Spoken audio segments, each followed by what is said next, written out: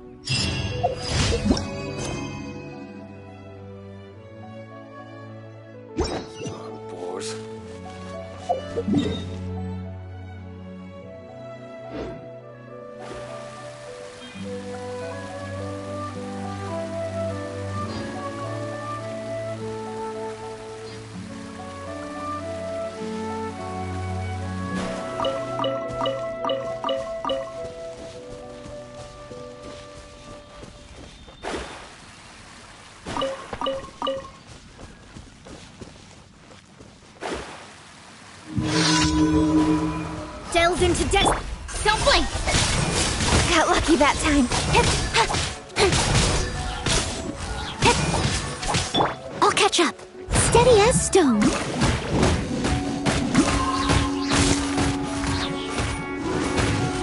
Let me scry.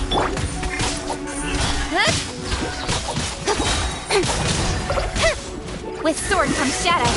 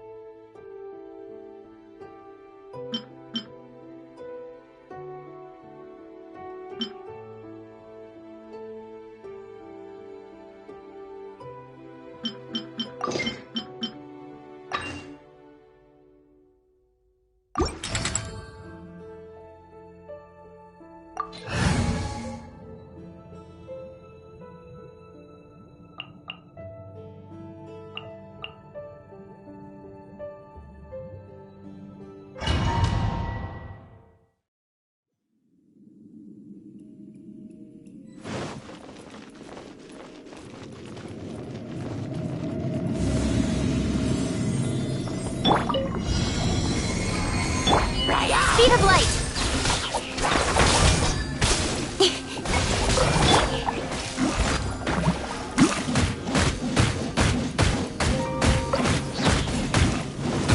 Written in the stars! Nowhere to hide.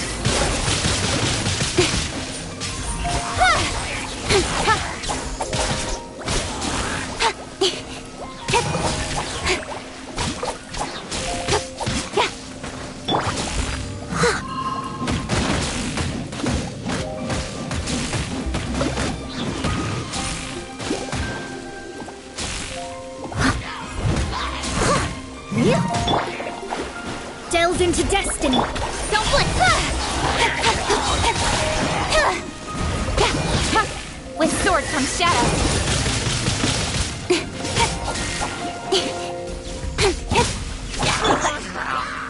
As a dutiful maid would.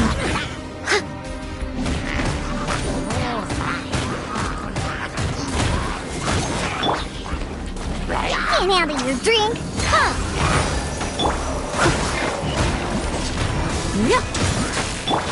Speed of light.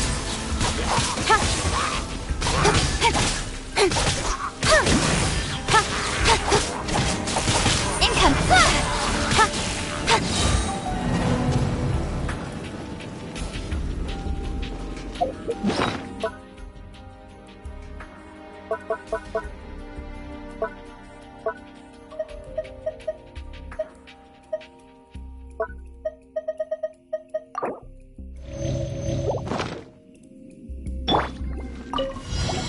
Fate is upon you.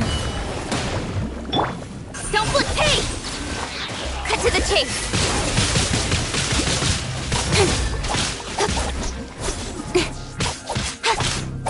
Pew pew. Incoming.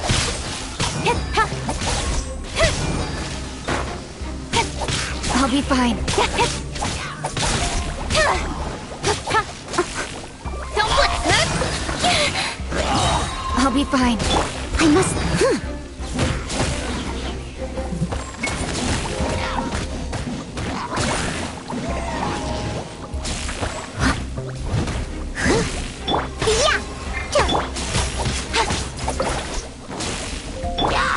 Shadows of.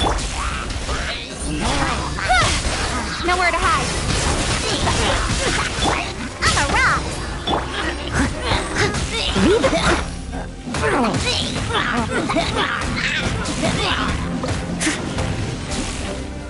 Delved into written in the stars.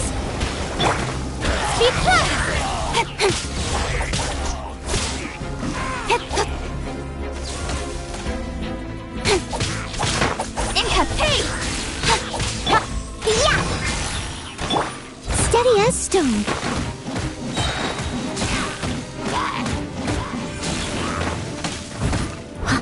Cut to the chase. Shadows of. Speed of pace.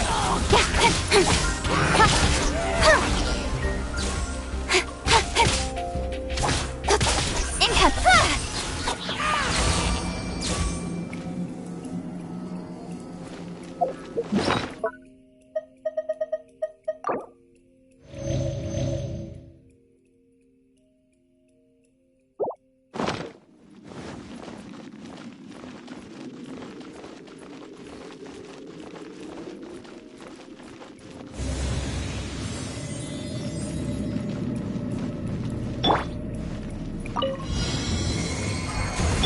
Don't look.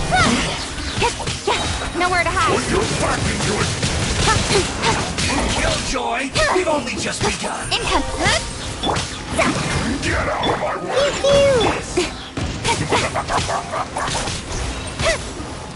Speed of light. I'm a rock. Fate is upon you. Can't run! Well, Income. Killjoy! We've only just begun! Cut to the chase. Get it together! No excuse for slacking! My duty at an end. Roast and fry! Let me scry. You can't run! Don't blink. Isn't over! Look at you, Bluebell. Delved into depth. I see through you! Be a killjoy! We've only just begun! Nowhere to hide.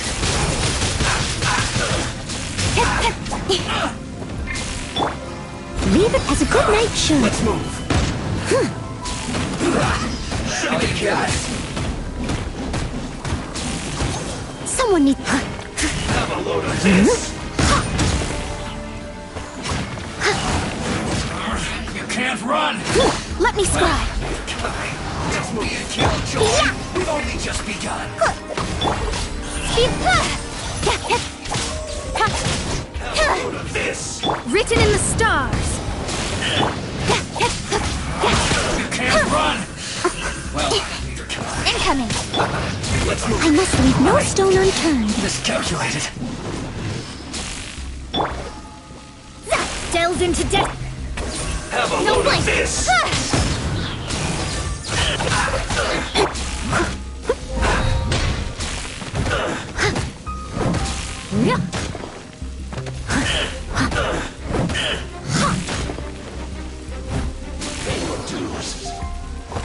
Leave it.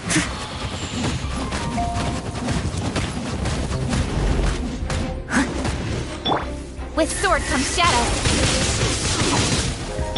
I'm a rock.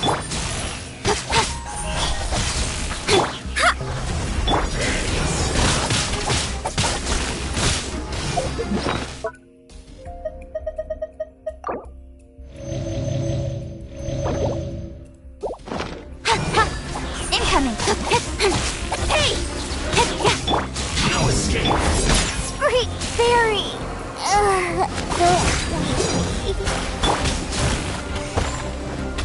Steady as stone.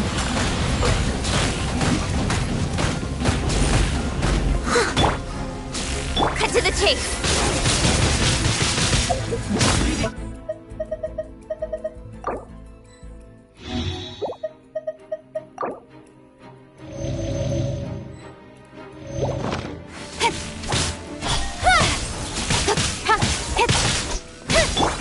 Let me. Fate is upon you.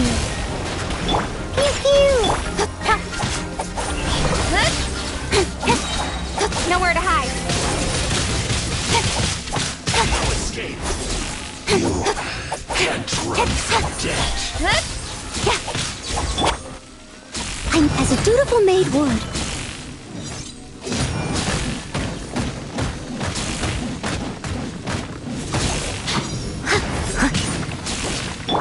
Don't blink.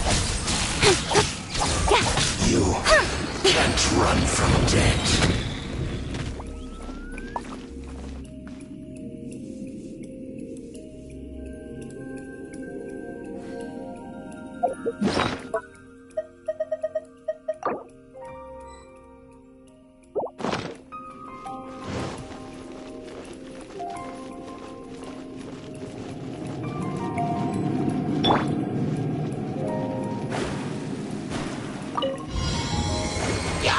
Delved into destiny.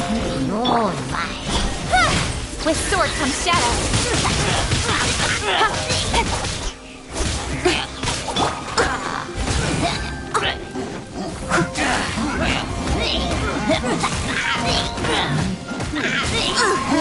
I missed a spot.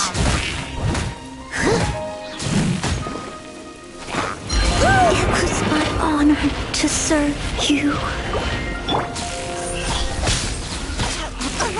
I will not go quietly.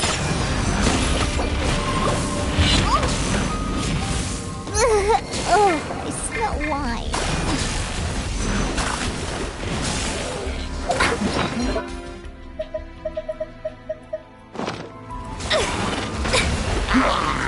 My reckoning has come.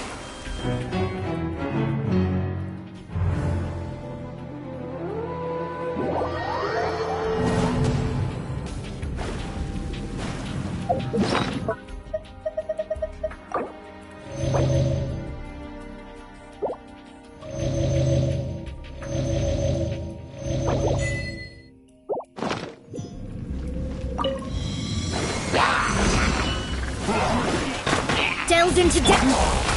Leave it up to me. Don't blink.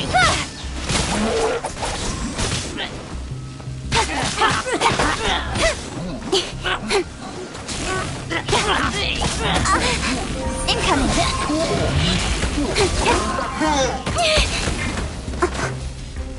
What a... letdown. I'll catch up. I must leave no stone unturned.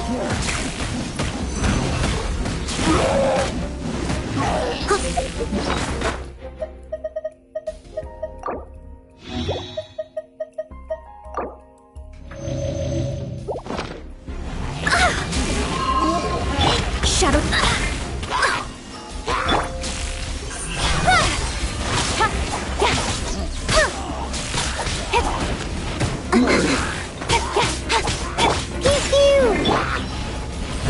Leave it.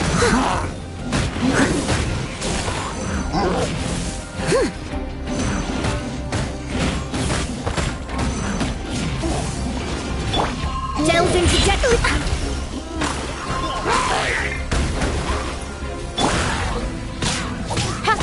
Speed of pace.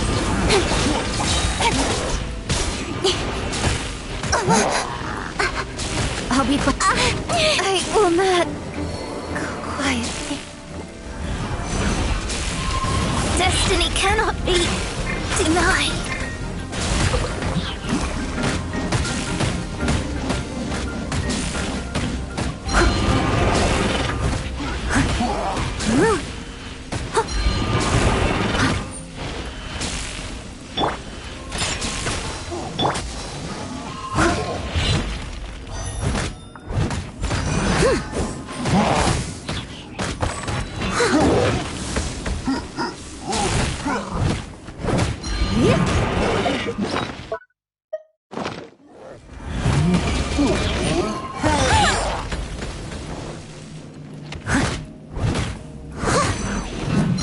I'll catch up.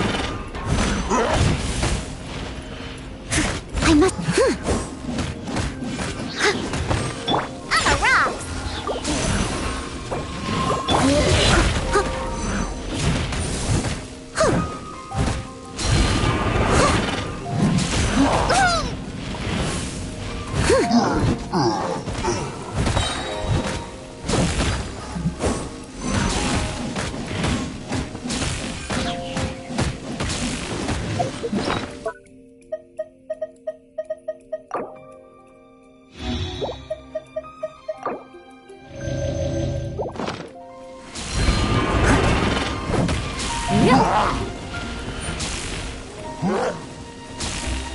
Don't blink.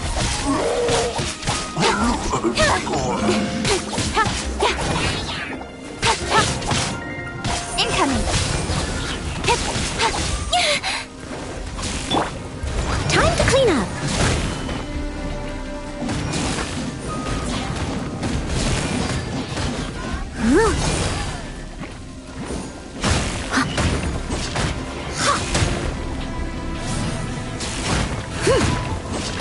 I'll catch up. Pew pew. Nowhere to hide. Got lucky that time. Don't blink. Hey! Leave it.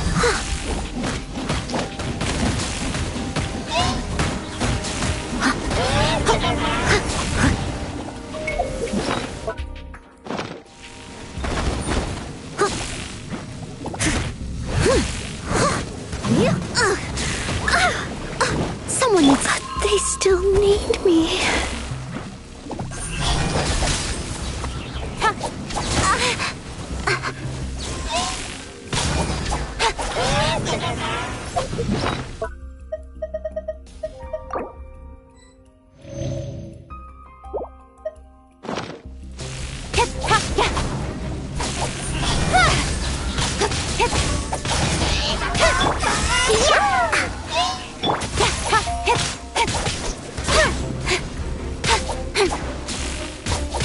Incoming. Right idea. Wrong time.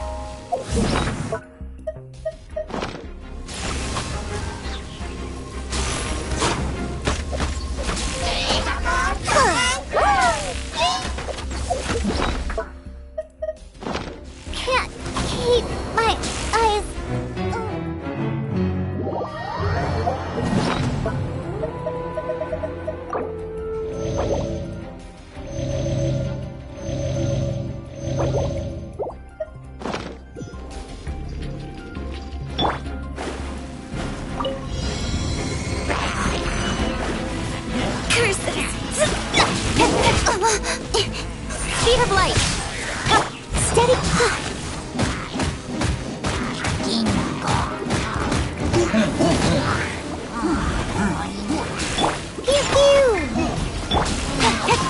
Stumbling!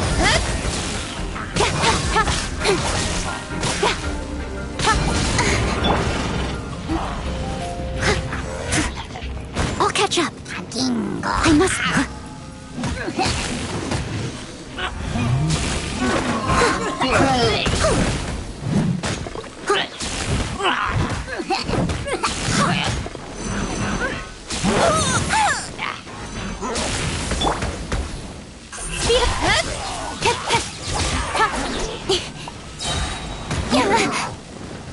Cut to the chase!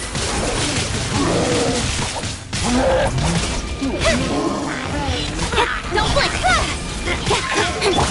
I am a disgrace to the knights.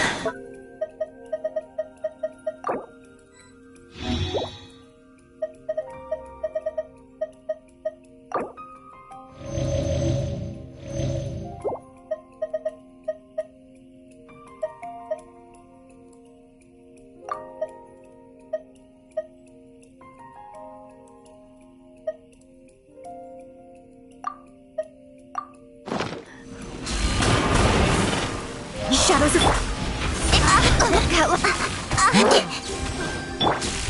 Steady as stone.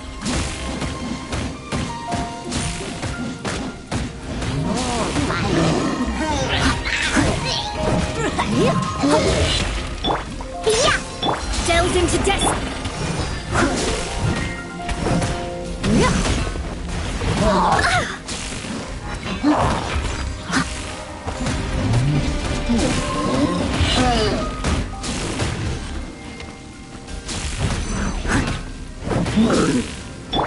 Speed of light!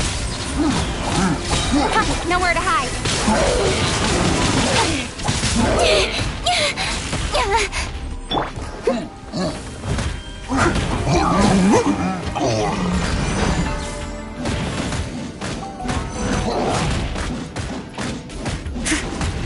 Let me scry. Pew pew. Incoming! Hey!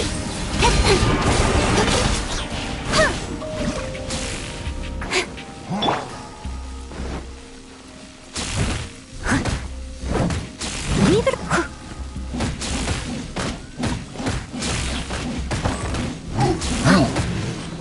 Delves into death!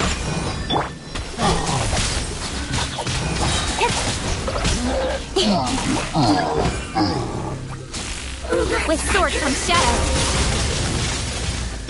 Let me scry.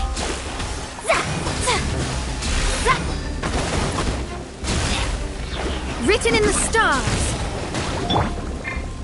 Don't blink! Hey!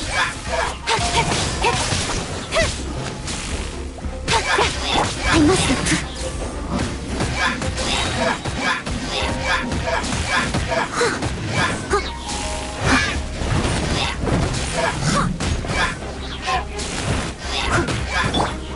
Incoming!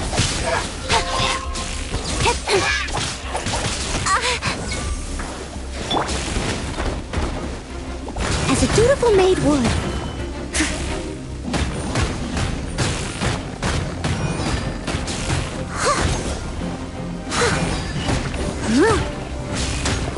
Shadows of fate! Yeah! Speed of pace! Cut to the chase!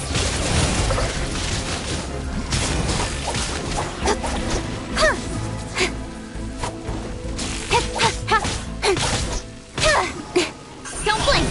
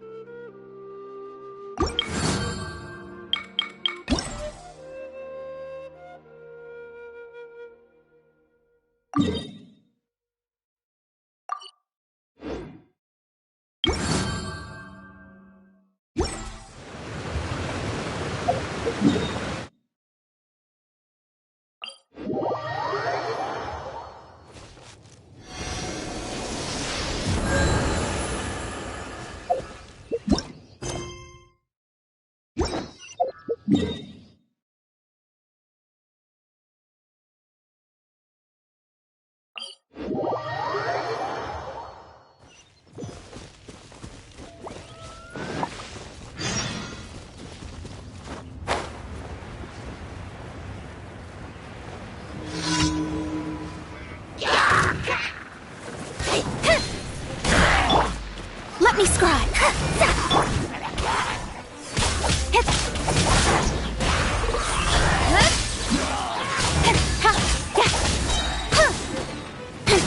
Nowhere to hide.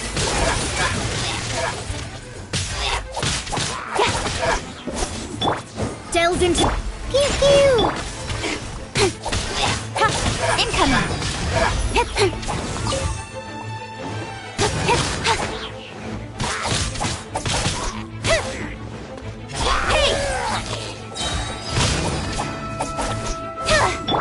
Shadows of... I'm a rock! Don't flip!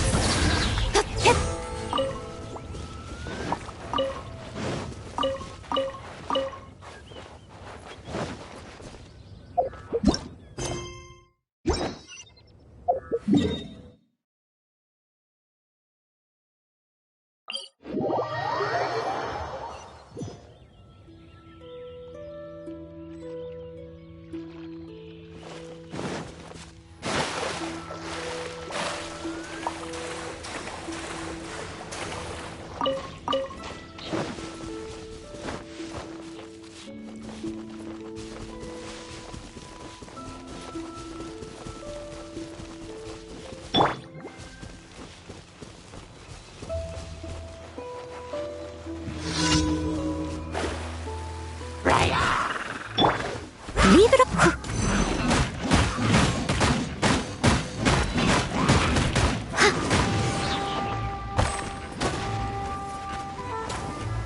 Let me scry.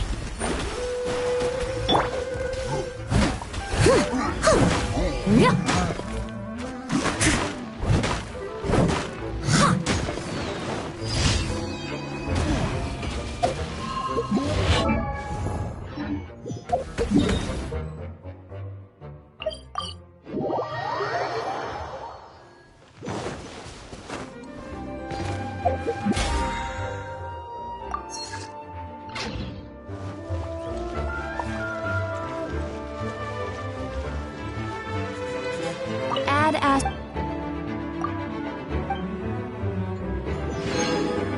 Add as...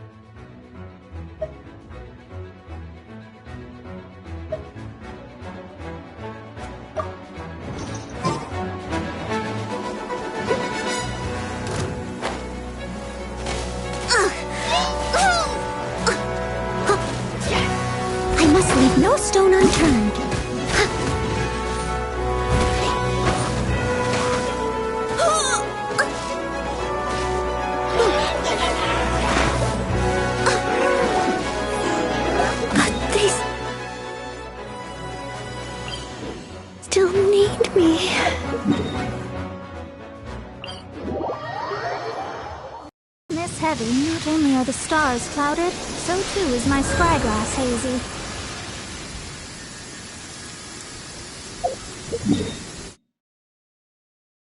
With rain this heavy, not only are the stars clouded, so too is my spyglass hazy.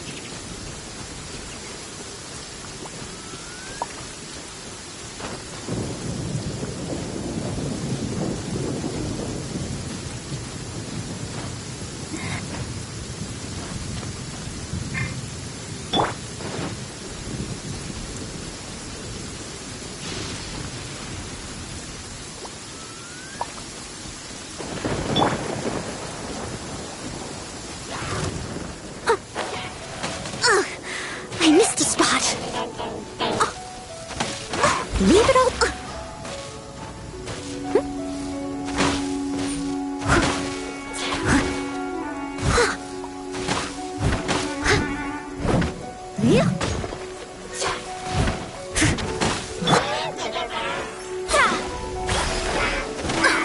Decided by destiny.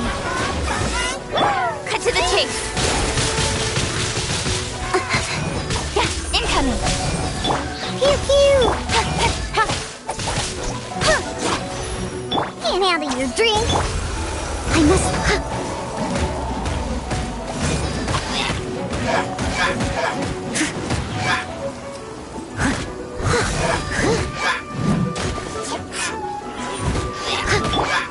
Don't blink.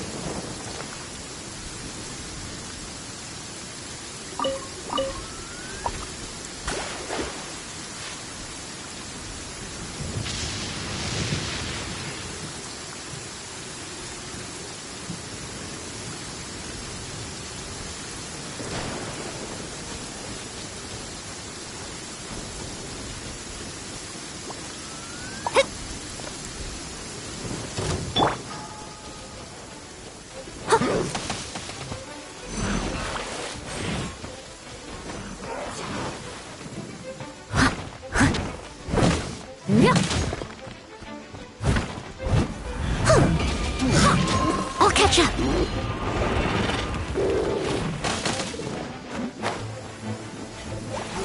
Someone needs assistance. Shadows of fate. Incoming. With sword comes shadow.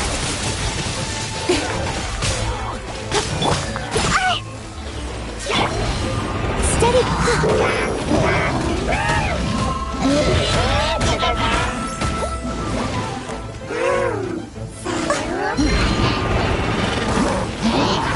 Delve into destiny.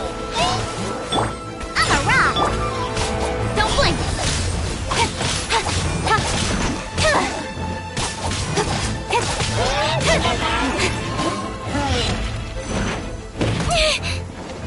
Speed up. Shadows of fate. To the chase.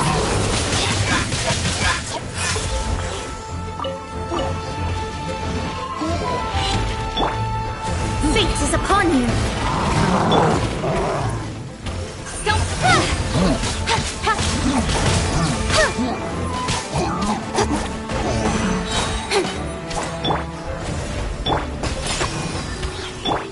Leave it up.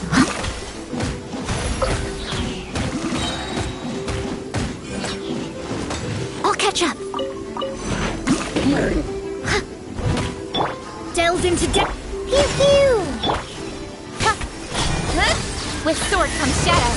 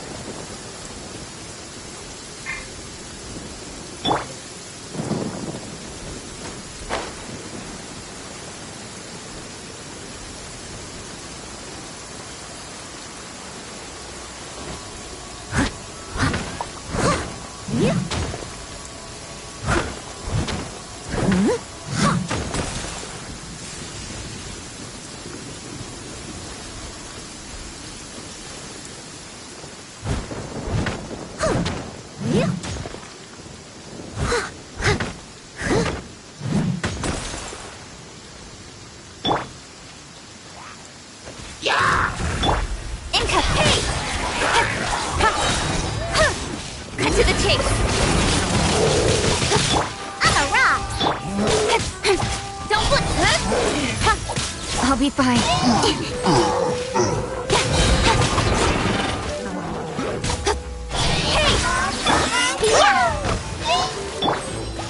I must leave no stone unturned. Time to clean up.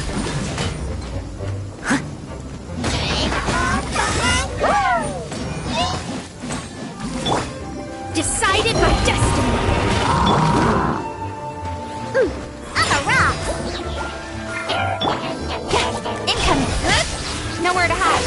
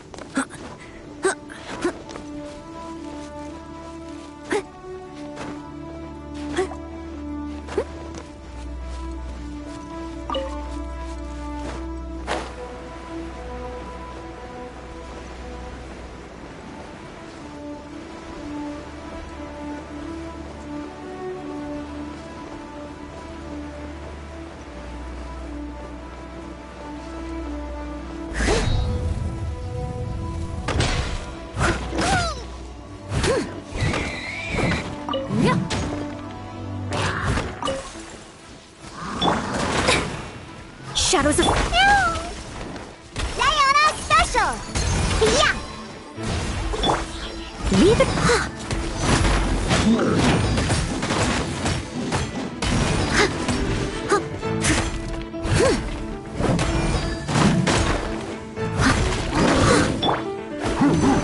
Delve into destiny. Speed of light. With sword comes shadow.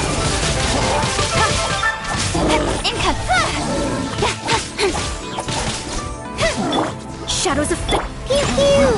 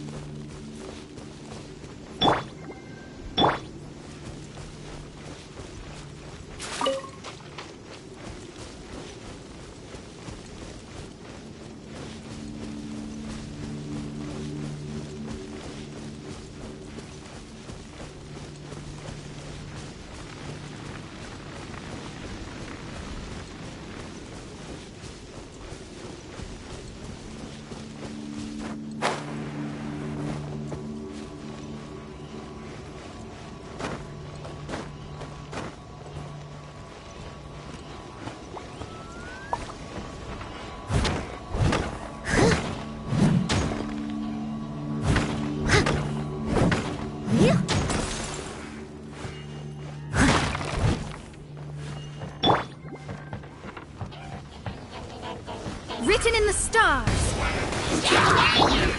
Speak cut to the chase. I'll catch up. I must leave no stone unturned.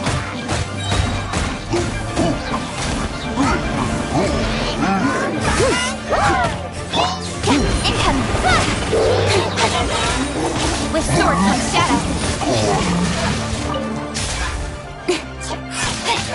Don't blink!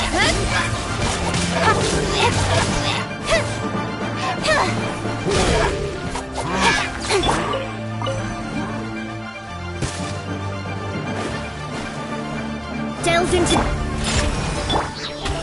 Speed pace!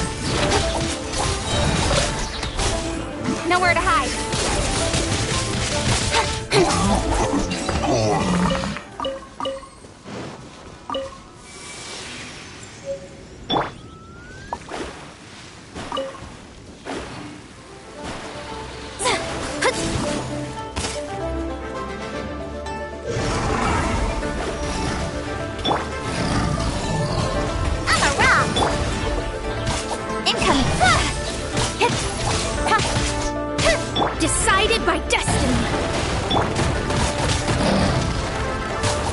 Speak. Cut to the chase. Leave it up.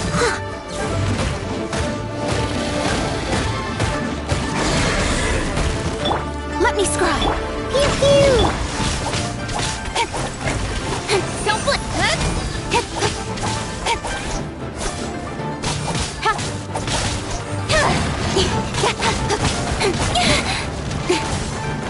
Speed of light. I must leave no stone unturned.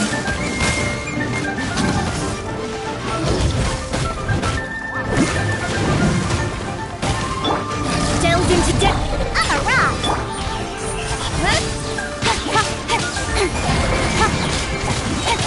Nowhere to hide.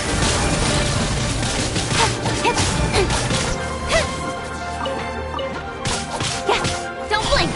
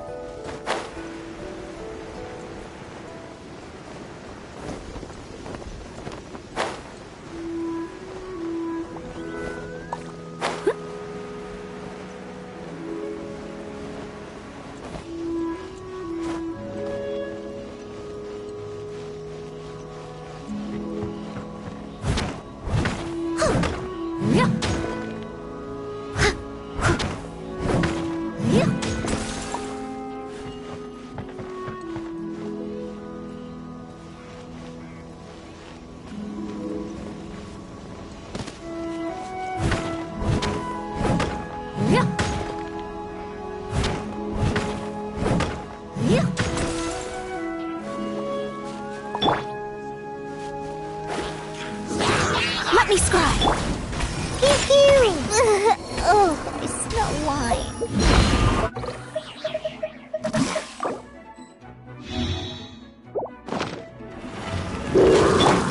Speed of light. Leave it up.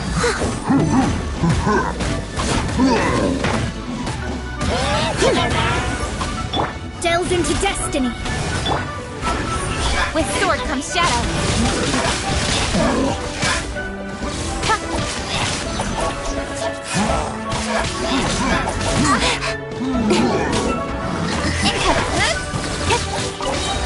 Nowhere to hide. Written in the stars. Yeah. Don't blink. Hey.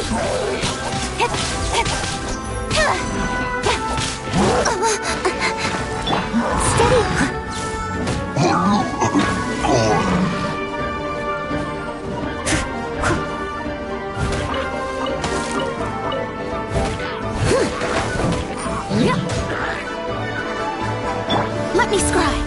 Pew pew. Incoming.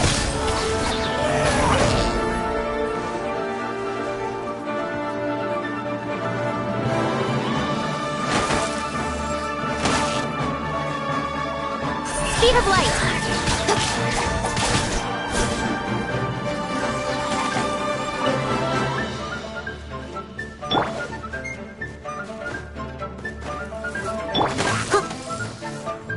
I must leave no stone unturned.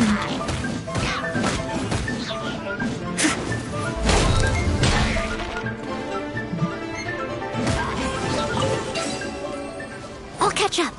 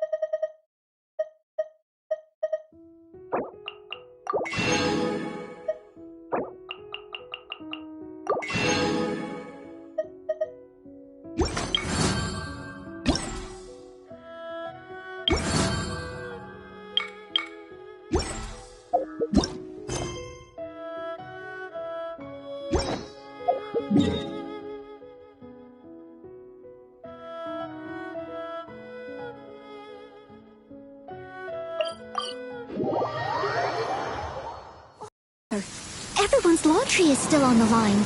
May I be excused to fetch it in?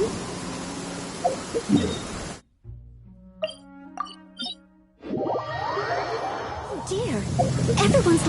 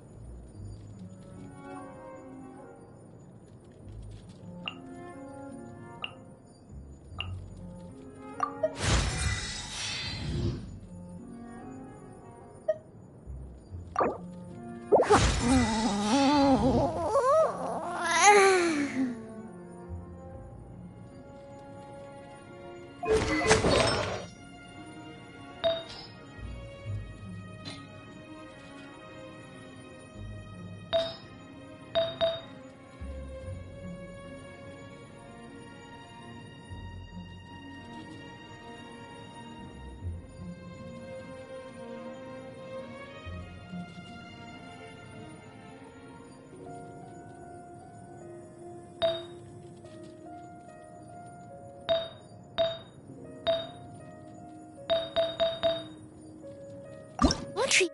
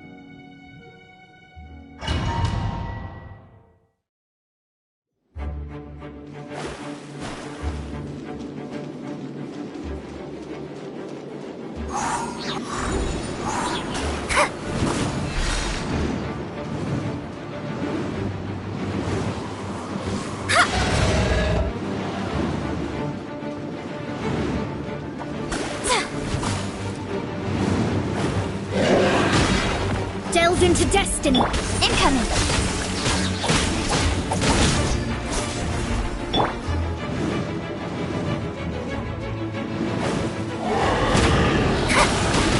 Let me scrub! Speed of pain!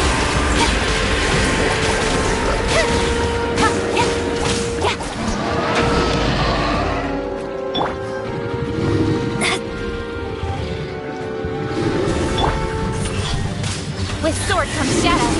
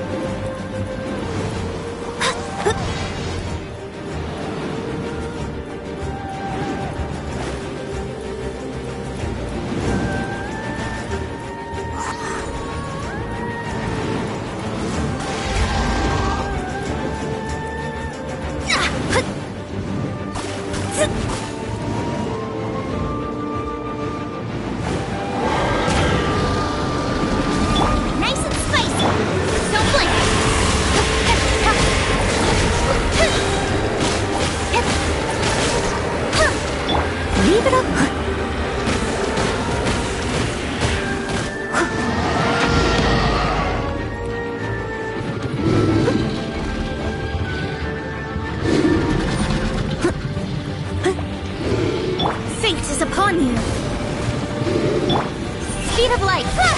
Nowhere to hide!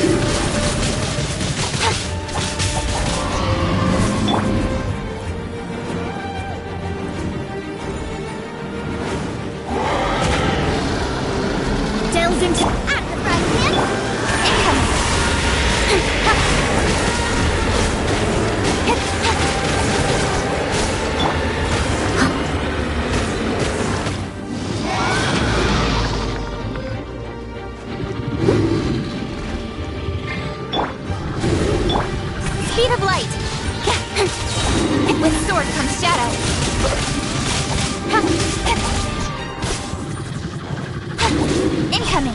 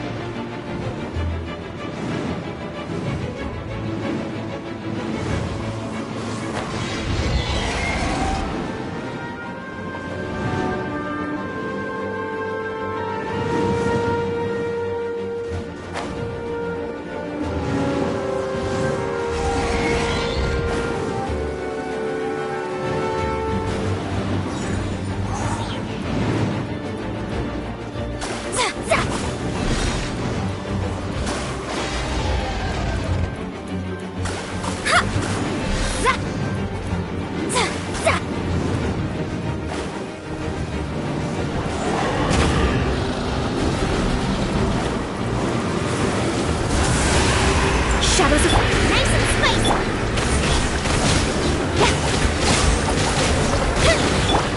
Steady as stone.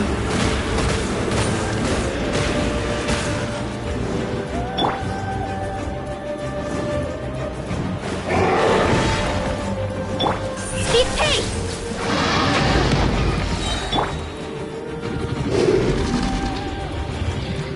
Let me scrub. Don't blink. Cut to the chase.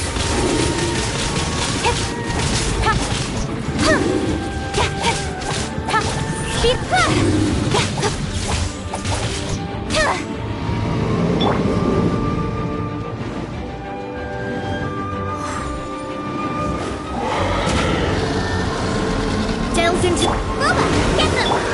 Don't blink, hey!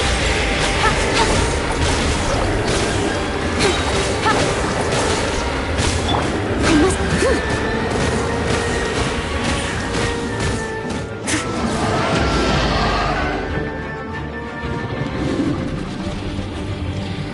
Written in the stars! Speed up, hey! With sword comes shadow.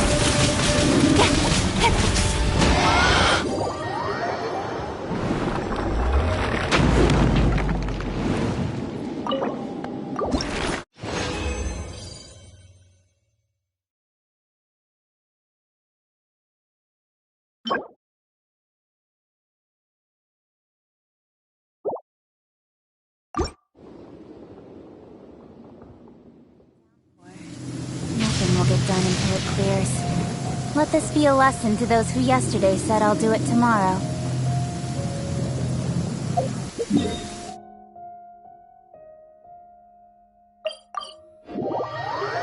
Quite a downpour.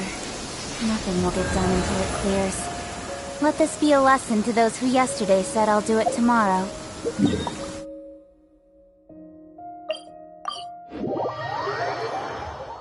Quite a downpour. Nothing will get done until it clears.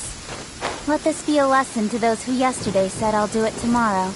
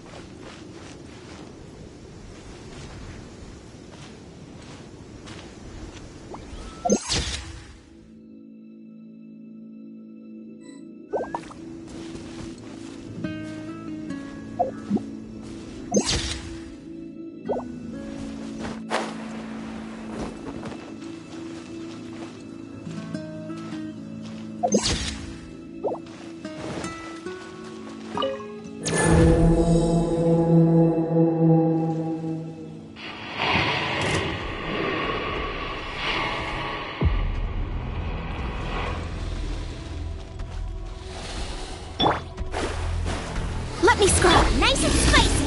Got lucky that time. Incoming. Leave it all to me.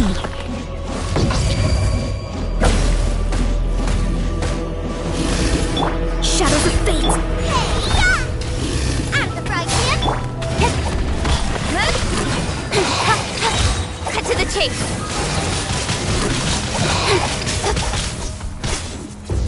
Don't blink.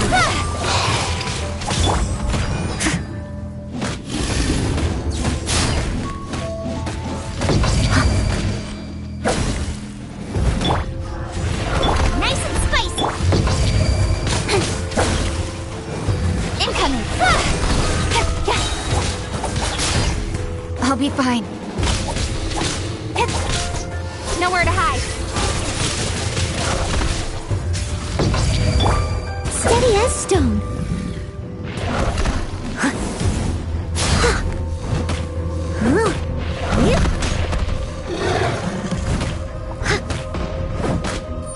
Don't blink.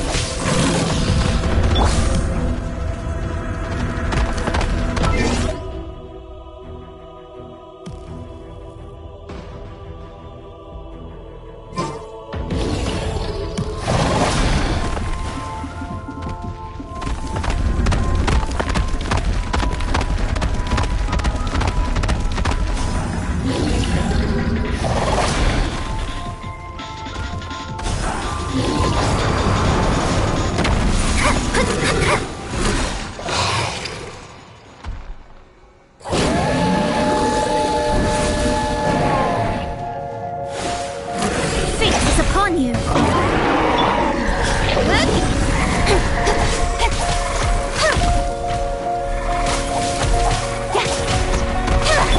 Leap has a good night show.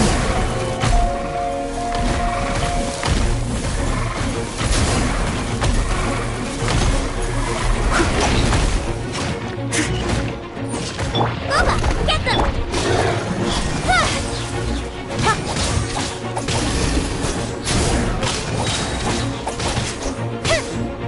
Hey!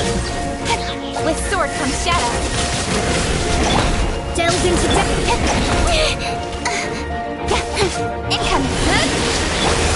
I must leave no stone unturned. Let me scry. Don't blink. Nice and spicy.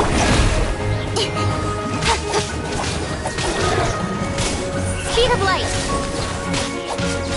Cut to the chase. Leave it up.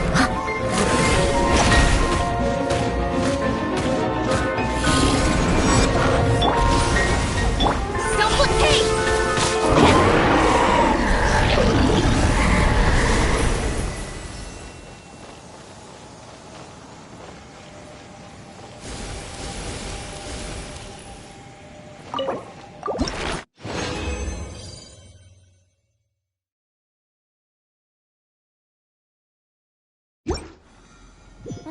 The sun is out. Our work's done for the day. Shall we take a stroll?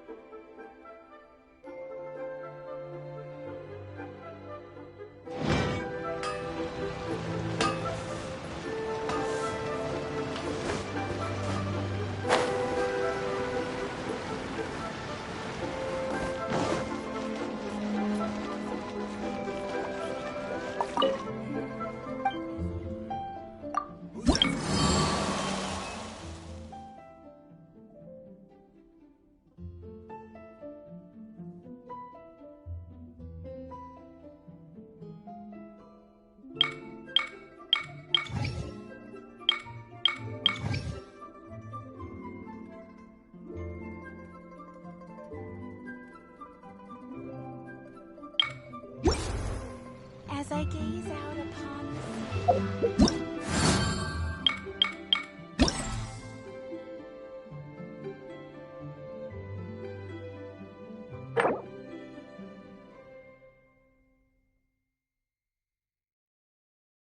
I'll tap.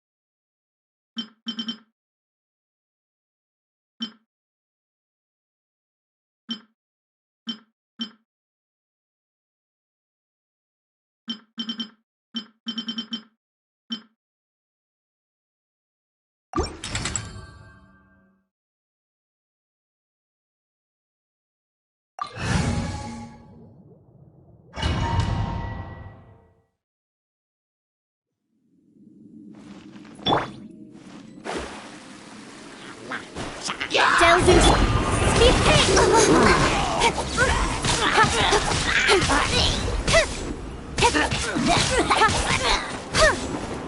Don't blink!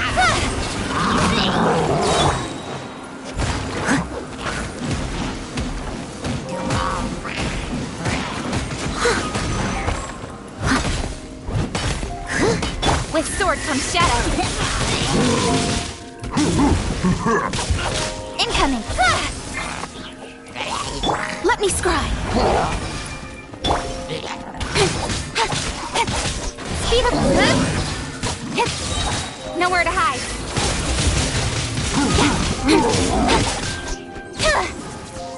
Don't blink!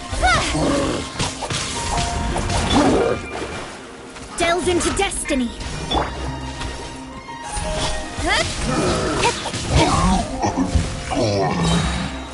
With sword comes shadow.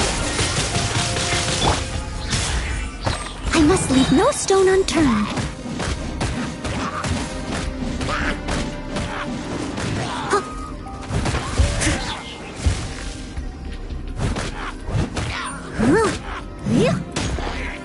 Let me scry. Incoming. Hey!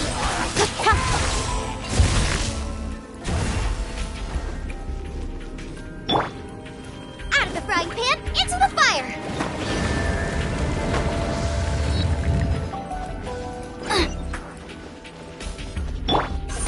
I'll be fine.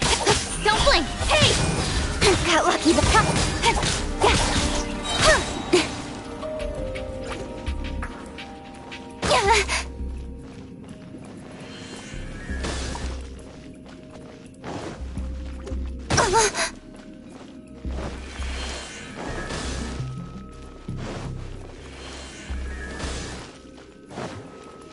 Decided by destiny. Cut to the chase. Boba, get them! You're toast! Hey!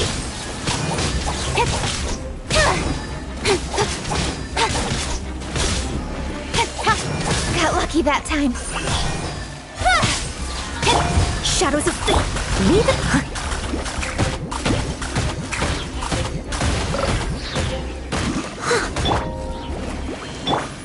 Incoming. Nowhere to hide.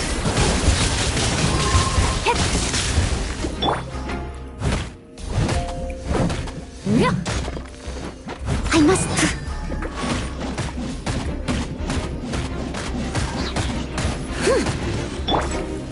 Let me scribe. Don't blink.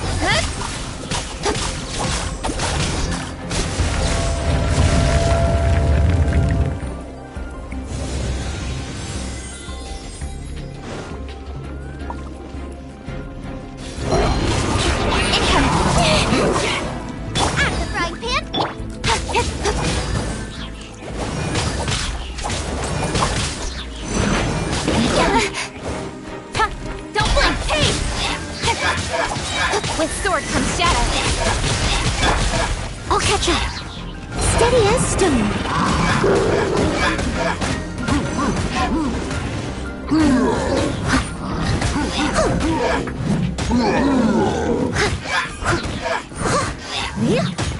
Delves into depth. Income.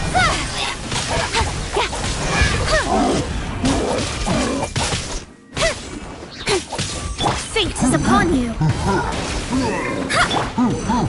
Don't blink. Nowhere to hide. Leave it.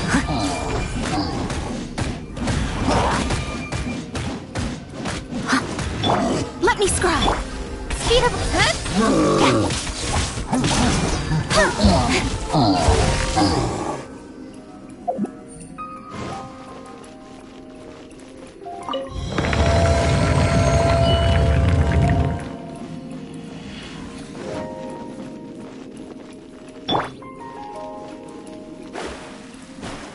Shadows of Booba!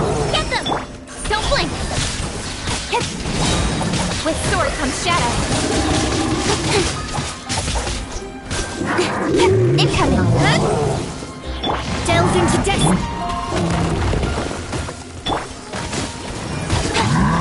Don't blink! Hey!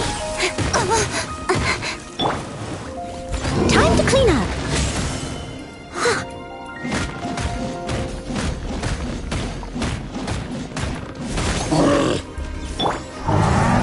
Nice and spicy. Speed up. Nowhere to hide.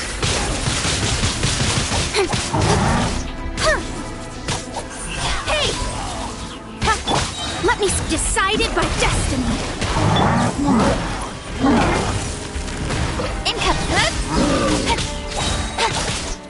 With sword comes shadow. I must.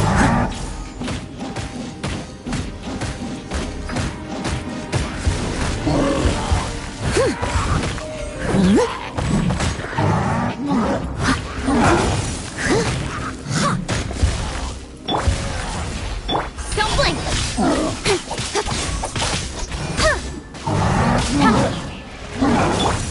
Booba, get paid. Speed up, pace. Cut to the chase.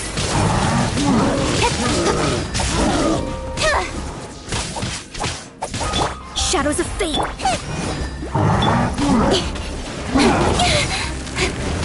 Don't look back. Fate is upon you. Let me scribe. Nice and spicy.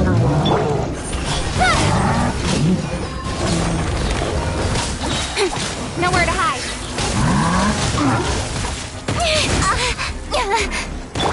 Step as a good knight should.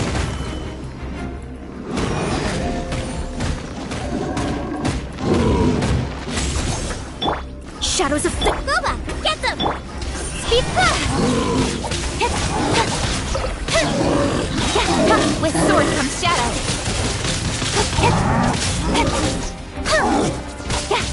Let me scribe. Nice and spicy. Don't blink.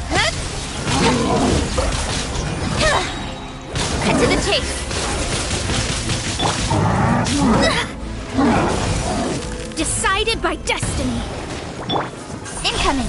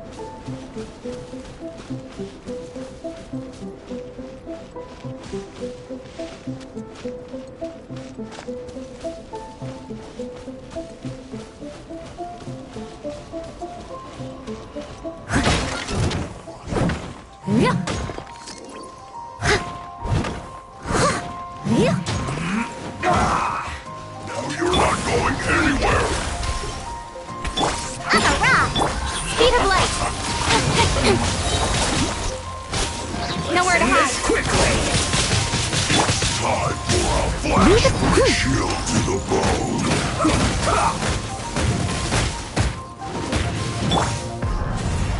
Pew pew! Incoming!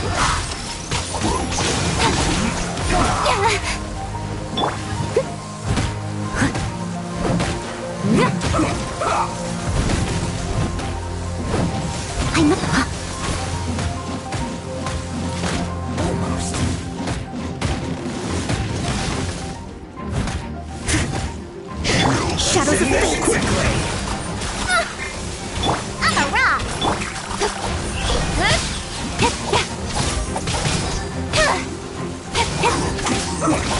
Disgusting. Don't blink! Cut to the chase! Delved into death. Pew pew! Incoming!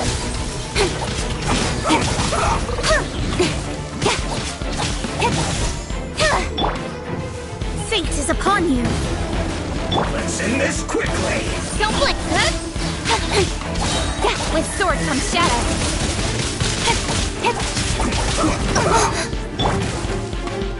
Reap as a dutiful maid would.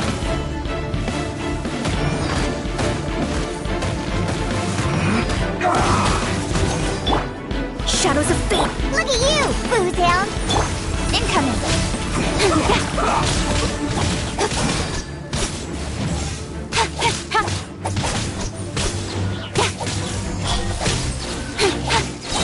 Cut to the chase! Quickly! Delved into Yeah! I slipped up. Don't look. I guess this is it.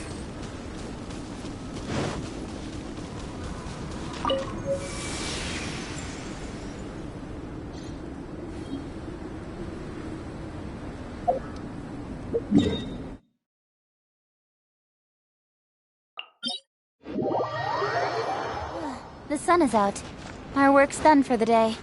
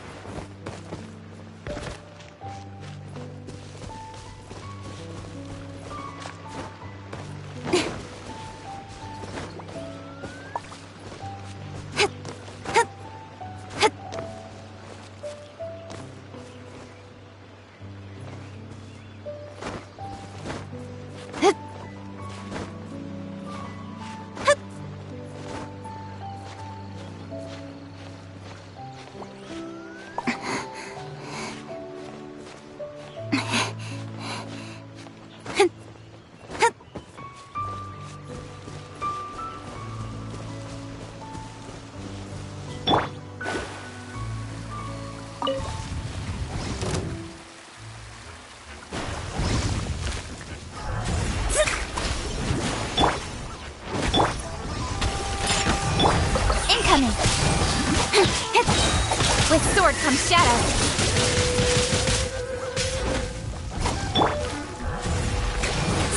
Pew pew! Speed of light.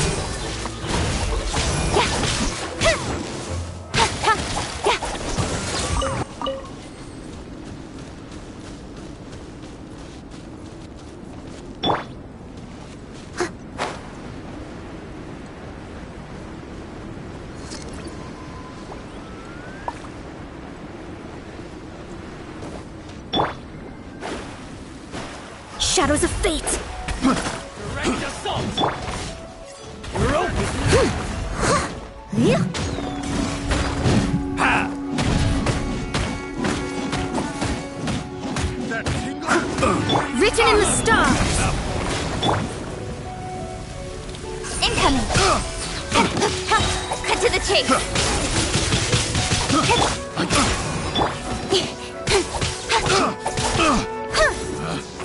Speed of light! With sword comes shadow. Replace my hammer. Delves into death. Yeah! Income! Hey!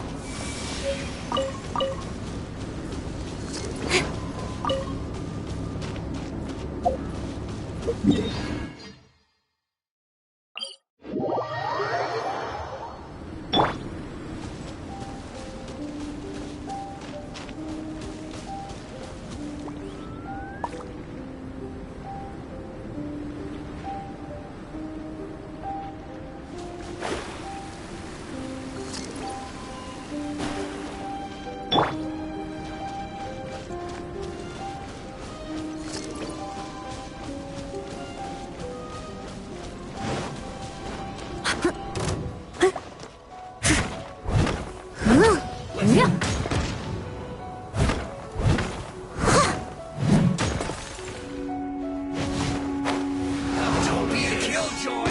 We've only just begun.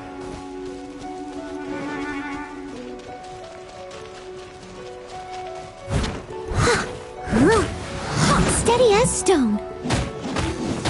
Let's end this quickly.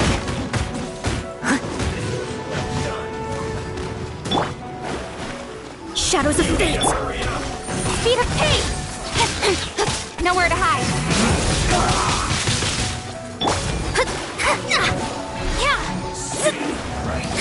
Curses! Let me scribe.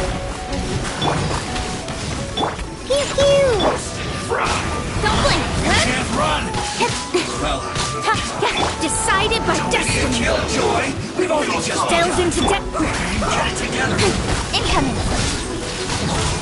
Cut to the chase. Looks like let's end this quickly. Yeah! handle your drink. Speed up a pace! Nowhere to hide. This is bad. Shadows of fate. Incoming! I guess this is it.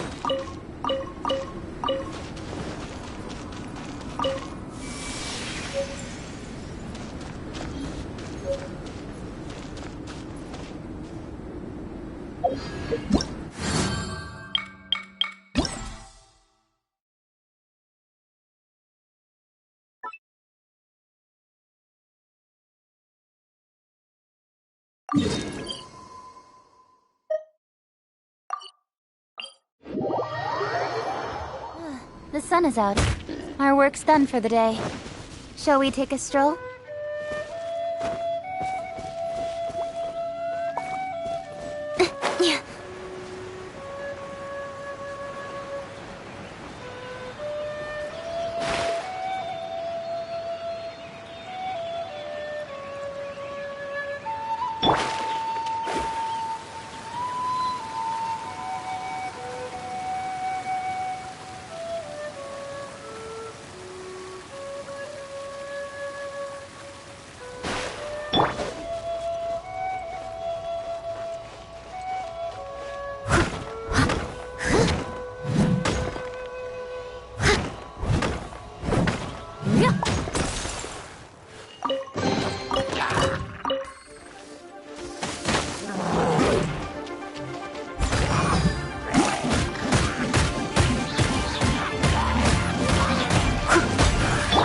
Let me scry.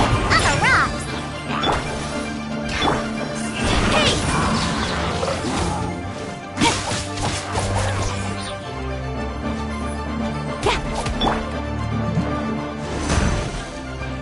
Leave it.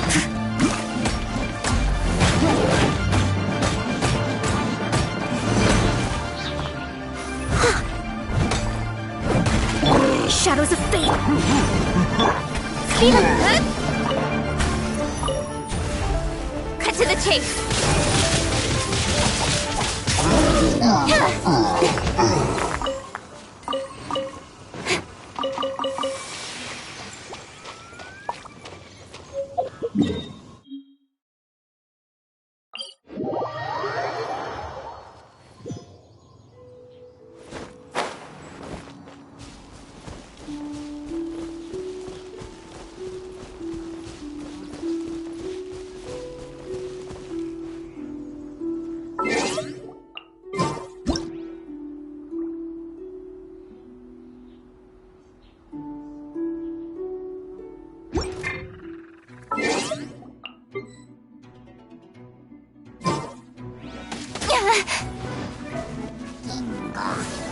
Don't blink.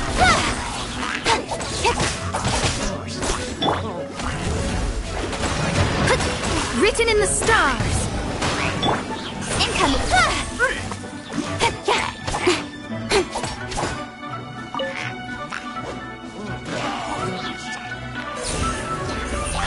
Hey! Let me scry.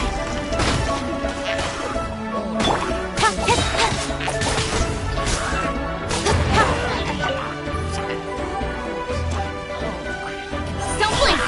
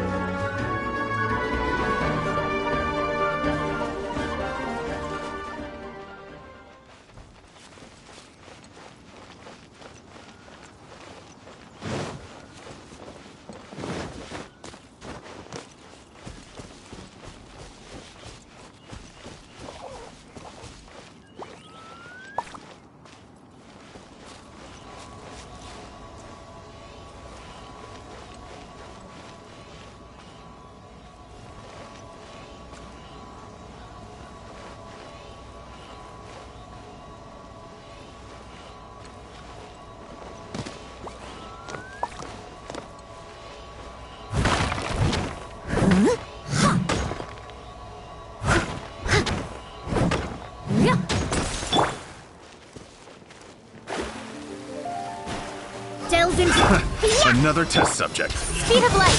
With sword comes shadow. Steady.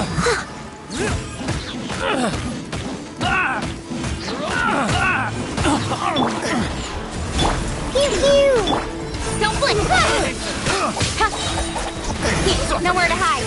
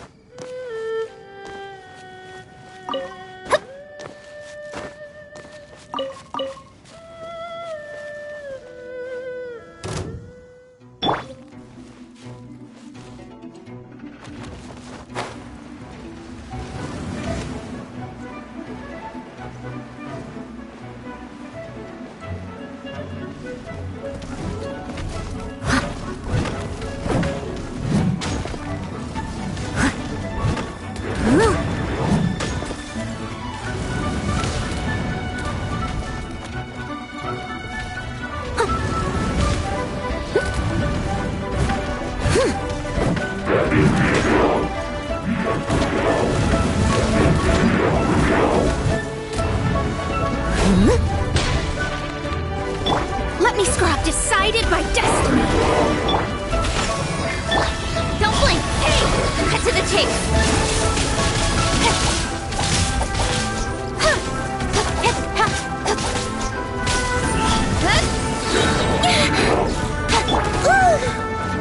I must has a good night should.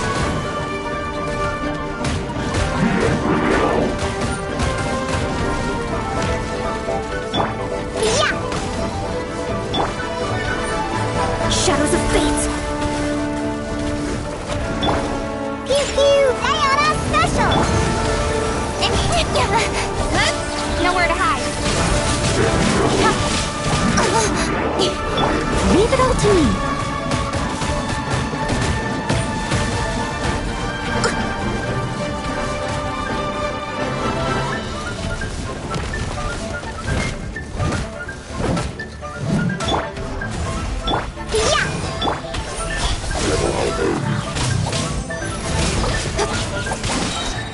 Cut to the chase.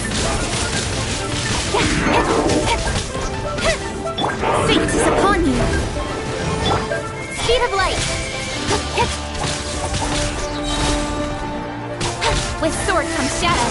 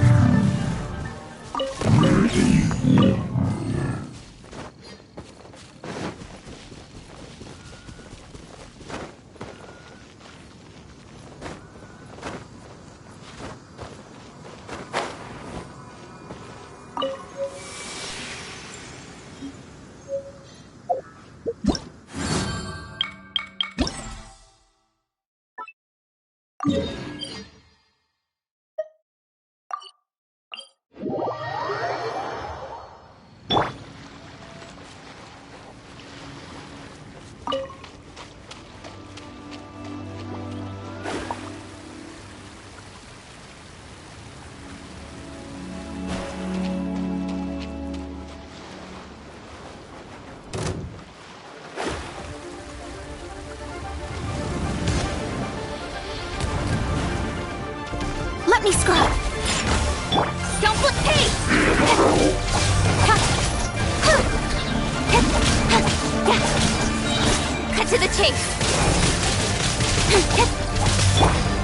Leave no stone unturned.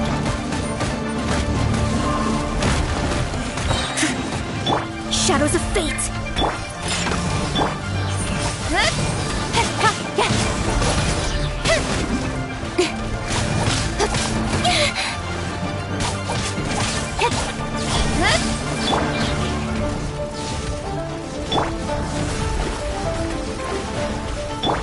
I'm a rock!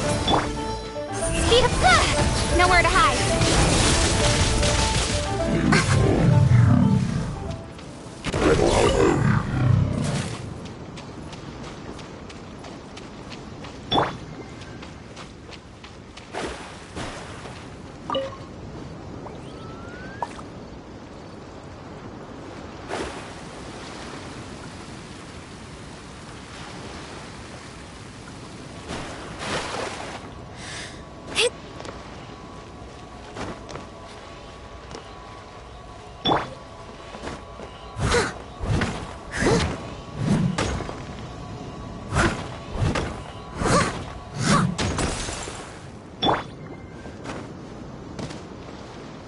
Guided by destiny. Delve into destiny.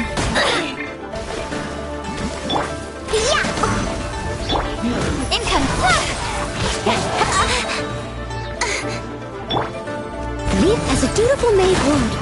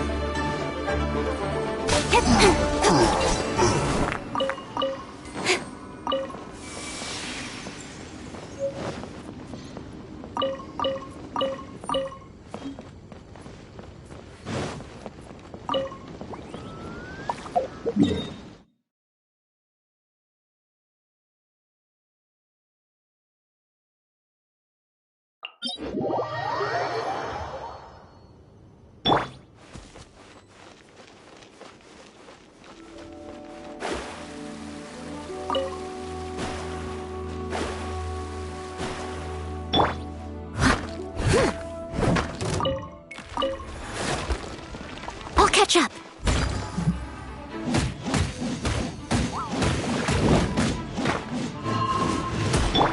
Shadows of... I'm a rock!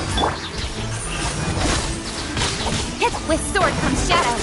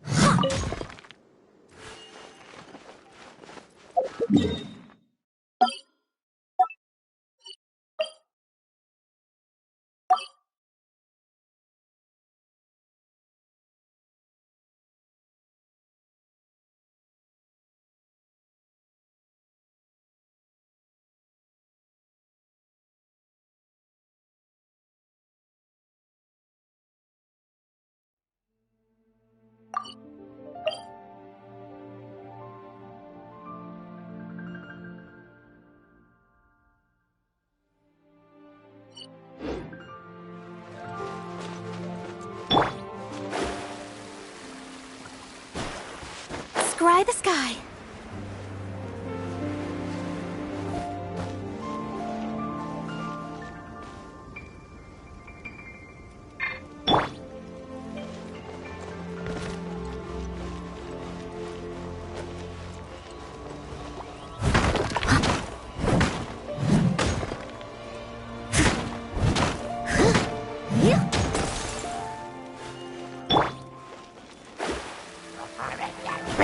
Let me scry.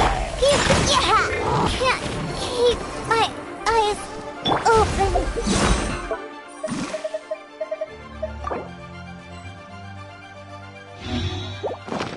Incoming. Got lucky that... I must...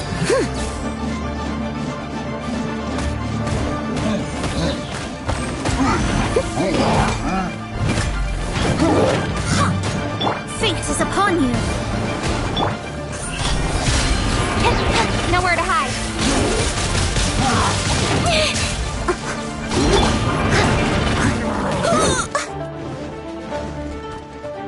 Leave it all to me!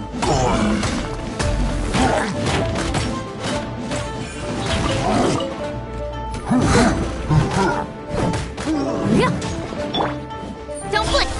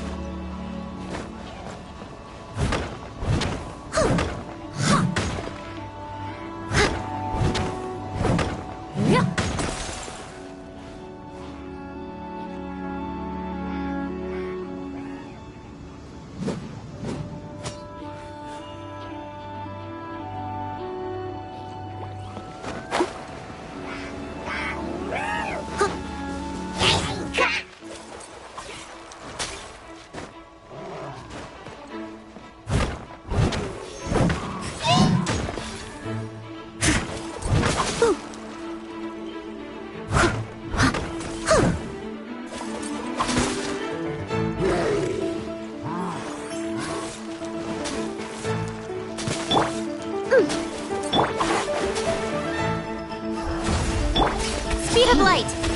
Hey! With sword comes shadow.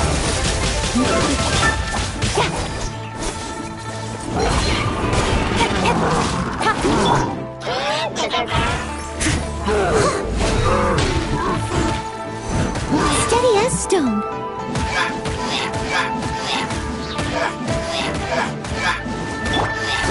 Delve into... I'm a rock! Hey!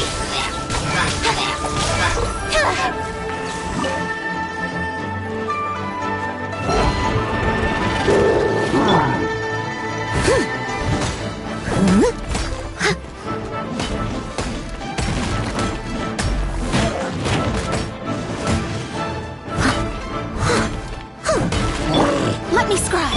Yeah! Don't blink!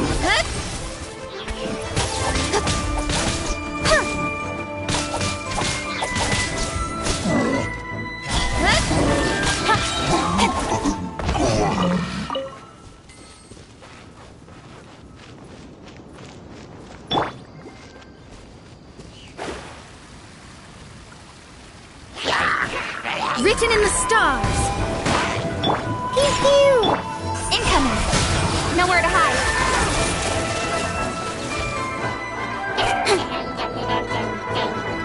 Don't blink!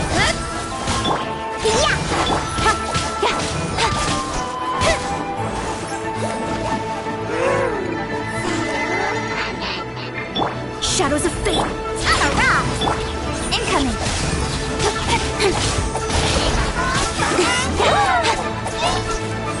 With sword comes shadow.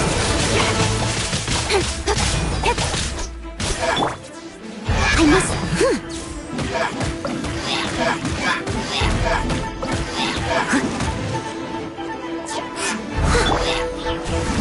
Pew pew! Don't blink!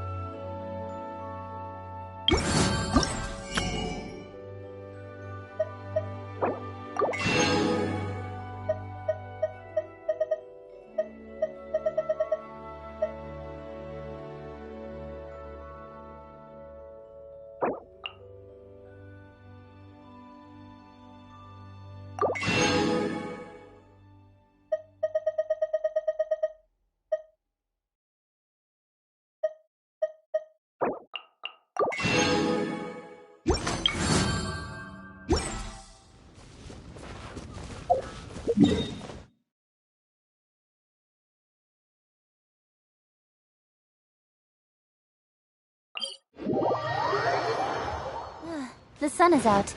Our work's done for the day. Shall we take a stroll?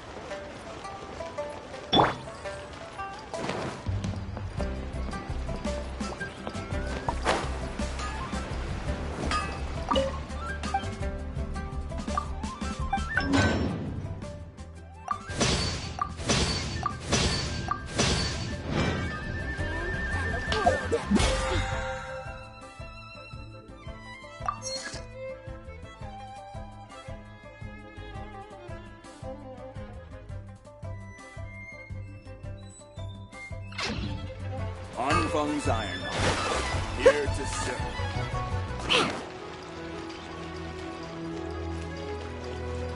Cheap and tasty chop suey! Should I save this money or invest it? Try something new at the Wanmin restaurant. Wow. Leo's really got a lot going for it.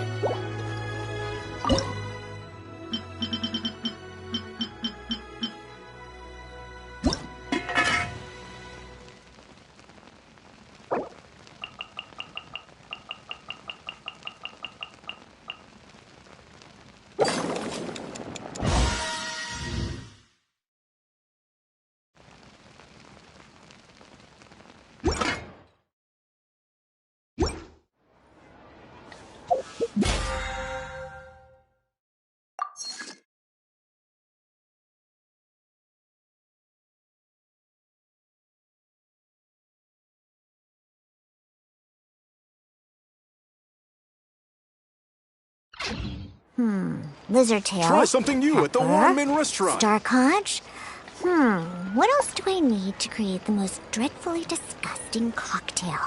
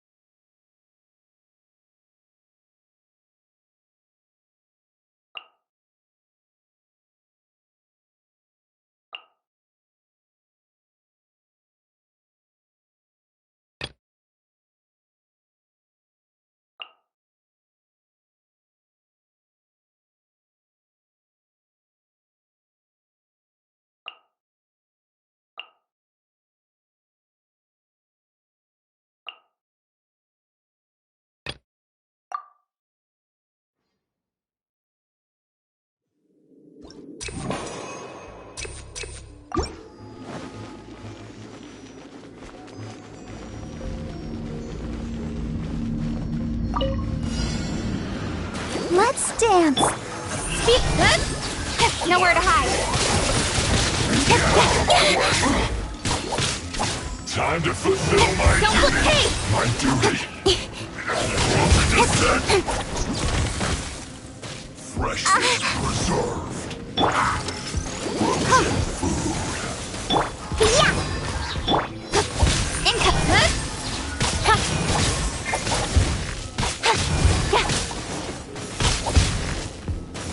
Ready, steady, go!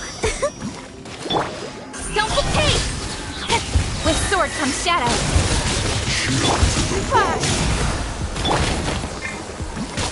Income.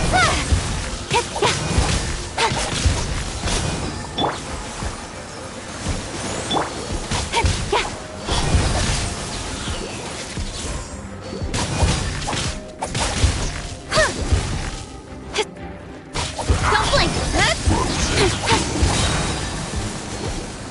Cut to the chase. Disgusting.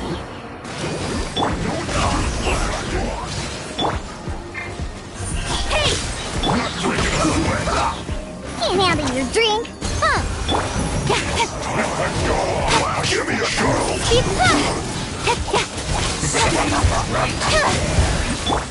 It isn't time for rescue.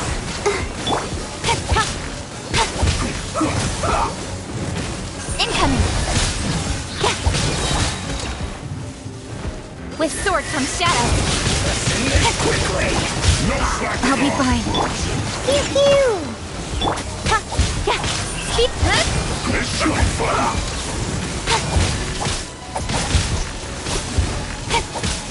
It isn't time for What a letdown.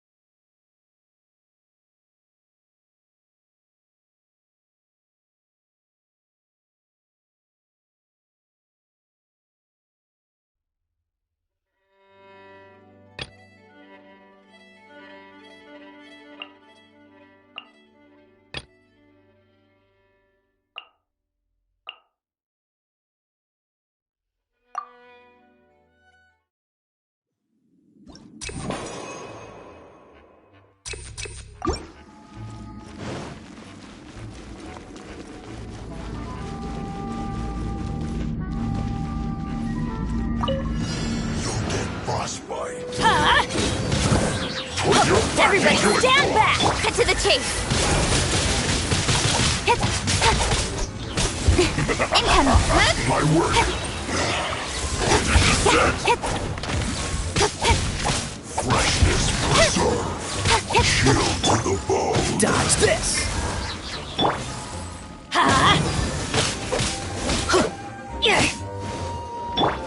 Steady.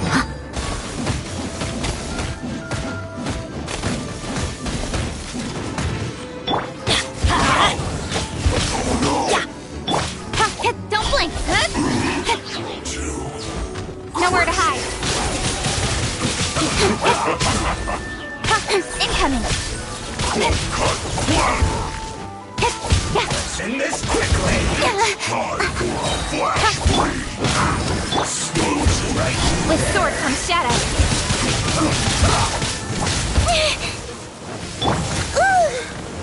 I must leave no stone unturned.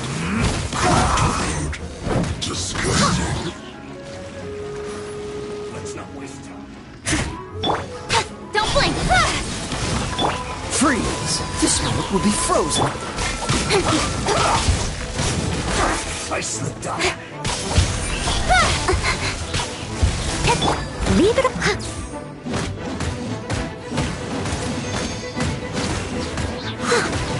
I'm going in! Speed up! Cut to the chase!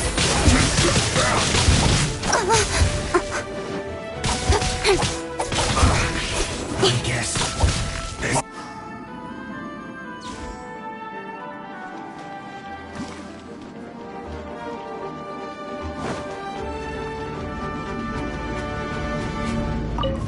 You'll get frostbite. Don't waste my time. Submit! I'm a rock! Midnight Phantasmagoria! Delve into fate is upon you! Flash breeze. I summon thee!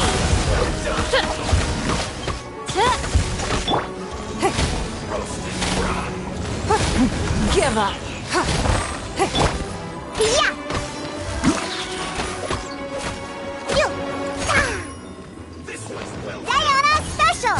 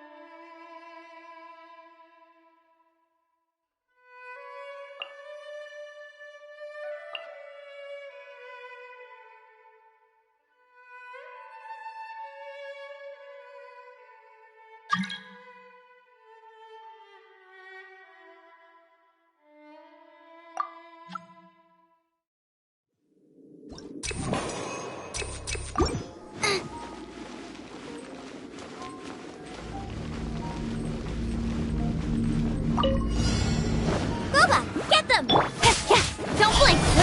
With sword comes shadow!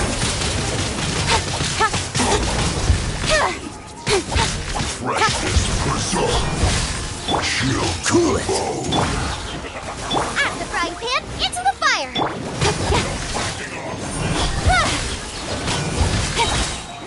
Cut to the chase!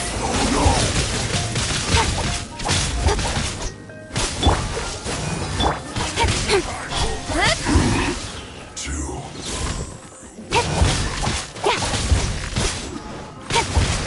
Not breaking a sweat. With sword comes shadow! I must leave no stone unturned. my work. One time. I'll catch up. Put your back into it. My duty.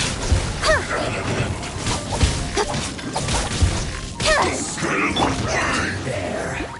Let's end this quickly. Time for a flash freeze. Leave it. Frozen.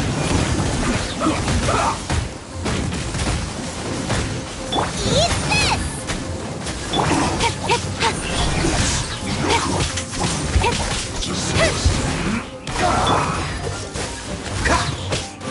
Oh, so sorry. It's bad.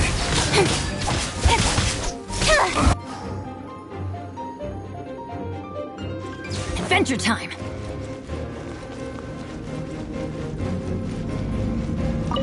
Frozen. Crisp. Let's light it up. Midnight Phantasmagoria. It's no big deal. Teamwork is dreamwork. By royal decree. Can't handle your drink. No rest for the wicked. Mein Fräulein.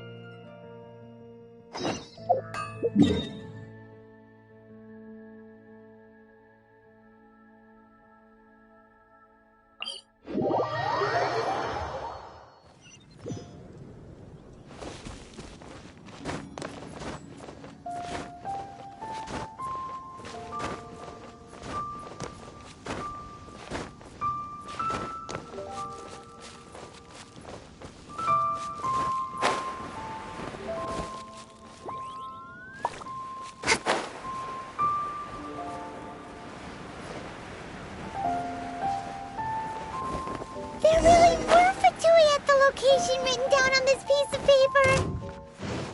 And they look really mad at us, too.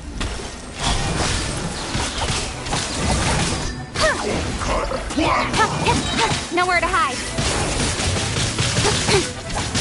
Stay right there. Don't blink. Freshness preserved. I must leave no stone unturned.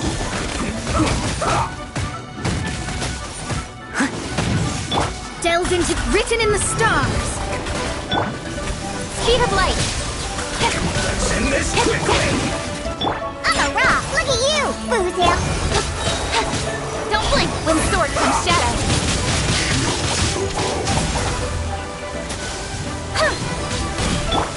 Steady. I slipped up.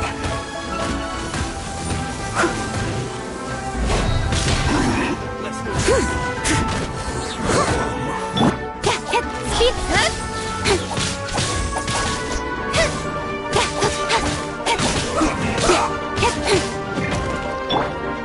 Leave it all to me. I guess this is it. Shadows of fate.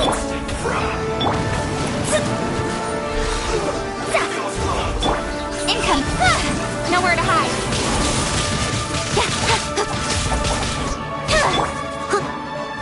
I must leave no stone unturned. Should get hurt. That's it. Through.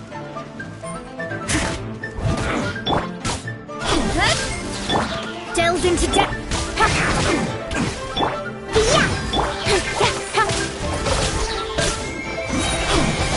With sword comes shadow.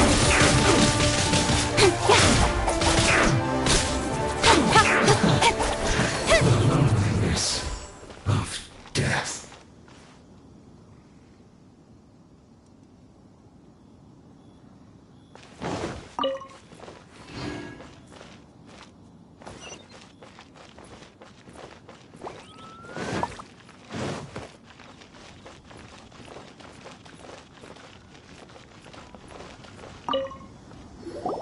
There are so many talismans here. And some stacks of blank paper, too. What if Paimon's seen this pattern before? Oh, Paimon knows! It looks just like the sigil of permission the child gave you. But how did a relic of the Adepti end up in the hands of someone like Child? Suspicious. Oh, that's right. Cloud Retainer said that when the Lord of Geo created the Sigil of Permission, it wasn't to be used as some old relic. Talismans like that were once used in the Archon War to channel divine powers. Maybe the Fatui are copying the Sigil of Permission in hopes of achieving a similar effect. Being able to channel divine power in battle? Whew, that sounds pretty dangerous. And the plot thickens. We'll need to keep an eye on Child, that's for sure. Alright, that's enough sticking around here. We gotta go meet up with Zhongli soon. The last stop on our rite of parting preparations tour is Dihua Marsh. Let's go! Paimon hates being late.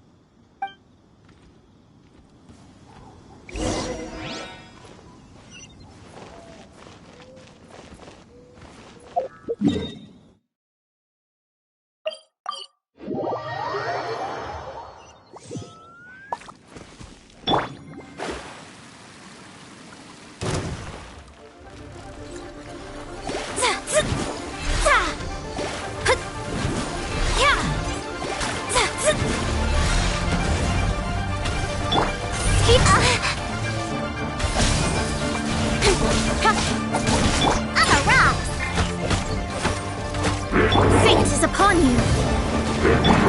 Incoming. Be time to clean up.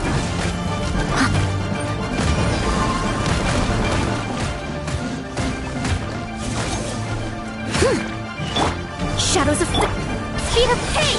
Nowhere to hide.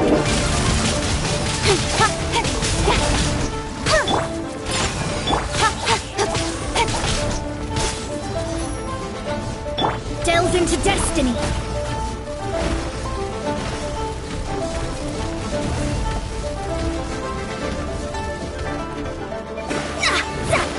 Pew pew! Don't blink. Get to the chase.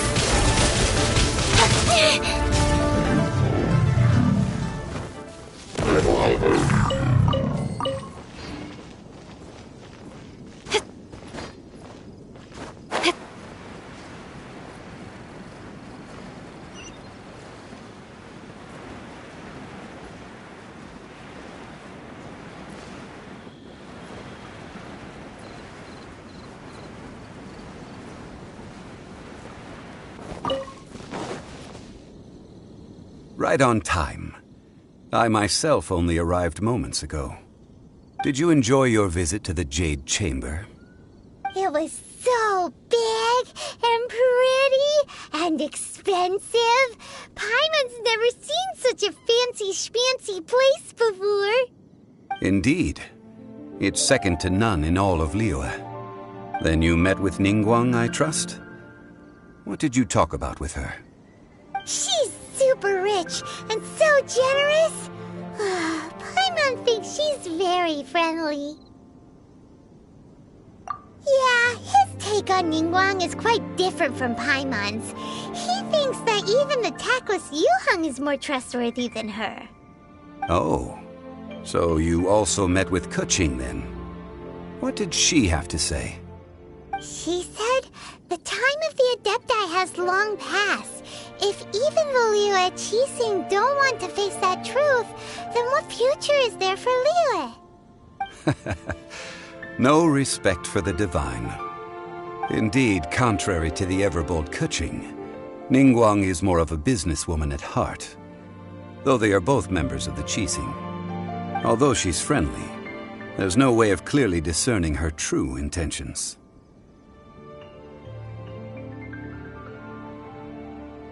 Yes, she has only relied on herself to rise to her current position.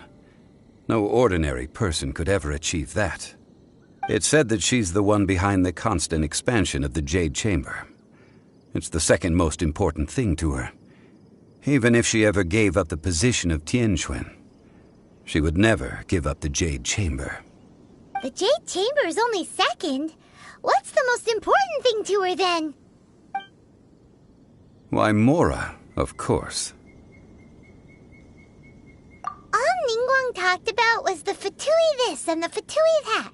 She said that after Rex Lapis was murdered, the Fatui have constantly been trying to sink their fingers into Liyue, and that they aren't to be trusted. That is how the Fatui have always been. It doesn't surprise me in the least. No matter what they may be planning, You must be careful when dealing with the Fatui. Always be on your guard. So, is there anything we need to get for the rite of parting in Dihua Marsh? Yes, as a matter of fact, there is. Today, we'll be gathering wild glaze lilies. Glaze lilies? But why did we come all the way out here? Doesn't the garden in Eugene Terrace have some? Even Chingsa Village has glaze lilies. Oh, right! Paimon remembers that Madame Ping is always tending to flowers. Maybe we could ask her. No. Those lilies have all been gardened by people. They won't do it all. Dihua Marsh used to be full of glaze lilies. It is a sort of joyful flower that listens to human song. Before the Archon War, Dihua Marsh was all dry land and fertile soil.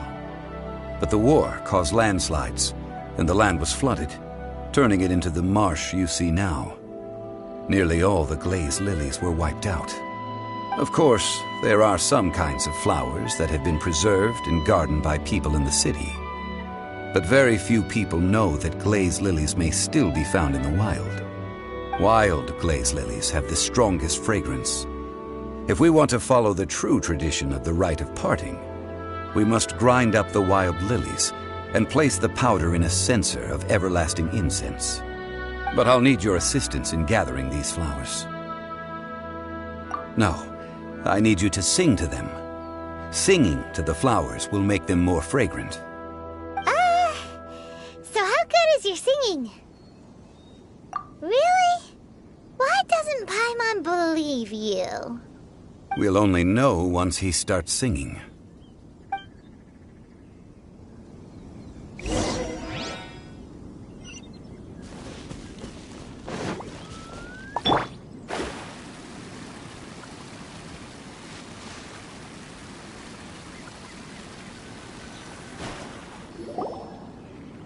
It's time to sing, whenever you're ready.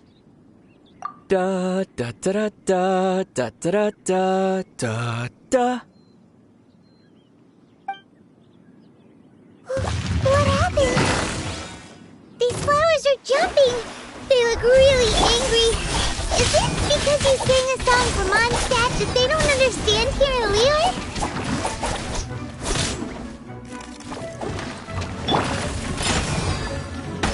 I must leave no stone unturned.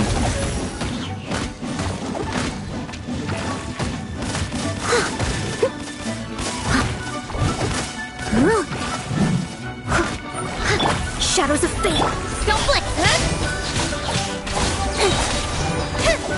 With sword comes shadow.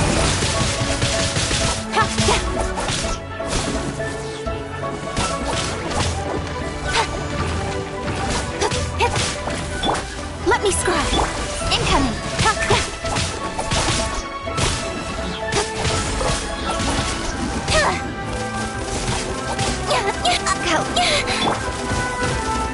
Steady as stone.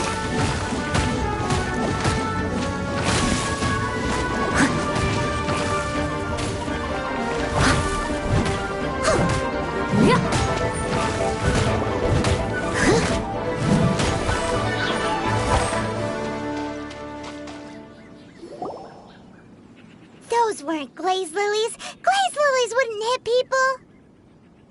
This little monster is known as a whopper flower. Strange. These petals look interesting. The glaze lilies used as a disguise were buried with the whopper flower for too long. The result seems to have surprisingly potent medicinal value. Let's collect what we can of these petals.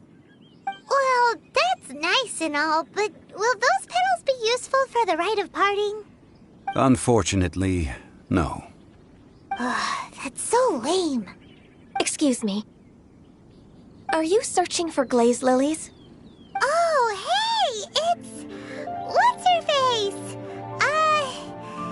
Paimon can't remember. Hello, traveler. I'm surprised you still remember my name. Ah, that reminds me. How was your visit to the Jade Chamber? Well, it sure would have been better if you told us how to get up there. Didn't I tell you the way? Surely I did. Nope, we found the way on our own. Oh, I see. Uh-oh. I guess I really did forget to tell them. Huh. Something seems a little off about Ganyu. She's acting different from the first time we met. Where's her serious attitude now? Oh, well, I met you at that time as an emissary of the Tianquan. But now, I am simply out on a stroll to see the flowers. You came all the way out here to see the flowers? Why not just enjoy the gardens of the city? Yujing Terrace is where Rex Lapis parted from this world. If I strolled through those lonely gardens now, I wouldn't be able to bear it. Whenever my duties take me near Yujing Terrace these days, I draw the windows to block my view of the gardens. Oh, sorry. We shouldn't have brought it up. No, it's quite all right. I just haven't processed my emotions yet. When the Archon War came to its end 2,000 years ago, the first iteration of the Seven would gather in Liyue and drink with Rex Lapis. But 5 of those original 7 had already passed before Rex Lapis. It's truly a changing of the guard. Yes, now that the spirit of Rex Lapis has returned to the heavens, only Barbados of Mondstadt remains of the first 7. The other 5, including Inazuma's Raiden Shogun, are no longer the same friends from 2,000 years ago. Of the current 7 Archons, the youngest is Sumeru's god of Dendro. He is merely 500 years old, whereas Rex Lapis was more than 6,000 years old at the time of his passing. This means that Liyue had been under Rex Lapis's rule from the moment it was first founded 3,700 years ago. The city has never had to bid farewell to its deity. So what do you think of this farewell? Huh? This is a little sudden. As a mortal, I've never dared to imagine a Liyue without Rex Lapis. But as an Adeptus, I think I will eventually come to grips with reality. Since Rex Lapis has passed, the time of Liyue's contract with the gods and Adepti has now reached its end. Huh? Did you just say, as an Adeptus? Yes, I am a mix of human and Qilin. Adeptus blood flows through my veins. I fought for Rex Lapis and the city of Liyue during the Archon War. After the war ended, I signed a contract with Rex Lapis and took the position as secretary for the Qixing. I've continued those duties to this very day. Well, let's save that conversation for another day. You say that you are here looking for glaze lilies? I also know where wild glaze lilies can be found. See, I've just picked one myself. Here, you may have it if you wish. We dare not refuse it. Oh, so did you sing a song before you picked the lily? Indeed, I did. I know this tradition well. In fact, I sang a local Liyue ballad to it. Wow, so you really know your stuff, too. Thanks, Ganyu. No, it is you who I should be thanking. If not for this chance meeting, I never thought that I would be able to contribute to the upcoming farewell for our ancient lord. If you would excuse me, I should return to my work now. Good luck.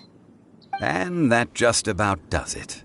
Our preparations for the rite of parting are mostly finished.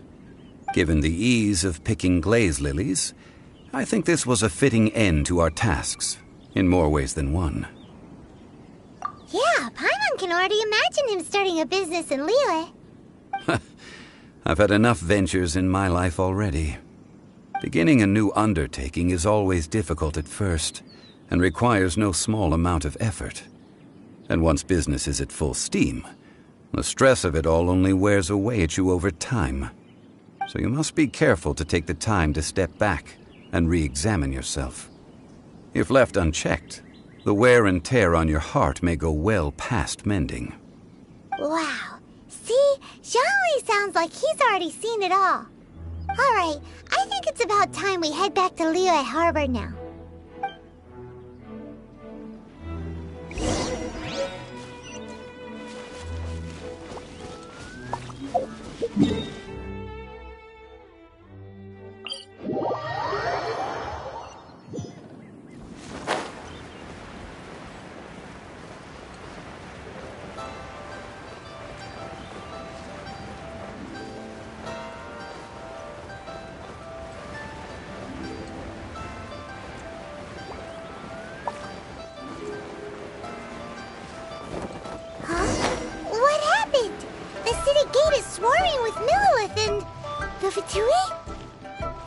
This atmosphere is highly abnormal.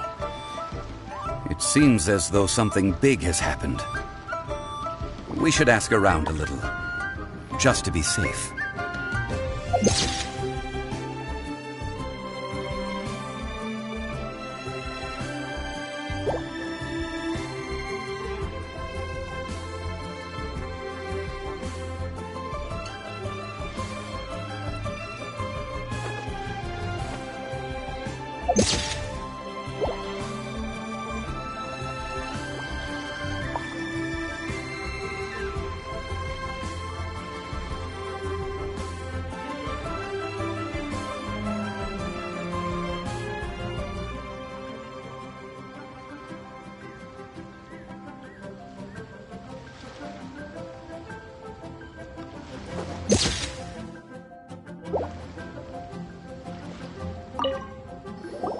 Ah, you're the consultant to Wangsheng Funeral Parlor.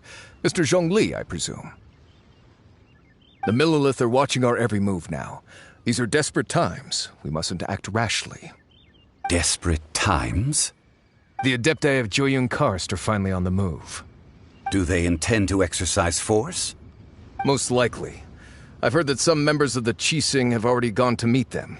Well, I say meet, but it's more like they're attempting to stall the Adepti outside the city. However, both sides were quite obstinate and hit an impasse.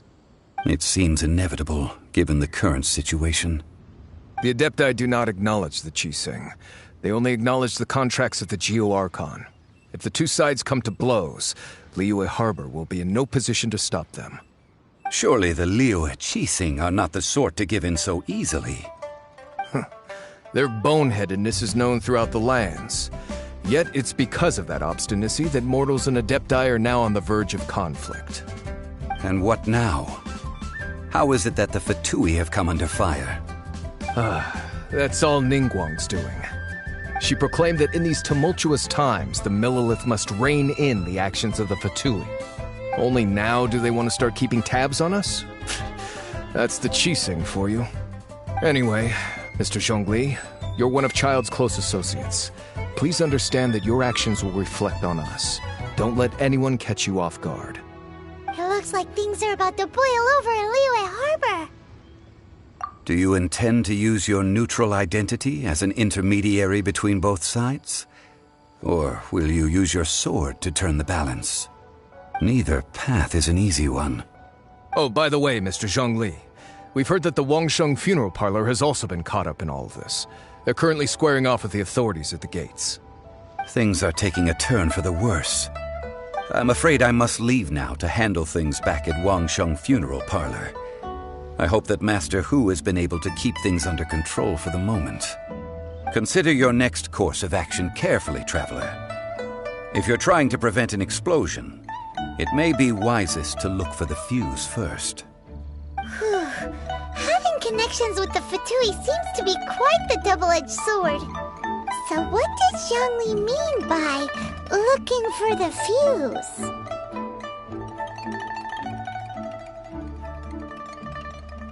Oh, Paimon gets it. If there's anyone that wants to see the whole city turned upside down, it's definitely him. He must be waiting for the moment when no one is watching to do something really bad. But where could we find him now? Where would he go at a time like this?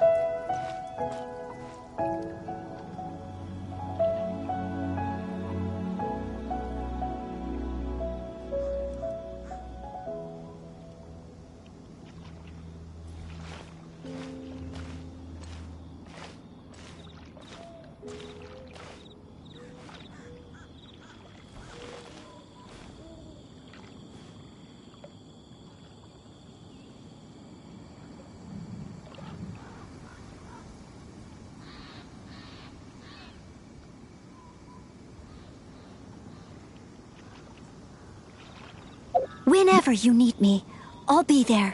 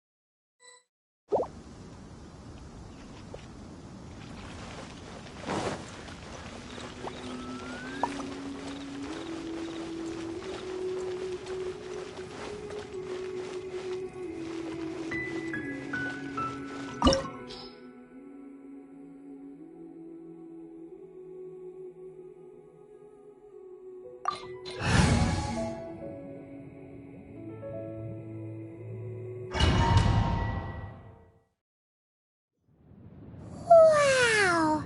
This is the Golden House? It looked impressive enough from the outside, but who would have guessed that it was even fancier on the inside? And so full of Mora. This is where all of Teyvat's Mora is minted, right? In that case, maybe they won't notice if a few Mora go missing. Oh, so it's a trap! Tricky, tricky. Good thing Paimon's got you here. But even if we can't take any, we can still have a closer look, right? Or better yet, take a nap on top of a mountain of Mora. It's like a dream come true. Oh, right. Back to business. It's quiet. Too quiet.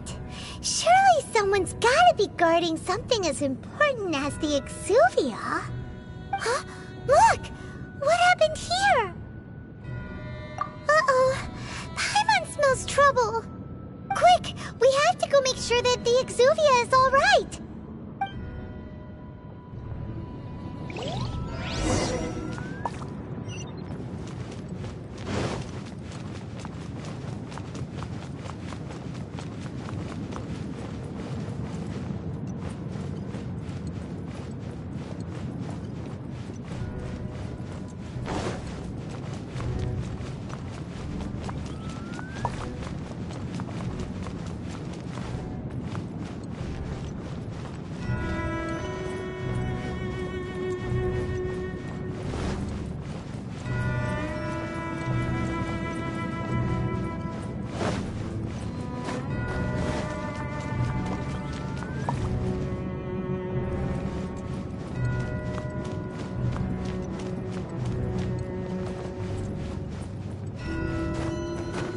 Someone needs assistance.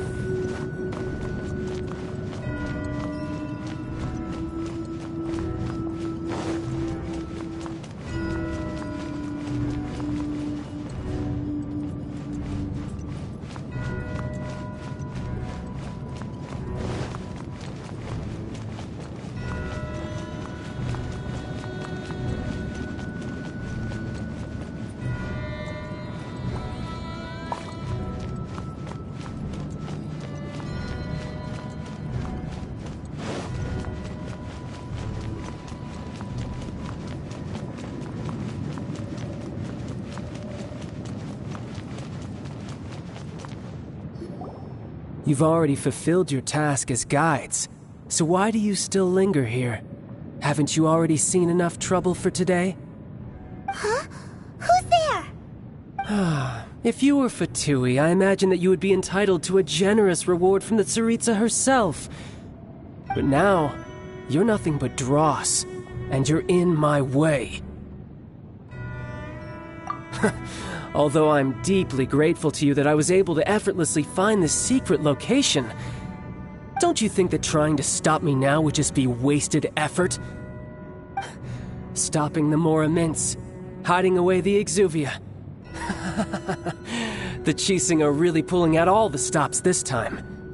So you've been planning to take the Gnosis from inside the Exuvia all along? As one of the 11 Fatui Harbingers, it's my duty to see the will of the Tsaritsa fulfilled. She will get that which she desires. I'm not asking for your blessing, and there's nothing you can do to stop me anyway. The time for discussion and diplomacy has already passed. I mean, if it were up to me, I would have skipped that stage to begin with. But I'm willing to do as the Tsaritsa deems fit. Either way, we now come to my favorite part. A simple pleasure, and one that I am oh so delighted to be sharing with you. The battle. Battle? So you're the type that goes looking for trouble, huh? You could say that. When Signora offended the deities outside the cathedral in Mondstadt, she swiftly left the scene once her mission was accomplished. Instead of confronting you directly, she chose to rely on the snow and ice to make her escape. She wouldn't want the knights to come running towards the sound of battle now, would she? When she faces a worthy opponent, she will prioritize her mission, weigh the outcomes, and consider the consequences of her actions. But as for me, the greatest pleasure of being a Harbinger lies in crossing blades with strong opponents. We won't let what happened in Mondstadt ever happen again! Oh, so you intend to fight me? Good. I won't kill you, Traveler. I'll just play along, to feel the thrill of battle. Besides, you could never defeat me, not even in your wildest dreams. But hey, try to relish the fight anyway, because if you ask me, without that, what else is there? Fighting talk, I love it! Now let's see you live up to it. This chance is hard to come by, so show me all you've got.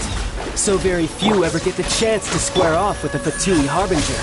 So come now, amuse me, and don't you dare disappoint. Don't blink! Decided by destiny. Shadows of fate. Incoming. Poor timing. A fine opportunity. Speed of light! I'm a rock! Can't handle your drink! Passable effort.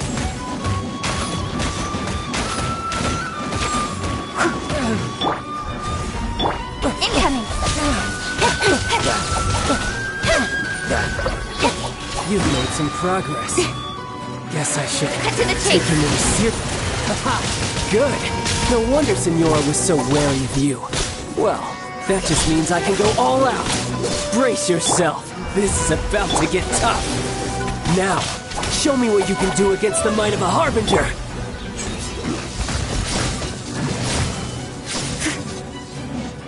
All you do is run.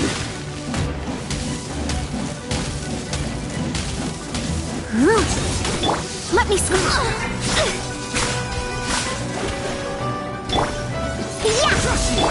Don't blink.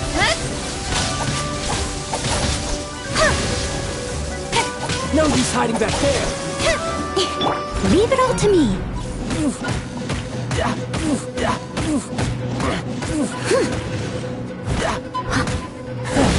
You've got some skills. Delved into speed of hey! The price of a single slip.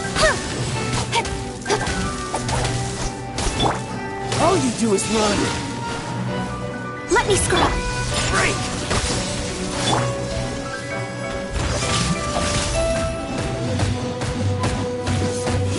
This. Shadows of Incoming. Hey! Not bad. Your swordsmanship is quite impressive. But that's about as far as you'll get.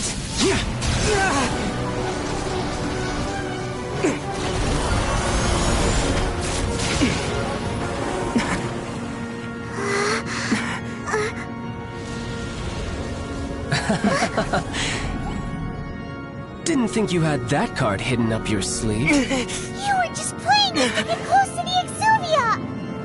Oh, quiet down. Stop acting like some wide-eyed recruit. You've seen this world. You of all people should know. This should have been expected! Well then, I'll be taking Morax's Gnosis now! I see. Well, this is most unexpected. You beat me to it, didn't you?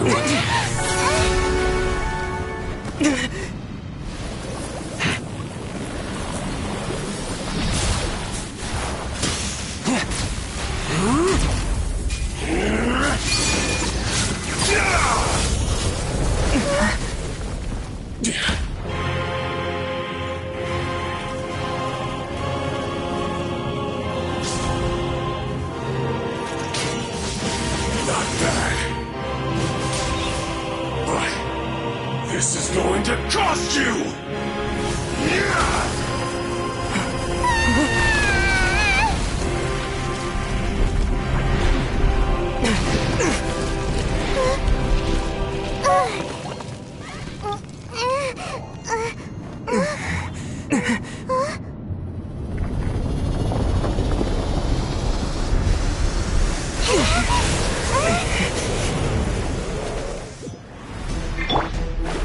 You got to the Gnosis ahead of me, didn't you? Did you simply move faster? Or did you leak the information regarding the gold medals to me on purpose? No matter. Hand the Gnosis over, now! Don't make me take it from you! We didn't take it!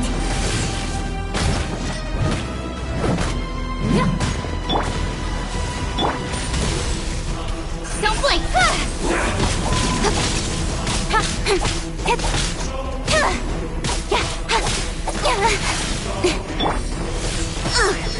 I missed a spot.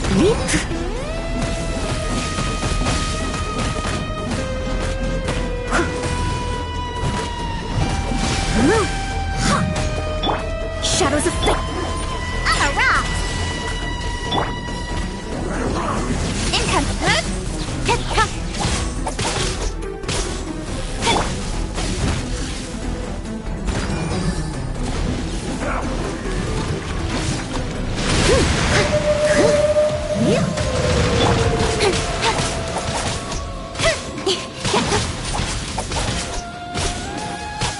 Delve into death.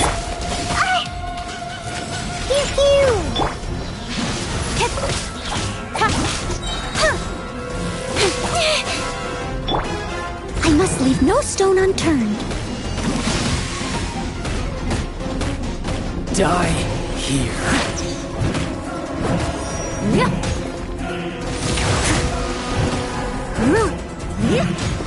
Shadows of fate.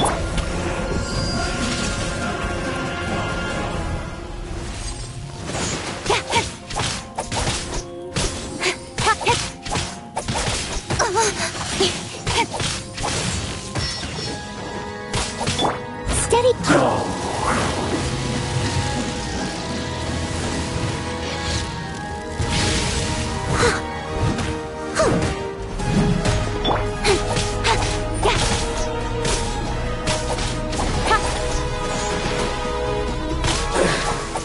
Some you win, and some you lose.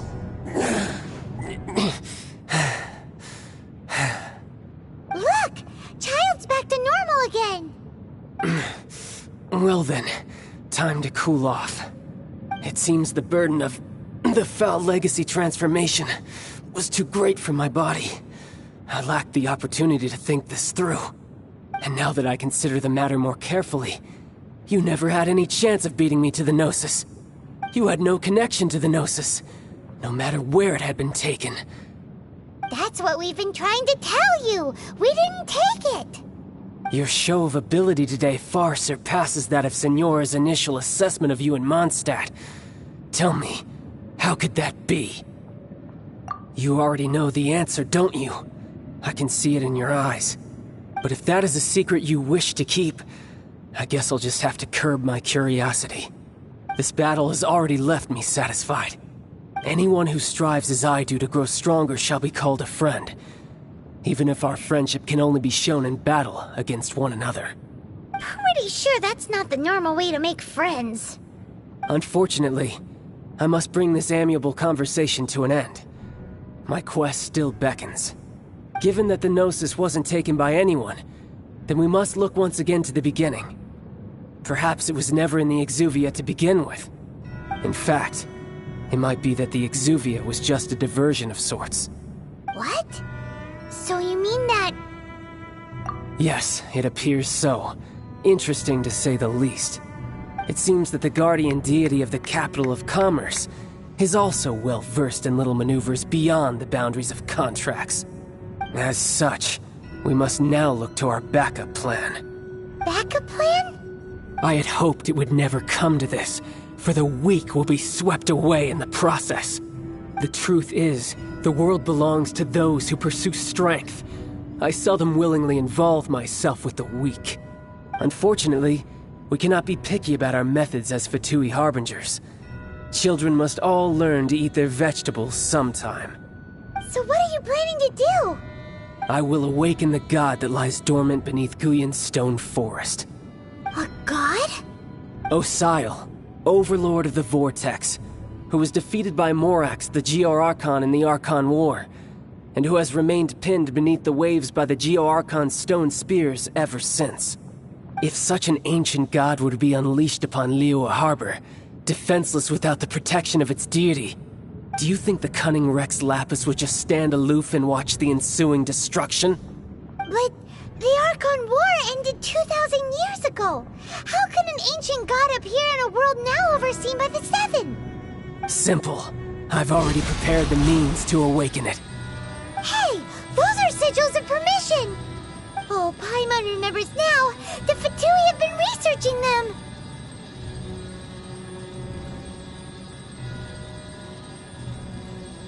Indeed. The one that was given to you was just a byproduct of our research. With the power of so many sigils of permission concentrated in one place, along with that which was bestowed upon me as a harbinger by our Tsaritsa, breaking the subduing might of the Geo-Archon spears for a time should be no obstacle. Using the powers of ancient gods in such a situation fails to interest me, and is largely against my principles. But knowing that such an action will not only force the Geo-Archon to show its hand, but you as well, that makes matters a little more intriguing.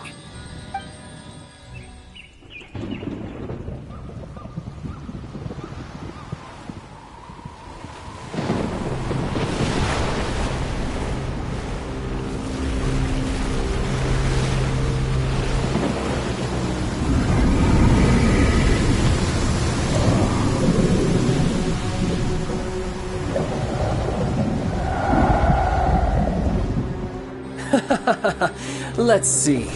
Will the nation that has lost its deity be swallowed up by an ancient malice once more? If you wish to drown together with the people of Liyue, you're free to stay and enjoy the show. Huh? He's already gone. That guy is fast. What's going on?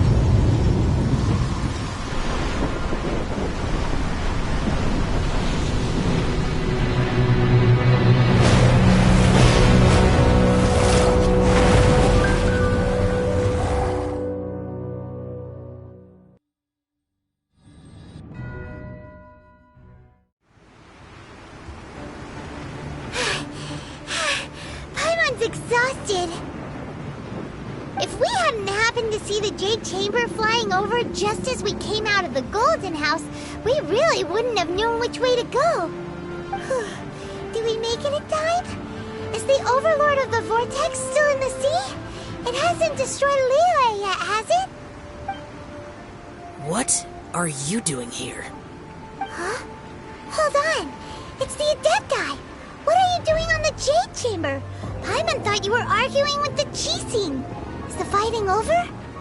Faced with a calamity of such magnitude, we have agreed to put our differences aside for now and unite against this common enemy. Oh, Paimon gets it. So how do you plan to defend Lilith? Just seeing this Overlord of the Vortex guy puts a pit in Paimon's tummy, even from all the way out here. It's not just you. We've got new Millilith recruits who can't even stand at attention without shaking. The force of an ancient god's presence seems to be too much for ordinary people to handle. Which is why we must stop that monster before it gets any closer to Liyue Harbor. So the Archon War was fought 2,000 years ago against enemies like that thing? Now that's scary. So will the power of the Qixing, Millilith, and Adepti gathered here be enough to stop that god? We've already discussed this together, and our conclusion is... not necessarily. What? But all of you were supposed to be the guardians of Lilith. Can't you think of something? One certainly could. Huh? The Qixing did once research the matter of the Guizhong Ballista when it piqued their fancy. And as fate would have it, one who did craft the Guizhong Ballista with one's own hands is here. For what could you mortals ever learn of Adepti mechanisms? Yet it would take one, but a little tinkering to turn this ballista into an engine of war beyond your wildest thoughts. I suppose this is one blessing from the Adepti that we should be thankful for. So be it. We shall use the upgraded Guizhong Ballista to fight off that god. All the Adepti here can lend their strength to man it. We haven't a moment to spare. Our battle begins now. Yep.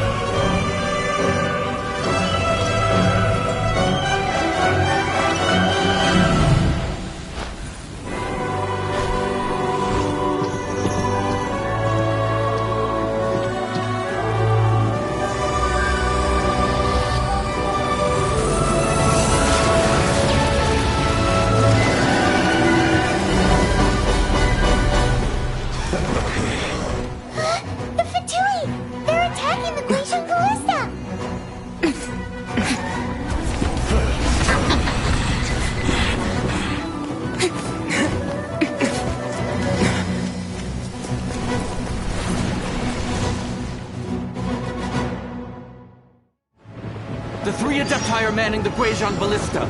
Do not let the Fatui disturb their work! All able Millilith, with me! Let's go help too! We Adepti have not faced a god in several millennia. Let one see what you're made of then.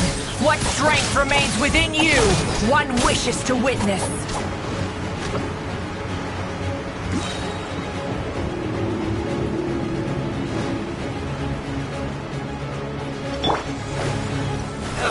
Fate is upon you! With sword comes shadow.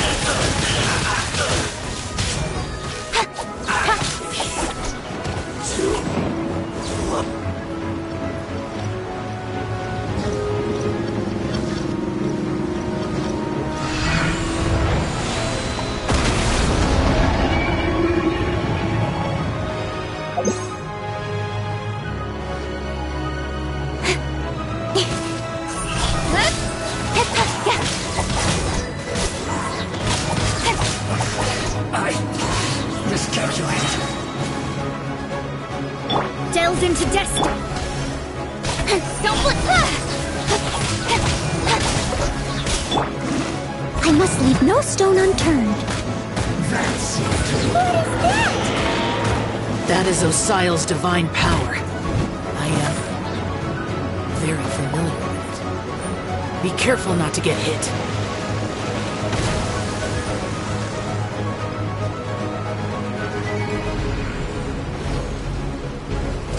The Fatui! Their attacks are unrelenting!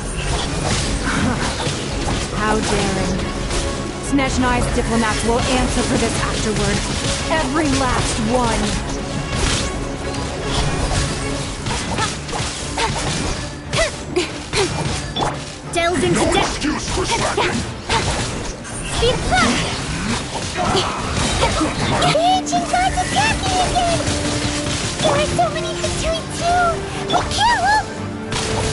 Were you about to say we can't hold them, children?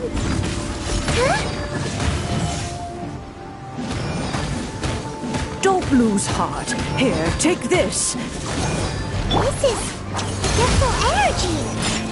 That light from your body, it's like the tire in Julian cars. Wow, it's Madame Ping's shockwave. This green is really strong. Don't flip pace! This kept working off.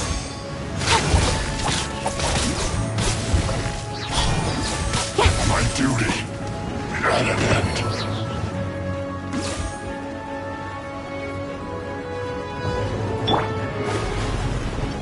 Decided by destiny! This isn't good. With the blood of the Chilean, I guard you against evil!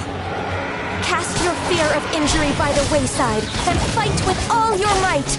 I too did this during the Archon War! So this is what Ganya's like in a fight!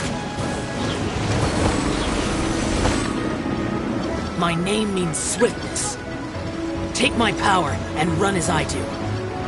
We're going too fast!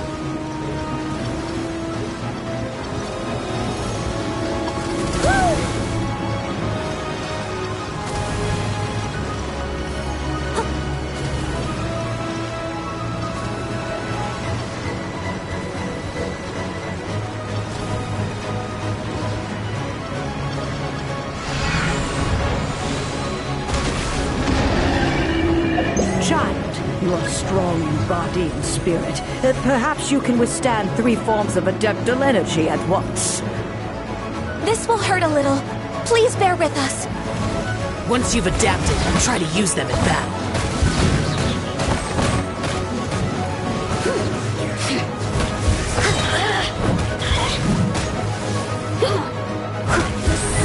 Someone needs assistance.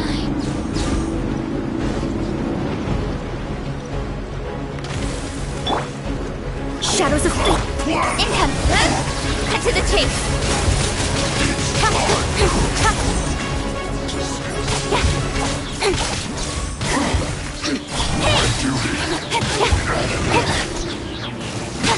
Look at me. Exercise caution. I fear that the god's power has reached its peak. In other words, if we hold here, there's nothing worse to come, right?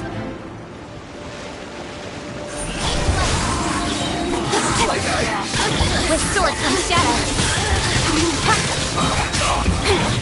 This isn't good, this is it.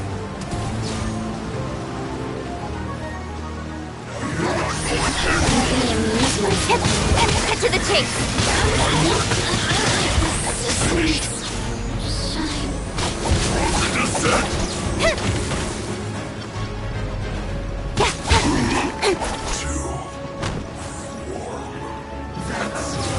Don't blink! Hey! Nowhere to hide. Look at me. Just...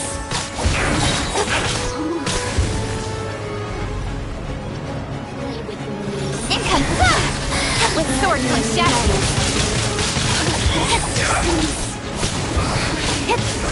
The Fatui's numbers are thinning!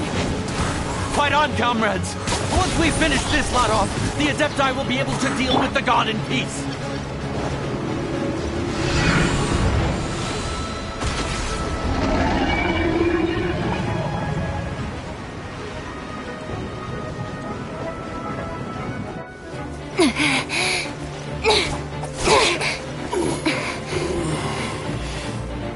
The interlopers are no more. Now we may commit ourselves fully.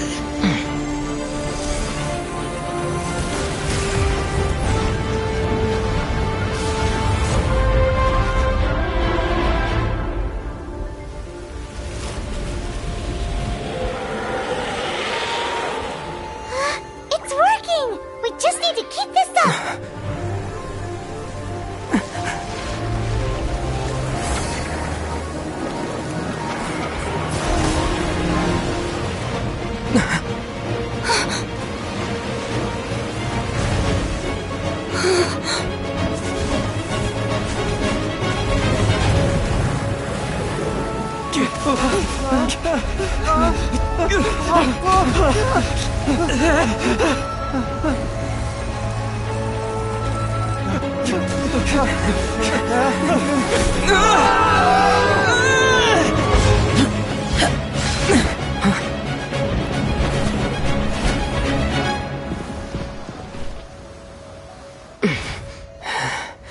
Be careful now.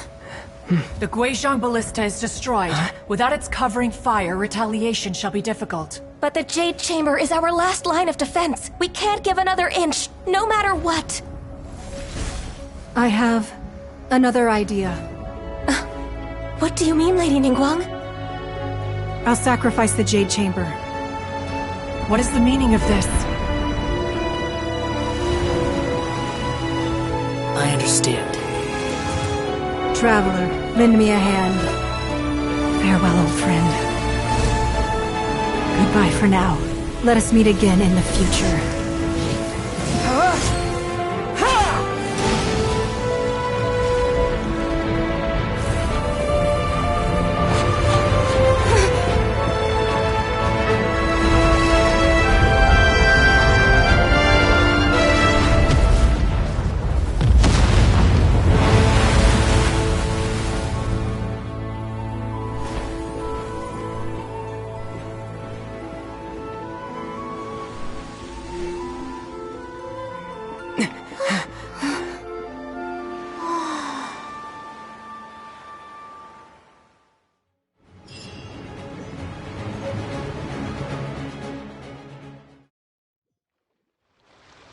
Is it finally over?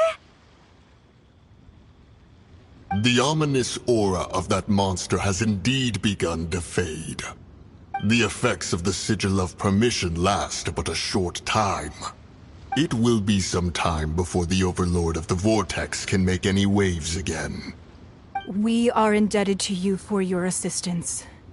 If the Adepti hadn't happened to be here, the future of Liyue Harbor would surely have been in great jeopardy. Save your flattery. We didn't just happen to be here. Surely you won't pretend to have forgotten the reason for which we came. Come now. There's no need for such harsh words, Cloud Retainer. I've heard that when Ningguang began learning to do business, she had already started setting aside part of her then limited income in preparation for building the Jade Chamber. At first, it was only the size of a small room, but with continued expansion, it has become the palace that lies before you now. It is a testament to Ningguang's entire life, both as a businesswoman and as the backbone of the Liyue Qixing. Seeing the Jade Chamber destroyed in the defense of Liyue means much to her. To me, such cooperation and sacrifice deserves at least some recognition, don't you agree? Well, I was really hoping you would say that such sacrifice could at least be used as some leverage in our negotiations. Thank you all for hearing me out. We know very well why the Adepti came here today. But please forgive us. We cannot yield to your wishes. Oh? 3,700 years. According to our records, the Adepti signed a contract with Rex Lapis to protect Liyue 3,700 years ago. Even to this very day, Liyue and its lands have stood the test of time, immovable as stone, just as it was thousands of years before. This is truly no small feat. But that does not mean that the Liyue of today is the same city as it was all those years ago. Do not merely cast your protective gaze upon the land. Instead, focus your sights on our city and each of the citizens that dwell within it. Are you questioning our means of protecting Liyue? I mean no offense. I simply hope that our Adepti forebears would see Liyue in a new light. Forebears, you say? One doubts you would be fit to be part of such a lineage. This morning, Rex Lapis appeared to me in a dream. What? In the dream, I yearned to tell him that we Qixing, though mortal, are equally bound to the contract. Each passing generation of the Qixing leaves many things of value to be inherited by the next generation. I also thought to tell him how the past generations of Qixing had strove under his rule to survive in our mortal world, establishing a network of contracts which has since come to be known as trade. But I dared not speak. I could only gaze at him in silence until the moment I awoke. Oh, Ningguang. Yet another perspective. What are you trying to say, Outlander?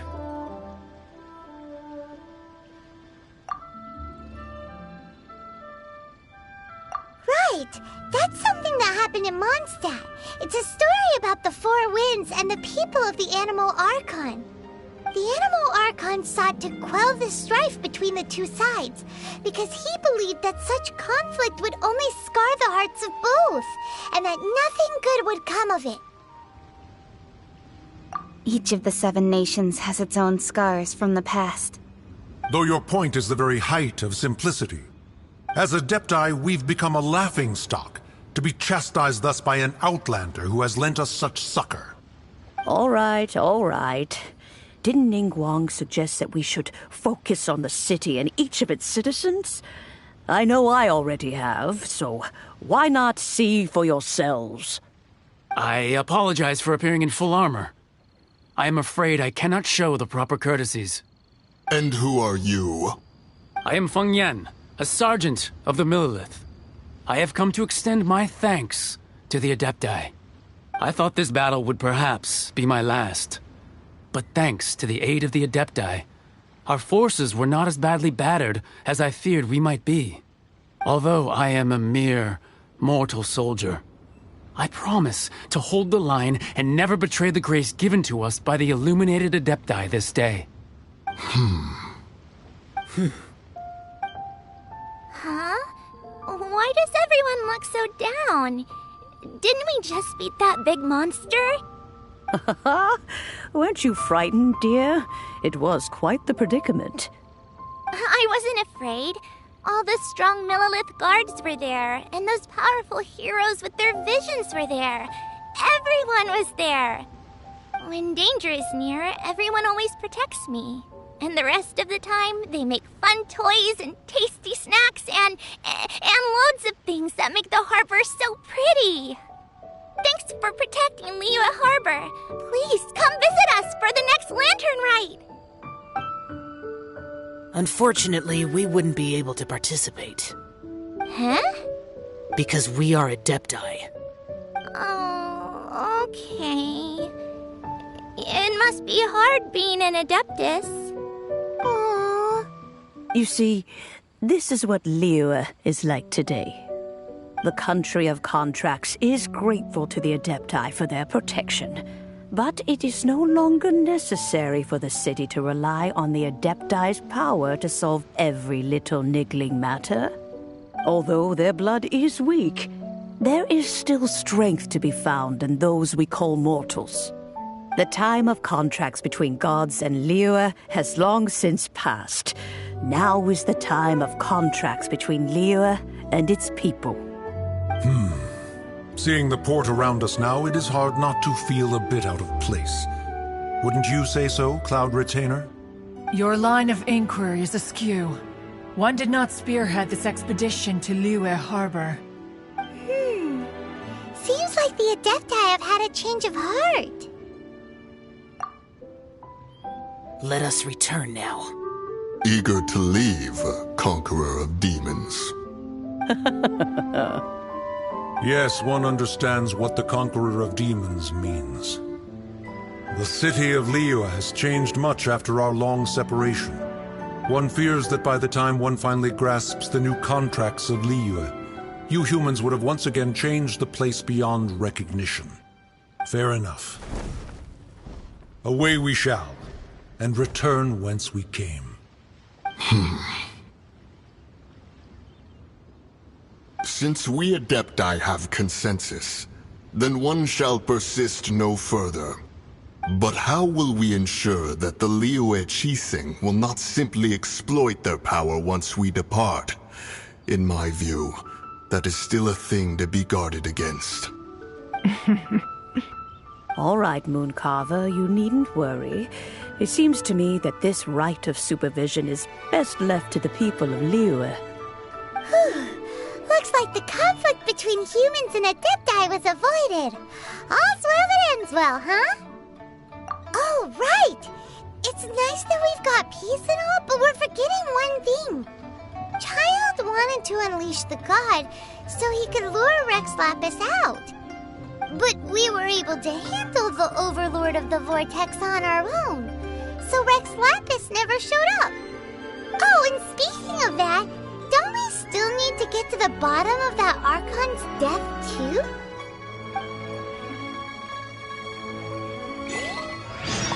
Hyman doesn't get it. But isn't the strongest lead we have the Adeptiless rite of parting that we're organizing? No idea where Zhongli's gone. Let's ask for him at Wangshen Funeral Parlor.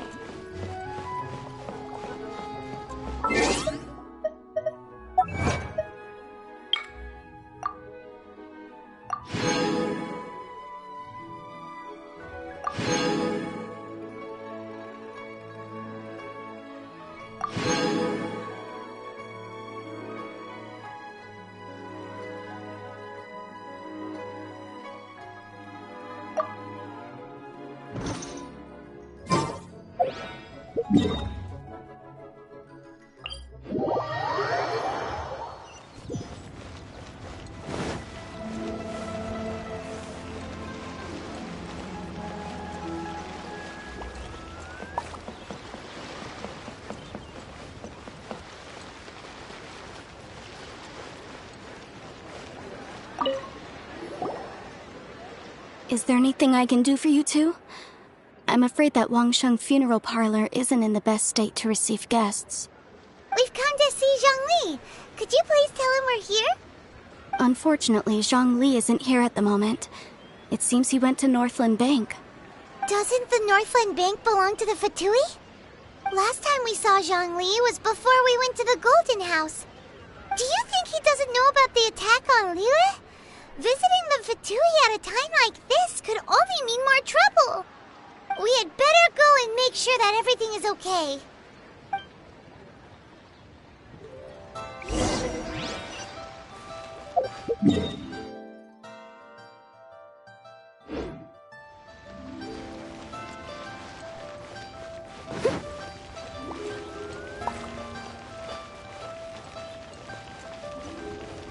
Is out of stock, but we have some new items in. I'll catch up.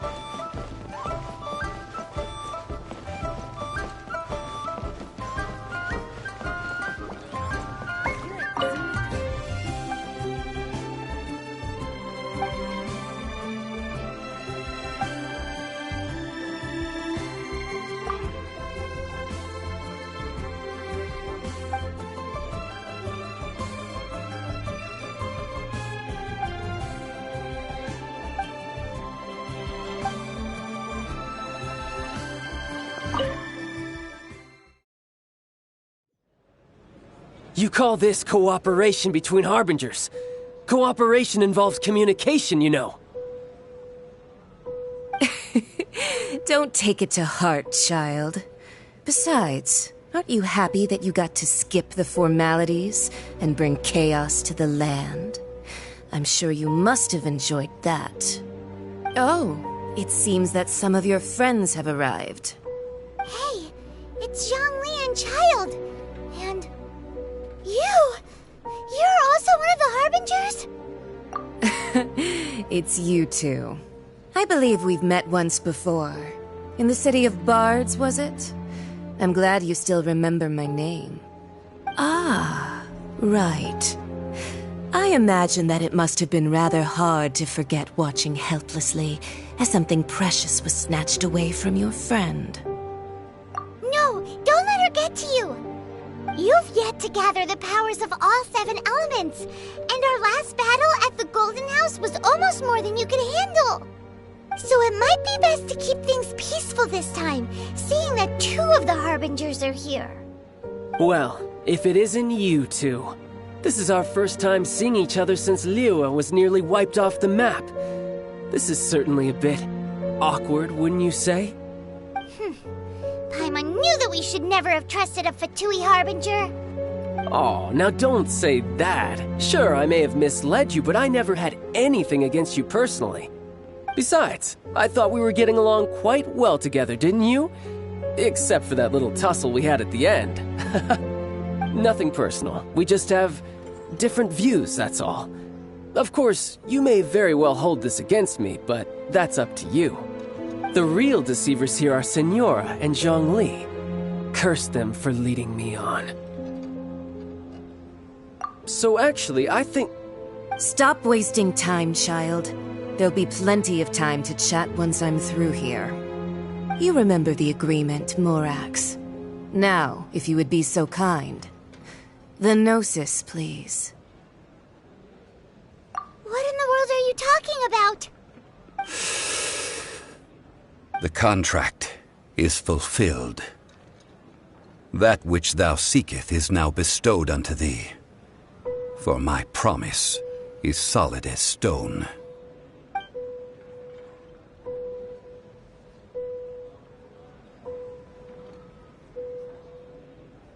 How sanctimonious. What? So you're the Lord of Chio? No, wait! That's an exciting twist and all, but why give the Gnosis to the Fatui? I do not give it for free. I give it as agreed upon in the contract, for it is a matter solely between the Tsaritsa and I. Yeah, you don't think you went a little bit too far with that whole fake death thing? Everyone was preparing the ceremony for you, and splat! This big dragon falls out of the sky, and all of Lyric goes into an uproar. Talk about a disaster. Gathering all the forces that had been bubbling behind the scenes, and then stirring them together in a pot that was bound to boil over. That's what he wanted to see, am I right? Wait, what? Perhaps it's best that I explain. As you know, I've dwelt upon this world for more than 6,000 years. I witnessed the founding of Liyue, together with the Adepti 3,700 years ago. Even boulders that can withstand whirlpools will erode with the passing of time. I kept convincing myself that cracks had not begun to form, and that the end of my time had not yet come, until one drizzly day, as I was strolling along the harbor, I heard a merchant tell one of his workers, "You finished your duties. Go ahead and call it a day." I stood motionless among the crowds, asking myself, have I already finished my duties? Oh, Zhongli. But as I began to consider relinquishing my divine role, I soon discovered that many reasons still remained to not hastily depart. Was Liyue, the city I had dwelt in for so long, already prepared to enter its next age? I decided that a test was needed in order to reveal the answer. So I feigned my own death, and gathered the cast of Child, the Adepti, and the Liyue Qixing to play their roles together on the stage that was Liyue. That's right, which is why I continued to safeguard the Gnosis until now. So you mean that if the chaos ever reached the point of no return, you would simply appear and use your divine powers to bring Liyue back under control? Of course, and it would have been all too easy for him too. Just as a child quickly matures after losing their parents, so has Liyue matured when faced with the death of its deity. I was pleasantly surprised with the finale of the show that you all put on. Why, you even deserved an encore. The Adepti deserve the greatest applause, considering their years of seclusion. They hardly recognized the city, yet faced with such a crisis, they exerted the greatest amount of restraint. Not only did they manage to cooperate with the Qixing, but in the end, they even tried to understand the heart of the people. And hats off to the emissary dispatched by the Cryo-Archon to fulfill our contract, Signora. She managed to keep everything she knew in strict confidence, far from the eavesdropping ears of her colleague child, just as I had requested. All the while, I carried on as Zhongli, and fulfilled the traditions of Liyue in this mortal form. Thank you for walking that path with me, traveler. These things were all a part of my script. The only unforeseen plot twist was the conduct of the Liyue Qixing. I had expected them to do no more than the Adepti, to come to the defense of Liyue. But when all was said and done, they seized the opportunity to supplant Liyue's divine protectors, and used the subsequent power vacuum left by my death to quickly gain complete control of Liyue. Huh? That doesn't sound good at all! Ha! On the contrary, I think it is excellent. I had always feared that it was too soon for them to take over from me. And it was also that which I longed for the most. As such, this is the best parting gift anyone could have given this god of old. Hey, what about me? Doesn't anyone feel the least bit of remorse for deceiving me? You've practically kept me in the dark! I think that thanks would be more appropriate. You certainly played no small part in all of this, wreaking havoc and turning the city upside down. The Lord of Geo ought to thank you for your performance, if anything. If you hadn't created the pressure of a battle between mortals, Adepti, and a god, the lump of coal resting in the hands of the Geo-Archon, Liyue, would never have been able to become a dazzling diamond of a city. Huh? Just whose side are you on, mocking me like that? Are you itching for a fight? Be that as it may, you've come out of this as the hero of Liyue. I, on the other hand, will be forever prescribed as a disturber of the peace, no? Well then, with the Gnosis in my possession, I have no use for such idle chatter. We should return to Zapoljarny Palace and seek an audience with Her Majesty, the Tsaritsa. Come, child. Fine. I'll meet you there later. I'm not sharing a boat with the likes of you. Do as you wish.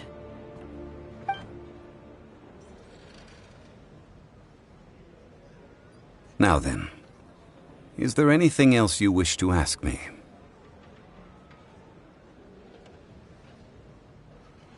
Right! As Zhongli always told us, a good trade is a fair trade. Paimon has no idea what could be a good trade for a Gnosis. Realistically speaking, there is no such thing. Huh? However, I am the god of contracts. For thousands of years, I have made countless contracts. If the deal was of no benefit, then I certainly would not be inclined to agree to it. My agreement with the Cryo-Archon will be the last of my contracts as the Geo-Archon. My contract to end all contracts. As for the bargaining chip that the Tsaritsa used to balance the scales, uncover that answer for yourself in your future journeys.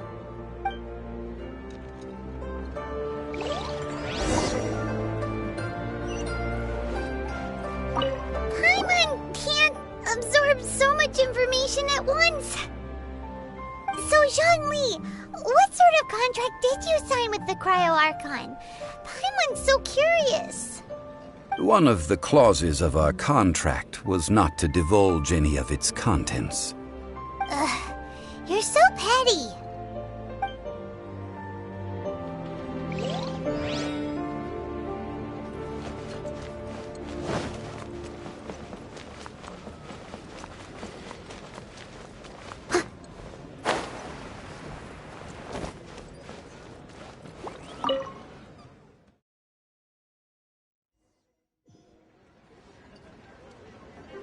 Today's the day of the rite of parting. Although the star of the show is fake, we spent so much time trying to organize it, it would be a real shame not to go there now.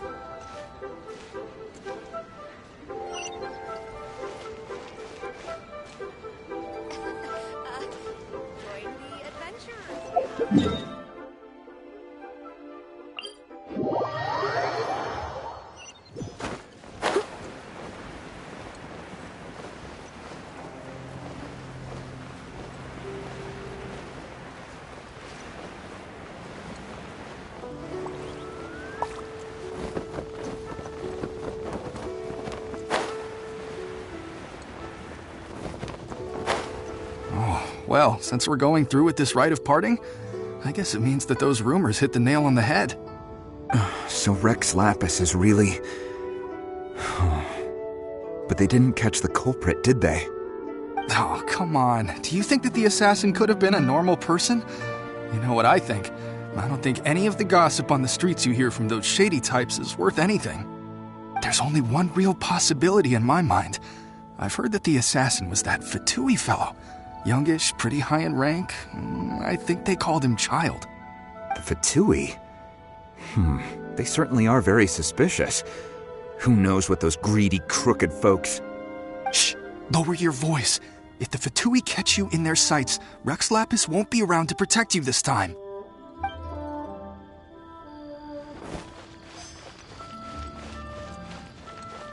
You know that god from the ocean couldn't have just shown up out of nowhere. I mean, it's been 2,000 years since Rex Lapis subdued it. Yes, and to think that this happened right on the heels of the incident with Rex Lapis, too. Say, do you think the person who assassinated our lord and released that evil god might have been one and the same? Now that you mention it, that's very possible. Yes, it's very possible indeed. I mean, it all fits together. That person must have colluded with the evil god to harm Rex Lapis. Oh, that wicked, black-hearted scoundrel. Still, what sort of supernatural prowess must this person possess to be able to do such things? I have never heard of such a person in all my years. Ah, forget it. Guessing's no use to us. Look, the Millilith over there looks like he's about to make an announcement. Let's hear what the Ministry of Civil Affairs has to say first.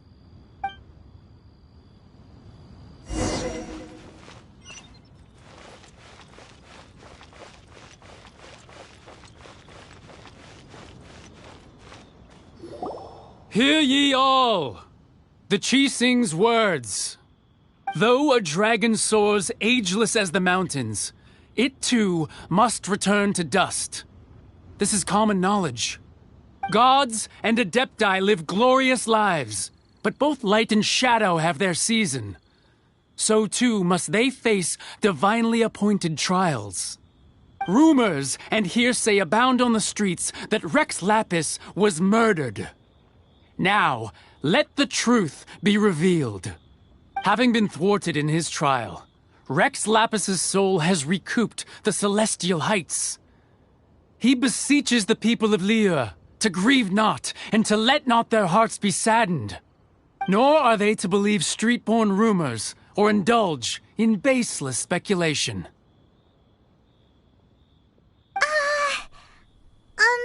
Paimon needs a translation on what the Qixing's announcement said.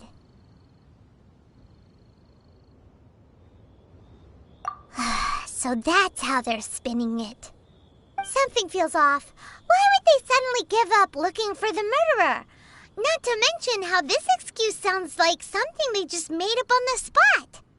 Could the Qixing already have known that Rex Lapis wasn't dead? But Zhongli said that neither they nor the Adepti knew anything. Did Zhongli tell them in secret after his gnosis changed hands?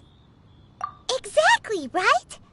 Ooh, seems like the rite of parting has been going on for a while now. Let's go have a look.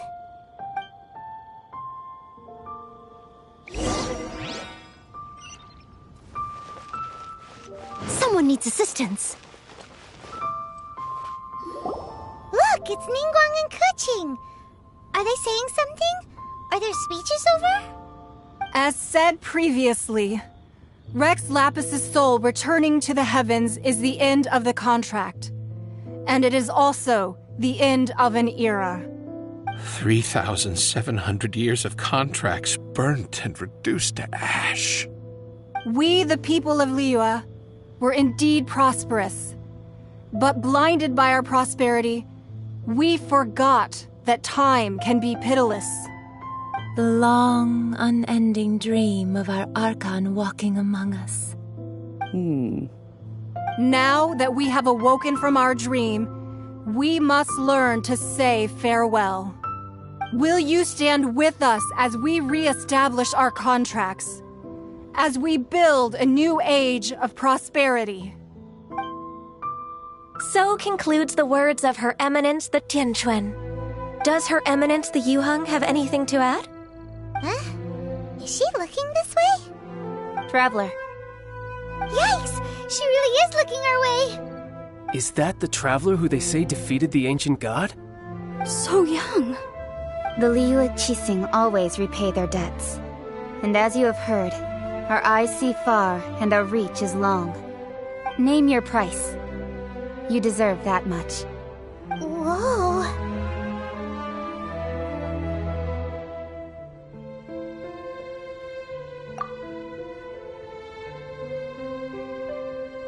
Well, could you help me put up some missing person posters?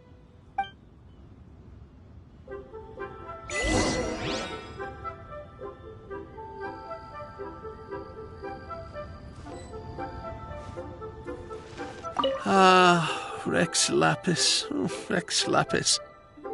Now that I think about it, if everyone's of the same mind as me, perhaps mementos for Rex Lapis might be the best short-term business opportunity.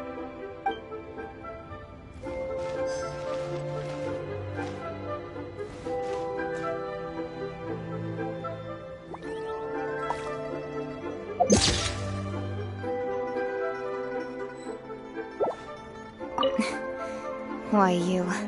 Were you just trying to look cool earlier, or are you really that selfless?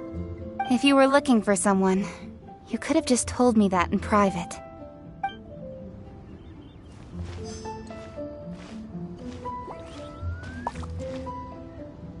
As for the mortals and Adepti of Liyue, what shape shall our relationship take from now on?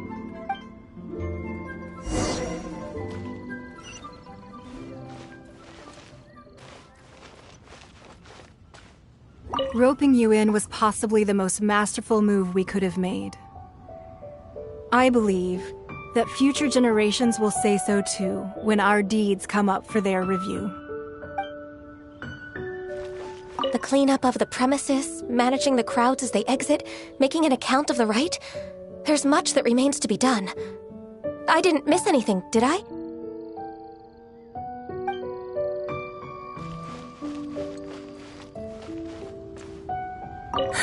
And to think I'd put my best perfume on before coming here, thinking you'd like it.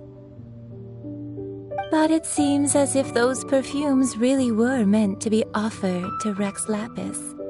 Well, that's fine. Suffer no rivals in love, they say. And that's 3 gone in 1 stroke.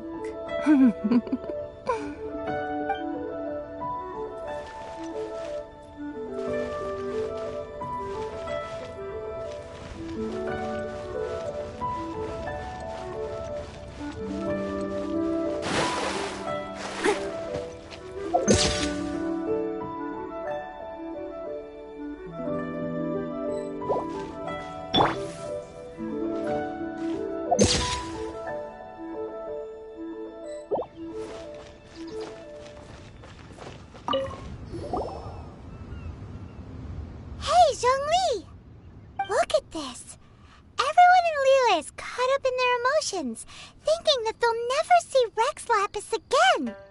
And here you are looking all relaxed. Why would I not feel more at ease after laying down the burden I have borne for 3,700 years? Right. If the two of you can spare the time, I should treat you to a meal at the Xinyue kiosk. Ha! That sounds like big talk, Zhongli. Paimon might have believed you if you were treating us to some third-round knockout, but you'd have to pay out your nose just to stand inside Xinyue kiosk. Are you sure you can afford it? You're right. I do like the Mora. As the Rex Lapis Morax, I can easily create Mora. But since I have chosen to walk this earth as the mortal Zhongli, I should abide by the same rules that mortals do. When I was journeying with you, though I still had the Gnosis in hand, I knew that I must soon retire from my role as an Archon. So I had to rehearse a little for my new life. Sure. Paimon gets it now. You didn't look at the price tags when we were spending because you've never had to. But since you weren't used to not being able to just make more Mora as and when you wanted to, you had to try becoming a parasite to society who lives off of other people's credit. Well, we were only spending Fatui money. You don't have to say it like that. In the City of Commerce, we do not merely exchange money or goods. We also exchange knowledge, memories, and foresight, as well as positions, roles, and lives. The Archon Morax could never experience life as the true mortal Zhongli could, no matter how many times he descended to be with his people. I must thank you for that. I will treasure the memories that I made as Zhongli, traveling the streets of Liyue with you. That is true, but there is no journey that does not end. No meetings without partings. Paimon thinks that we should make a move and continue our search for the Seven. I fear that continuing your journey may be difficult.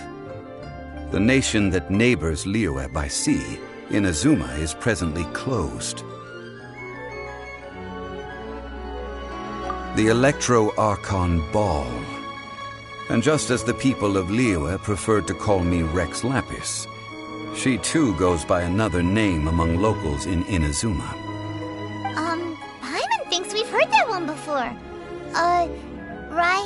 Raiden? That is the case.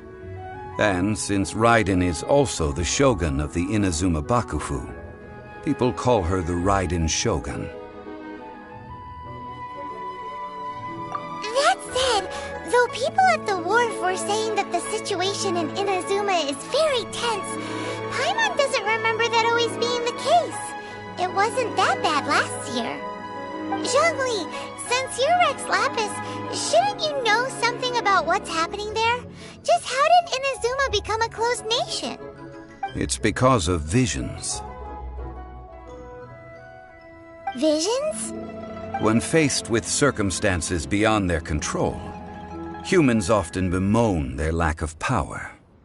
But if a person shows true strength of will at a desperate and fateful moment in their life, the gods will look upon them with favor. This is what visions are. Magical foci bestowed upon those who have been acknowledged by the gods. Uh-huh.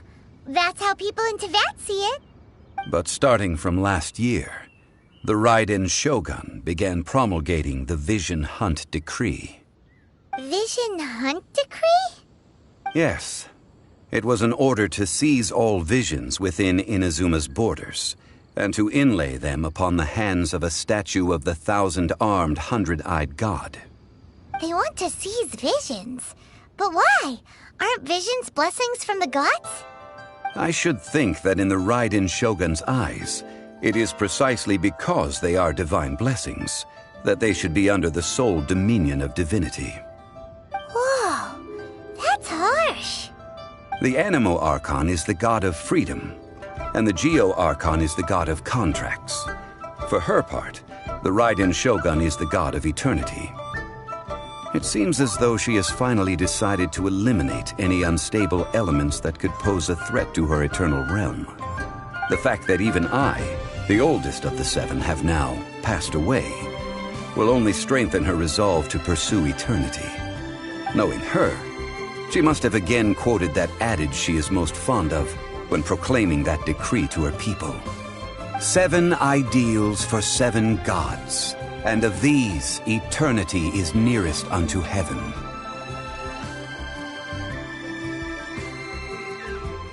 All right then. Was there anything else you wish to know?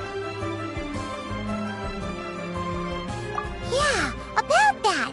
Before the Qixing made their announcement, we listened to a lot of people talking on the way. Most of them put the blame for everything on Child. These are indeed false accusations.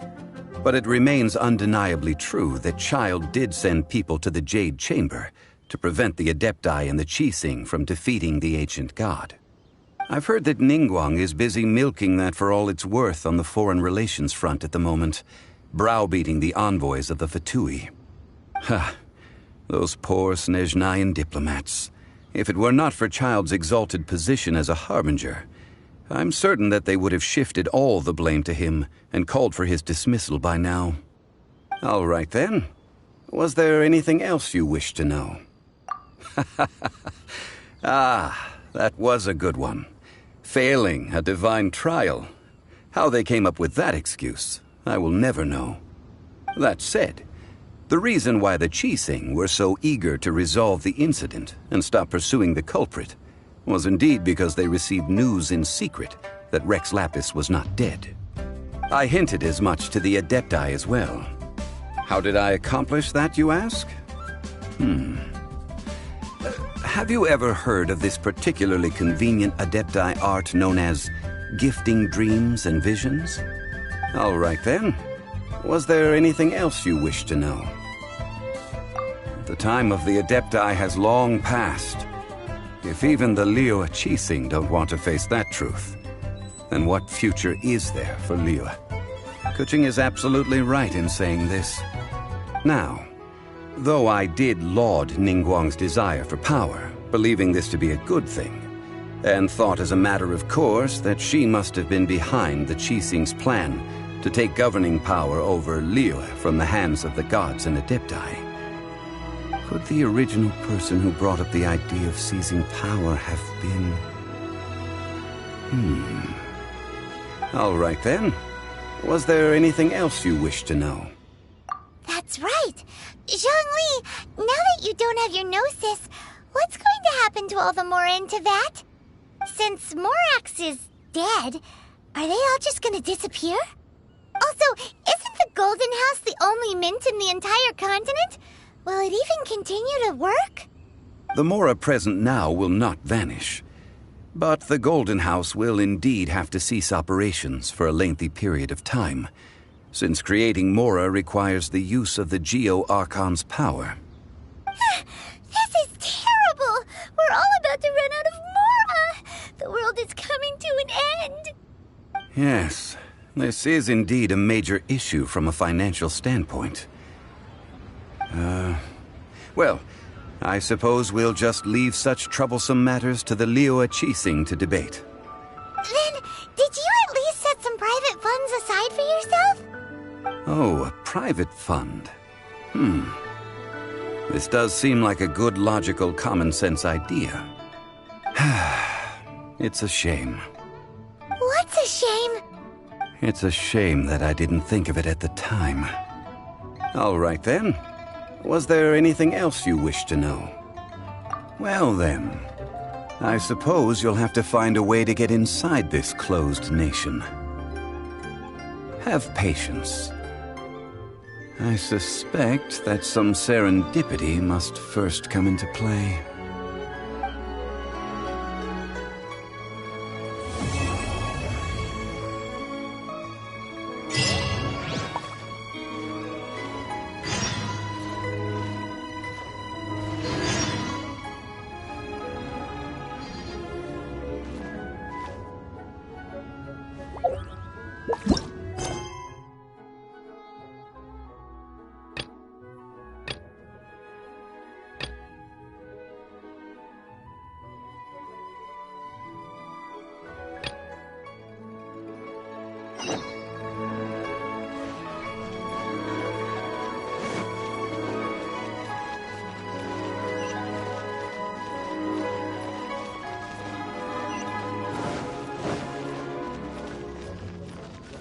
All right then. Was there anything else you wish to know? Well then,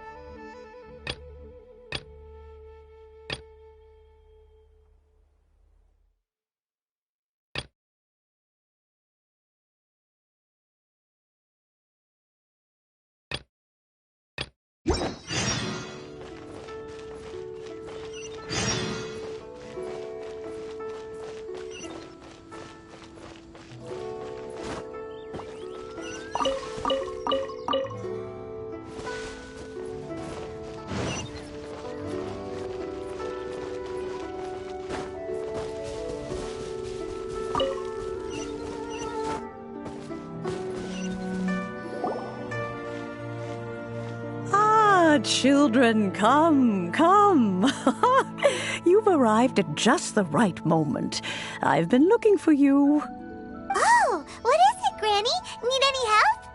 Oh, no. You've done so much for Liyue Harbor already. I could hardly ask for more. In fact, my old friends and I have been putting our heads together to think of what sort of gift we might give you in return. A gift? For Paimon?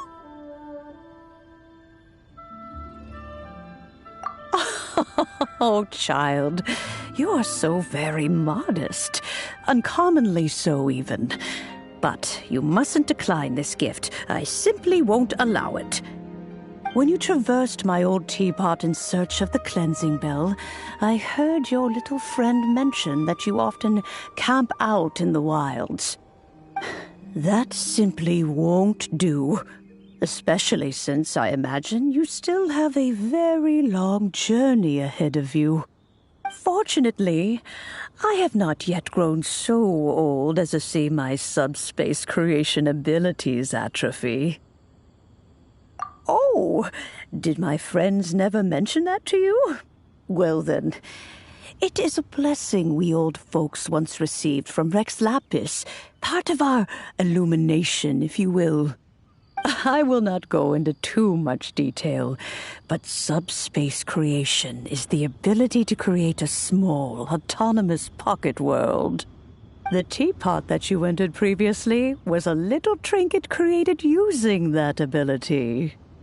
So, in the eyes of an Adeptus, creating a magic teapot world is just child's play, huh? Oh, indeed, the teapot is nothing to boast of. One such as myself must depart from this realm to create a world of one's own.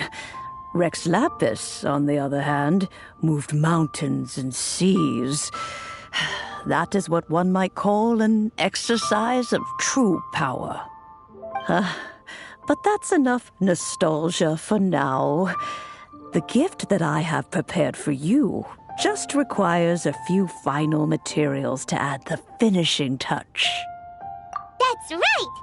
Finding stuff's what we're good at, after all. Oh, settle down now, children. There's no need for you to go running hither and thither. I have already found a fleet-footed youngster to prepare what I need. What's more, I doubt that you would know how to find the materials I am searching for. Some of them are very rare indeed these days. Well, for starters, I require some shimmer soil from the banks of Dihua Marsh. Back in the day, it could only be found where the glaze lilies thrived most profusely. You would have to dig downward, following the roots of the glaze lilies, and if you were lucky enough, you just might find a small patch of shimmer soil there. But almost no one has been able to find shimmer soil in this manner since Dihua Marsh came to be the way it is today. Even more difficult to find is smaragdus jadeite, which must be chiseled from the rock of the chasm. Or so it used to be. Ever since the Blackcliff Forge opened for business, they've slowly but surely stripped the mines all but completely bare of it. In any case, smaragdus jadeite is an adepti treasure, and the adeptal power within is not something that most humans can withstand. Extended contact with it is, in fact, harmful to humans. Goodness knows if that child will succeed in finding these items. Well, since you're an Adeptus, Granny, the person you asked for help, they must be an Adeptus too, right? Yes. I suppose she does count as an Adeptus. She counts? How come there are so many Adepti in Liyue Harbor? We seem to bump into them all the time. It feels like even when you go out to eat, you could be sitting next to an Adeptus and never even know it. Oh, maybe so. Who can say? A fair few of my old friends are rather fond of mundane mortal life, after all. I'm back, Granny. Oh, I don't believe we've met. Allow me to do the honors. This child here is Yen Fei. She's the one helping run some errands for me. Yen Fei, I believe you already heard of the Traveler and his traveling companion.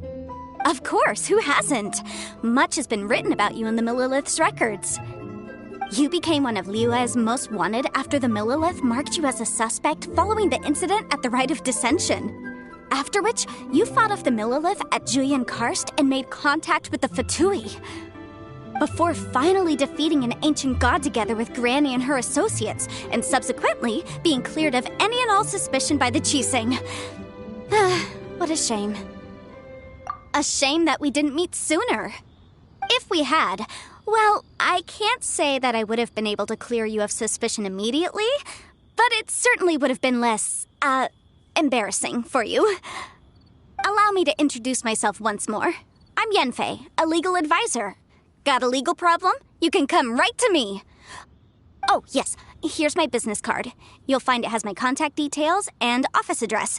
Keep it handy. If you have an urgent issue, just leave me a note at this address. Oh, and I almost forgot to mention, I offer a very generous discount for first-time customers. All right, Yenfei, all right. Let's get to the business at hand. I do not think these two are in any dire need of legal assistance at the moment. You'll have to excuse Yenfei. She's always been like this, ever the talkative one when it comes to her own affairs. Paimon was gonna ask the same question. You seem really different from the ones we've met before. An Adeptus? I guess. Kinda. My old man said he was one anyway.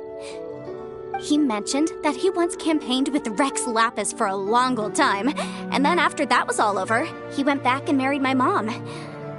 They had me, and once I was all grown up, the two of them upped and left on a journey, leaving me with Granny here. Well, that's a bit casual for an Adeptus. Aren't you guys supposed to sign solemn contracts to protect Liyue Harbor and all that stuff? What do you mean he just went back to get married? Well, my dad did say that he'd talked it through with Rex Lapis and that he was fine with it. Even contributed towards the wedding gift, apparently. Anyway, let's not dwell on that too much. So, Granny, I've gotten a hold of most of the stuff you asked for, except for Smaragdus Jadeite. I couldn't find any at all. The chasm's been sealed off, and there's just no way in. Couldn't secure any documentation either. Looks like the Ministry of Civil Affairs is serious about keeping it strictly locked down. Is that so?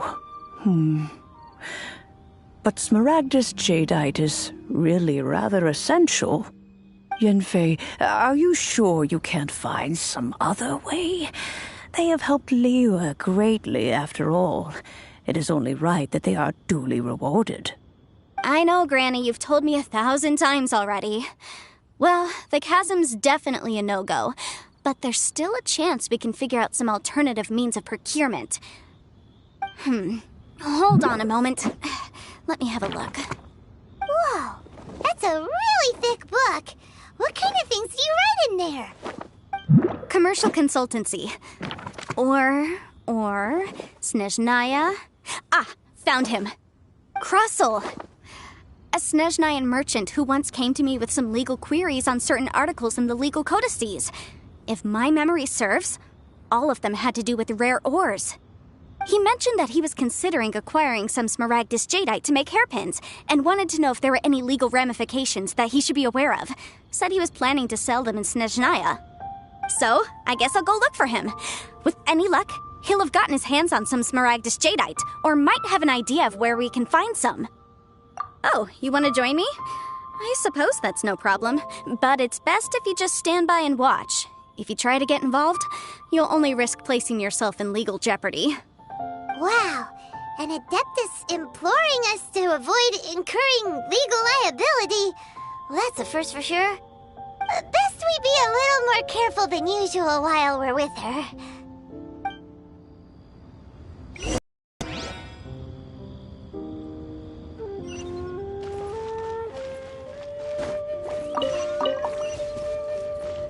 Some people find Yenfei to be rather demanding. Do try to be gracious with her.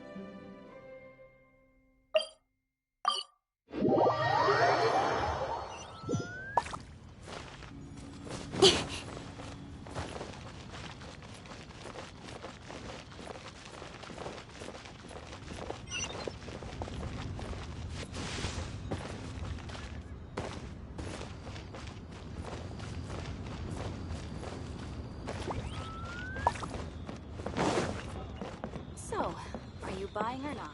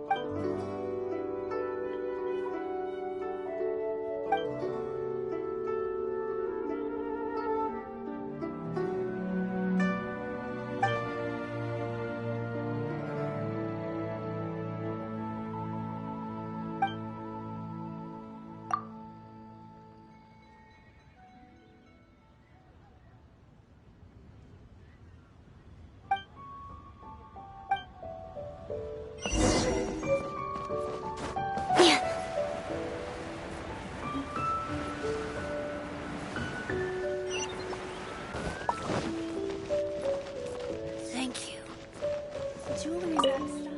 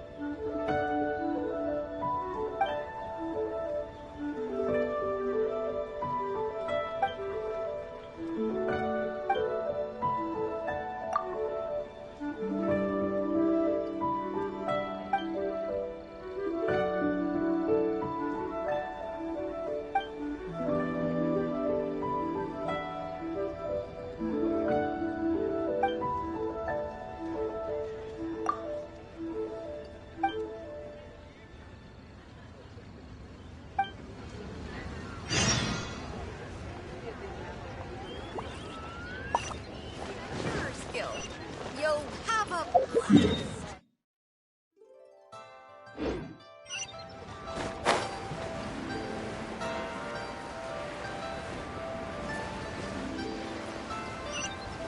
I should open a store here.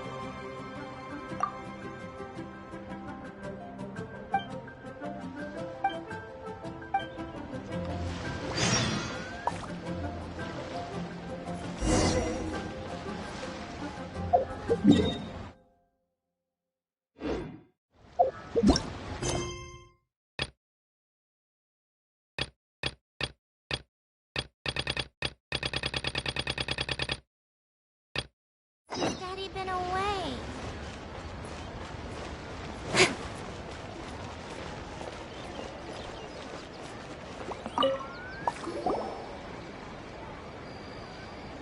Hello, Mr. Crossell.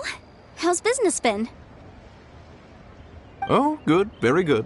All thanks to your advice, Miss Yanfei. What brings you here today? You're too kind. I was simply doing my job. Now, I believe that the last time we met, you mentioned that you were looking to source some Smaragdus jadeite to make hairpins. Have there been any further developments on this front? Well, yes. As a matter of fact, in the end, I did acquire a small piece of Smaragdus jadeite and had it fashioned into a pair of hairpins. Miss Yanfei, might I presume that you have an interest in the hairpins? I must apologize. I've already rented them out to a lady named Xiao. If you'd like to inspect them, you may have to wait quite some time. Wait, isn't Smaragdus jadeite really rare? Aren't you worried about the hairpins getting damaged or lost while they're being rented out? No, I'm not worried in the slightest, because I signed a contract with Miss Xiao before renting them to her. The contract makes it quite clear that if she loses or damages the item in question, she must compensate me for its full original value. In return, I included a clause that guarantees the Smaragdus jadeite is genuine, with a penalty of 10 times the item's value payable by me to Miss Xiao in the event that it is shown to be a fake. Guaranteed genuine, with 10 times the value payable if this claim is shown to be false? Yes, these terms are very clear indeed. Of course. This way, both the client and I have the assurance we need. To ensure fairness, each of us has retained an original copy of the contract. In that case, might you know where Miss Xiao lives? We'd like to pay her a visit and have a look at the hairpins. Oh, of course. She wrote her address down when we signed our contract. Here, I'll mark it on your map for you. Thanks a lot, Mr. Crossell. We'll be off now. What can I say? I should open a store here.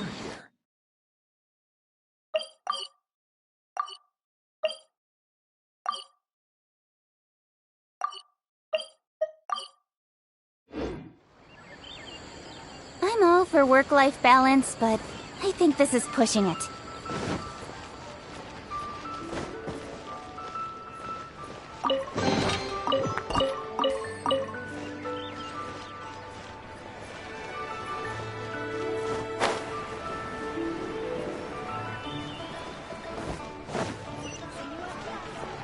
Place to go for classic U.S. dishes.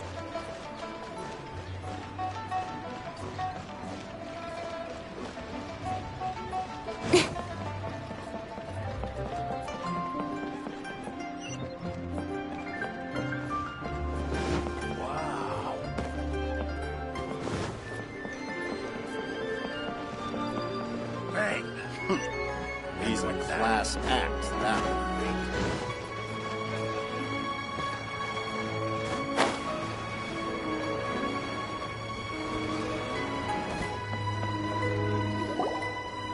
Oh, whatever shall I do? Yes, that's me. Is there something I can help you with? How do you do, Miss Xiao? We understand from Mr. Crossell that you recently rented a pair of hairpins from him. My associates and I are very interested in them. Would you mind letting us take a look at them? The hairpins? I can't lend them to you right now. I've lost them. I don't know how it could have happened. I always kept them right by my side, and I hadn't even worn them yet. I spent so much money on them. If I have to pay their original value, there's no way I could come up with that amount of money on such short notice. My family is in the ore business too, but business has been suffering ever since the chasm was sealed off. We now have a backlog of paid-up orders just sitting around, so we've been having to purchase some stock from other ore merchants to complete them. A big banquet is coming up in a few days, and several ore merchants I know of will be there. I need this opportunity to mingle and discuss prices. That's what the hairpins were for, to keep up appearances. I can't have them looking down on me. But now that I've lost the hairpins, what will I do? Why does Paimon have a sudden strong sense of déjà vu? Would you really? I sent a commission to the Adventurers Guild, but I haven't heard anything back from them yet. Hold on.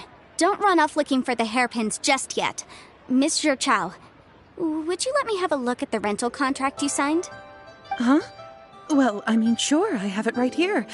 Here you are. Let me see. That's right! Yanfei said she's a legal advisor, didn't she? Maybe she can help Zhiqiao somehow. True. Though surely there must be a win-win solution. Right. I finished reading the contract. The terms are very clear, and they do indeed stipulate that you must pay Mr. Crossel the original value of the hairpins as compensation for the loss. Furthermore, the contract also expressly states that the amount of compensation must take current market prices into account. And given the rarity of Smaragdus Jadeite, I fear that the final amount of compensation may end up being significantly higher as a result. Even higher? Oh, no. Uh-oh. Zhiqiao looks like she's about to faint. However, all of this is assuming that it is indeed genuine Smaragdus Jadeite that was inlaid into the hairpins. Did you really have to pause before saying that part? Anyway, the hairpins are lost, so how exactly would we be able to find out if the Jadeite is genuine or not? Whichever way you look at it, we've got to start by finding those hairpins. Except that if we found the hairpins, there'd no longer be any need to check whether the Jadeite is genuine, would there? Seems right. Please. Please, Don't trouble yourselves over this. The fact is, I lost the item, and I should pay compensation per the contract. However much it is, I will have to pay it. My family are merchants, after all. It's vital that we keep our word and respect our contracts. Now that it's come to this, I really shouldn't keep Crossel in the dark any longer. I'll go and inform him of the issue, and then negotiate the amount of compensation. Yes, legally speaking, it seems this is the most sensible course of action. But before that, I have some questions about the hairpins. So hold on a moment, Miss Chow. When you first touched the hairpins, what did you feel? What did I feel? Well, I remember that the gemstones set into the pins were perfectly smooth to the touch, like the finest quality jade. My family has seen much jade pass through its hands in the past, so I am quite certain of my judgment in this matter. Smooth to the touch, finest quality jade. No, it's nothing. I just need to re-examine a few things. Let's head over to Mr. Crossel's.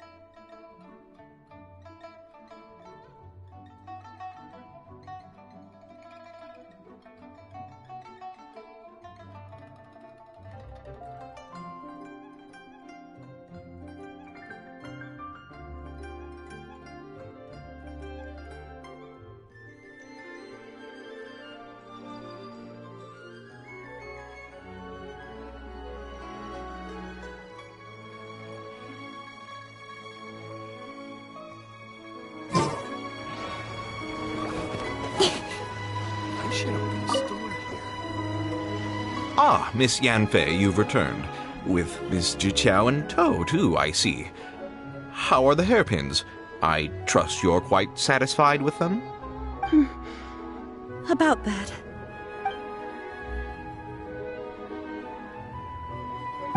You lost them? Are you serious? Do you have any idea how expensive they were? I'm sorry. Truly I am. I'll pay the compensation as per our contract. Every last mora. Mora? Do you have any idea what I had to go through to get my hands on that Smaragdus jadeite? I just don't... Forget it. Talking won't bring them back. Since Miss Yanfei is here, I suppose we can just have her estimate the amount that needs to be paid.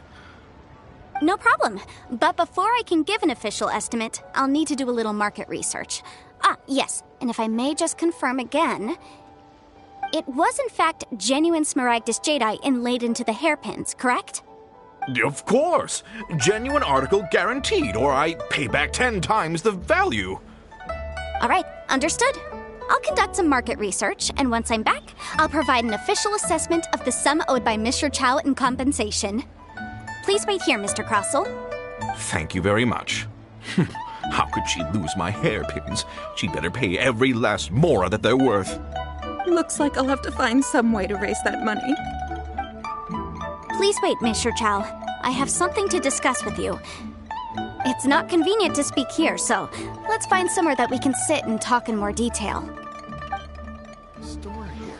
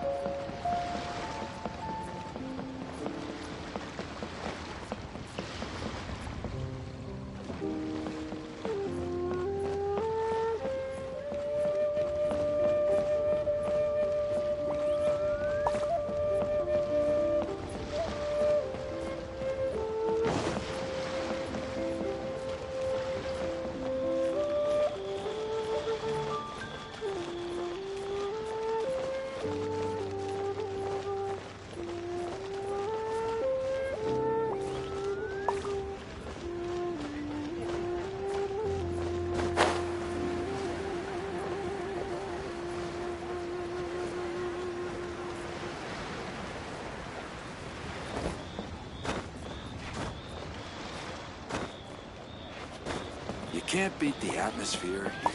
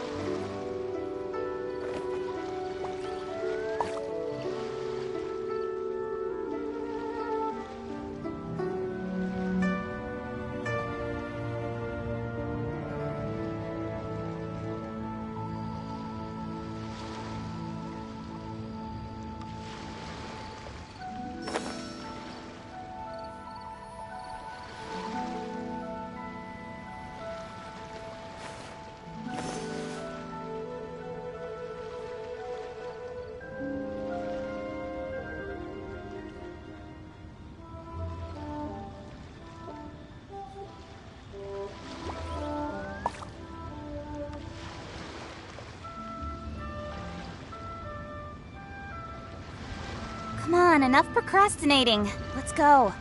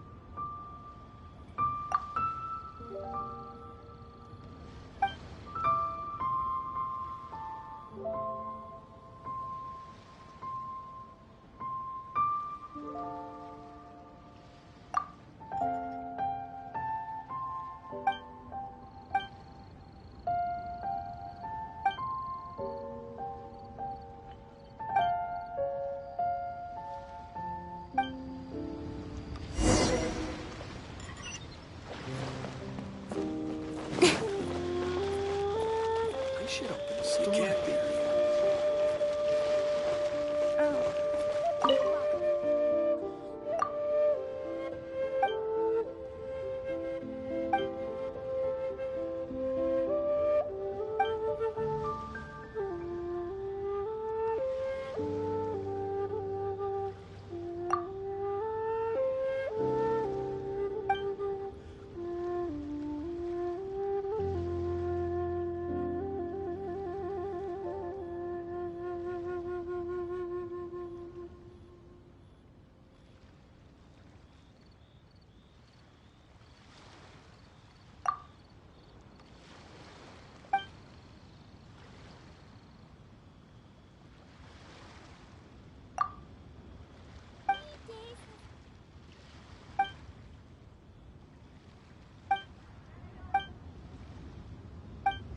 Welcome. Take a seat.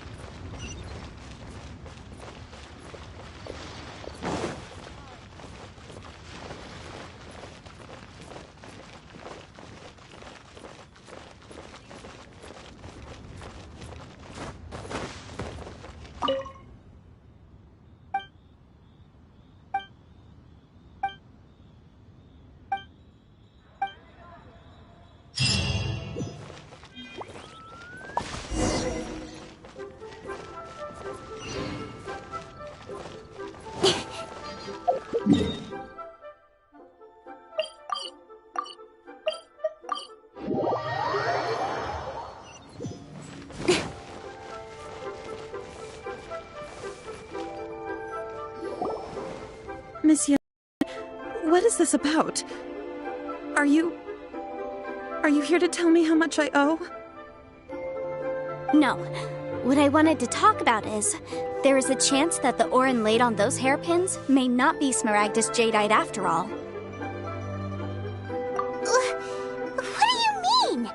Are you implying that you already sneaked off and found them? Obviously not. I'm no adventurer, let alone a member of the guild. I don't run thankless, time-consuming errands for a living. Let's just say I made some deductions. I don't know if Granny told you this, but Smaragdus Jadeite is found deep underground and contains very concentrated elemental energy. If mere mortals come into contact with it, well, they'll be sick in the best case. And in the worst case, they could even experience a dramatic change of personality. It most certainly would not be smooth to the touch.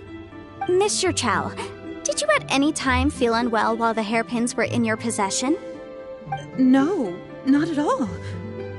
I felt perfectly fine the whole time. Not even the slightest bit unwell. I didn't feel anything special at all, in fact. Now that is strange. I noticed earlier that there were elemental traces in Mr. Crossel's vicinity. If I've deduced correctly, he may still have the Smaragdus Jadeite in his possession. If that's the case, we should go confront him right now and expose his dirty scam right to his face! Absolutely not. If we were to confront him now, there's no way he would admit to it. Eventually, he would find some argument to compel us to leave. And then, he'd throw the Smaragdus Jadeite into the sea the moment we were gone. After that, he would simply insist that Mr. Chow pay up per the contract. He would lose nothing. Meanwhile, we would have to look under every stone in Liyue, hoping and praying that the hairpins do actually still exist somewhere in this world. So vivid that Paimon thinks it might be experience talking. Oh, it certainly is. I've seen my fair share of situations like this, and brute force methods are certainly one way of resolving them. Fortunately, I have far more elegant solutions at my disposal. I'll share them with you in due course. Well then, since you're so experienced in dealing with problems like this, perhaps you could help me, Miss Yunfei. Oh, that won't be a problem. But first, Mr. Chow, could I ask you to please sign this contract? Huh? Does there have to be a contract for everything? Paimon can't even keep track. It feels like Yanfei is even more concerned with them than a certain someone else we know. These are my formal terms of engagement. Everything prior to now has just been pro bono advice. But for me to investigate any further, I require a written contract. Any work commissioned but not bound by a contract cannot be relied upon. I understand. Then I will be glad to place this matter into your capable hands if you will take it, Miss Yunfei. No problem. Just sign here, and I'll sign too. Okay. Now write your address here, and then sign on this page as well. And I'll also need your signatures on pages 5, 7, and on the very last page. Finally, if you could just use this ink pad to make a handprint over here. This contract has so many pages. All right, that should do it. My fees are the same as always, and they're written in the contract. Have a look through and let me know if you have any questions. I've had a read through. Everything checks out. Well then, here's your copy of the contract. I will retain the other copy. Not for now, no. Despite how intractable this problem might sound, it will actually be quite straightforward to resolve, once we've got some things squared away. I don't believe you have been part of an investigation like this before, in which case, hopefully this should be quite the experience. Miss Yunfei, I have to ask, why are you helping me? Because, as it happens, I'm currently trying to acquire some Smaragdus Jadeite myself. I noticed strong traces of geoenergy around Mr. Crossel, so perhaps he has, in fact, secured some. Whether he actually made it into an item of jewelry or not is a separate matter, but either way, it's a lead. As long as we follow it, who knows? We might just be able to get our hands on some Smaragdus Jadeite. Also, the idea of someone abusing the law to their advantage, I won't stand for it. But again, let's not dwell on this. Let's go to...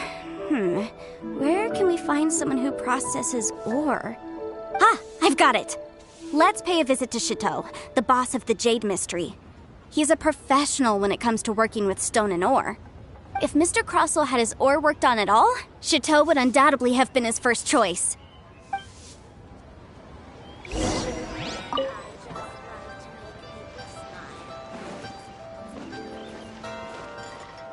I can't believe the well got polluted.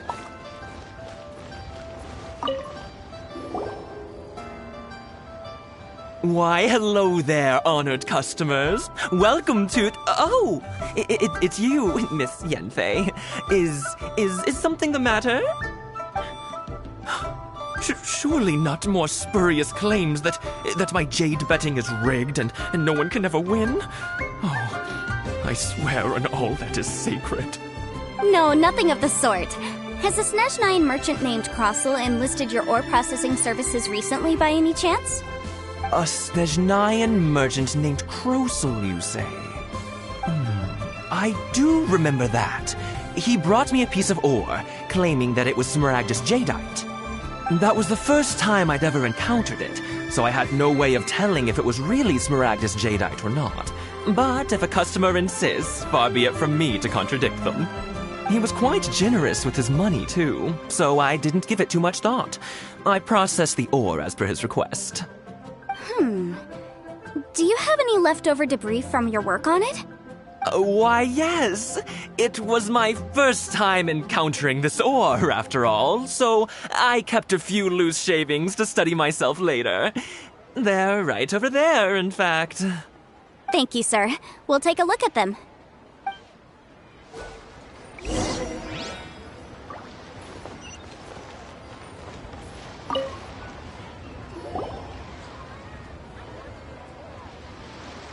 Huh? If my eyes don't deceive me, the cross-sections and patterning suggest that these are Smaragdus nephrite shavings. Yes, it's not particularly rare, nor is it especially valuable. It's used to make jewelry all the time. I've heard it said that Smaragdus nephrite is in fact the outer layer of Smaragdus jadeite, though no one's ever proven it. A thin layer of separation, huh? If you must see for yourself, try examining these shavings for traces of elemental energy. Smaragdus nephrite is an entirely ordinary ore, containing no elemental energy whatsoever. Is that so? Well, we might as well give elemental sight a shot. So, did you find anything? So they really are different. But wait, how come Jichao was able to tell what it was just by looking at the shards? That's pretty awesome. There's nothing special to it. It just so happens that I've come across a great many of these in my time. These two stones actually look very similar. Someone without a deep understanding of them would find it very difficult to tell them apart.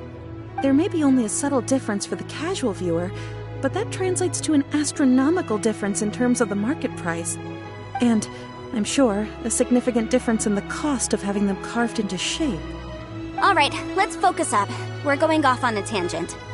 But never mind, Shirto. Why would Mr. Crossell... Unusual actions have unusual reasons behind them. Let's take some of these shavings back to Chateau.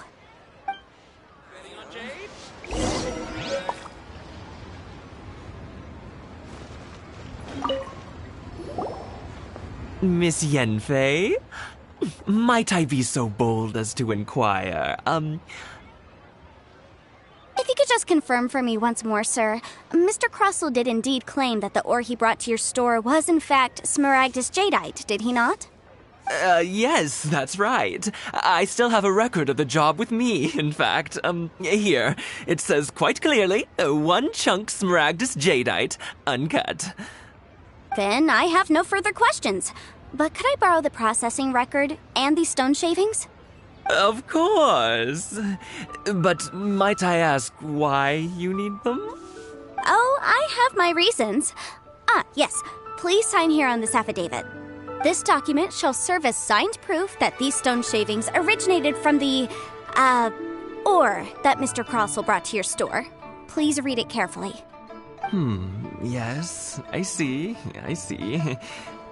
Forgive me for asking again, Miss Yanfei, but might I know the nature of the incident on this occasion?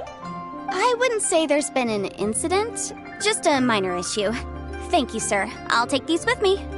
With this hard evidence to back us up, Crossell won't dare try to deny what he did.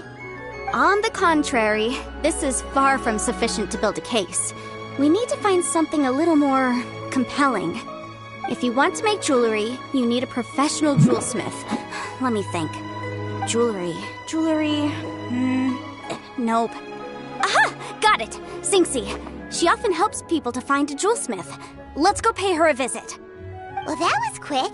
How come you know so many people? Because lots of people come to me for legal advice every day. As you know, Liyue Harbor is the city of contracts. And contracts, well, I should say laws, are very important to us. But the amendments made by the Tianquan to our laws are unnecessarily complicated. How can I put this? It just seems like they're hard to understand and impossible to finish. As such, legal advisors like myself provide quite the popular service indeed. So you help them make sense of the law. But didn't you say that it's hard to understand and impossible to finish? Yes, well, that's no obstacle because I've memorized all the legal codices. You memorized them? You sound surprised. Knowing the law inside out is a legal advisor's bread and butter, you know? Oh, this has nothing to do with being an adeptus. I just like reading things. Again, with that casual tone. Well, that's that then. Let's go look for Singsi.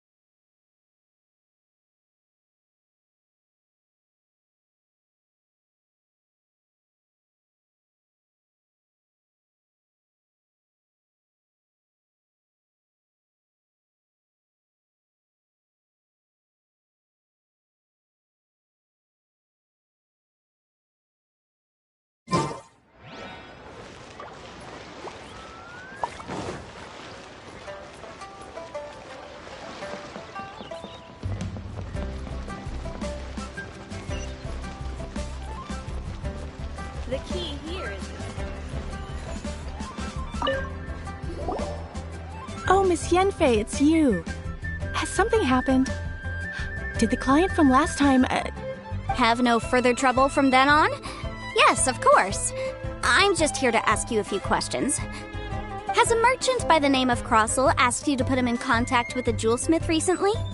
Crossel? Yes, I remember him. He's a merchant from Snezhnaya, no? Yeah, he came to me with a chunk of something he called Smaragdus Jadeite.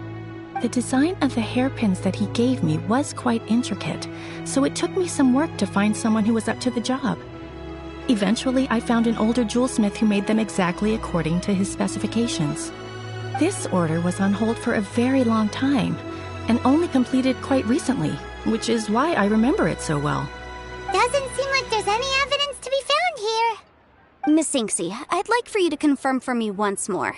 When Mr. Crossel commissioned you to find him a jewelsmith, did he or did he not assert that the material he presented to you that day was called Smaragdus Jadeite? Yes, I'm sure of it. The hairpins were made using many expensive materials, and the asking price was quite high, so we had to put this transaction on record with the Ministry of Civil Affairs. Mr. Crossel wasn't very familiar with the necessary procedures, so I filed it on his behalf. I also kept a copy for my own records. See for yourself, the item is called Smaragdus Jadeite Twin Phoenix Pins. The inlaid gemstone is recorded as Smaragdus Jadeite. The document even has the official seal of the ministry on it. Thank you, Sinxi. Now, could you let me borrow this document? Sure, it isn't serving much purpose here anyway. I take it then that there's been some more trouble? Nothing you need to worry about, just a minor issue. I'll return your document as soon as I'm done with it. Thanks again. Why is everyone's first reaction always to assume someone or something is in trouble? I believe we have almost all the evidence we need. We just need to make one last trip. Let's go to Boo Boo Pharmacy to speak with Dr. Baiju. The weirdo with the snake around his neck? What do you want to speak to him for? Because only he can provide an authoritative statement confirming that Smaragdus Jadeite is harmful to the human body. Once we have this final piece of evidence in our hands, we can wrap this case up.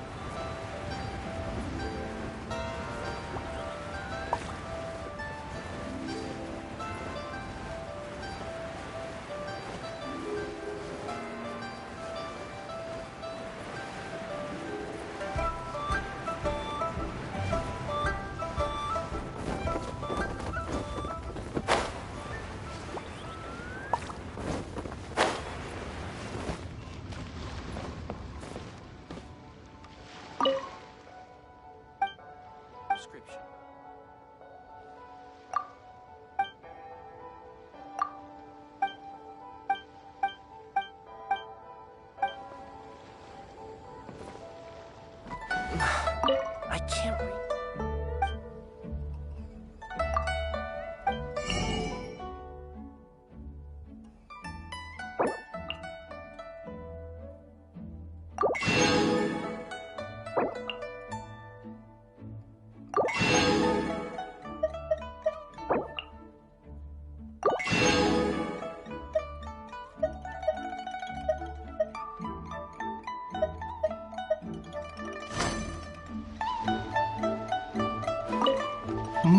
My, to what do I owe the pleasure? Though I'm afraid that if you're looking for our little Chi-Chi, she's out gathering herbs. And if it isn't Miss Yenfei as well, now that's an even rarer honor. What business brings you here, might I inquire? Some charlatans peddling ineffectual medicines again, no doubt? No. I'm here this time to ask if you're familiar with Smaragdus Jadeite. Smaragdus Jadeite? Why, yes, there is some information about it included in the 6th commentary on the 7 mountain treatises. The Seven Mountain Treatises states that this substance springs forth from stone marrow within the mountains and will bring disaster to any mere mortals who touch it.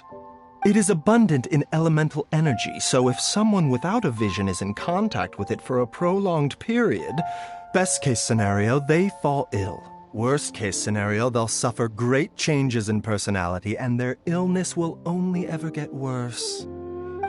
Anyway, I'm sure you didn't come all this way just to chit-chat.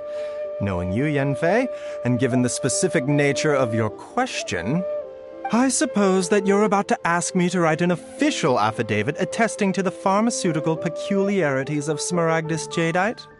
That is indeed the case. If you would be so kind, Dr. Baiju. No trouble at all. It's just a single document. Won't take me a moment. I would mention, though, that you are not the only one who's developed a curiosity for Smaragdus jadeite recently. A Snezhnayan merchant came to ask me about it not long ago.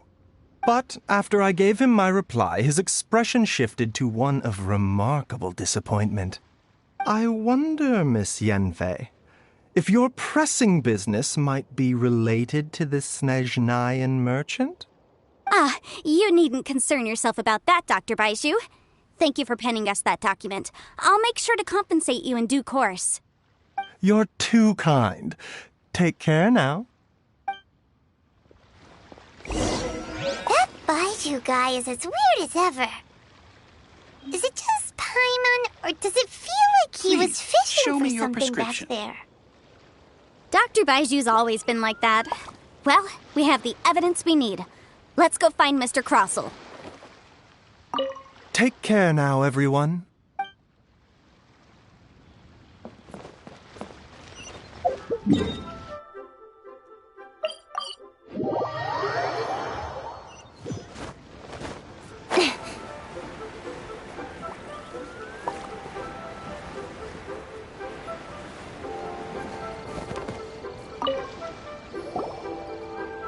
Miss Yanfei, have you finished your investigation?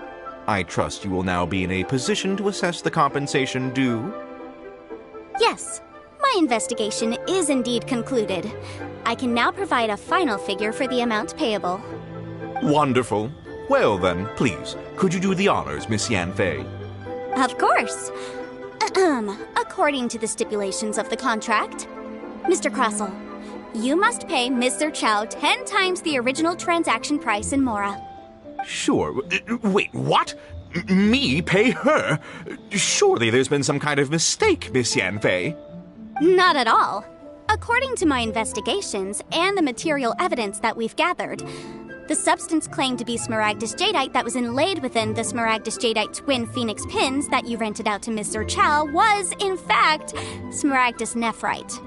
Now, the contract states very clearly that 10 times the price shall be paid should the article not be genuine.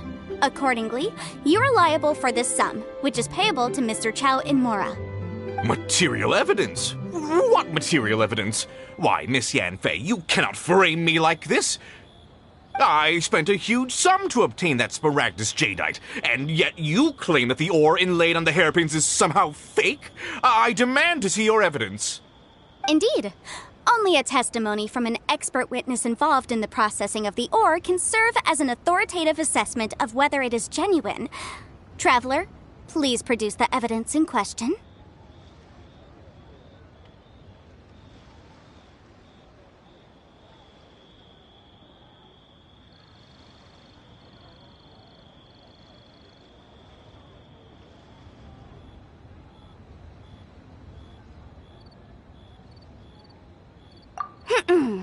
If we want to determine whether the ore is genuine, we need to start with evidence from the Jade Mystery.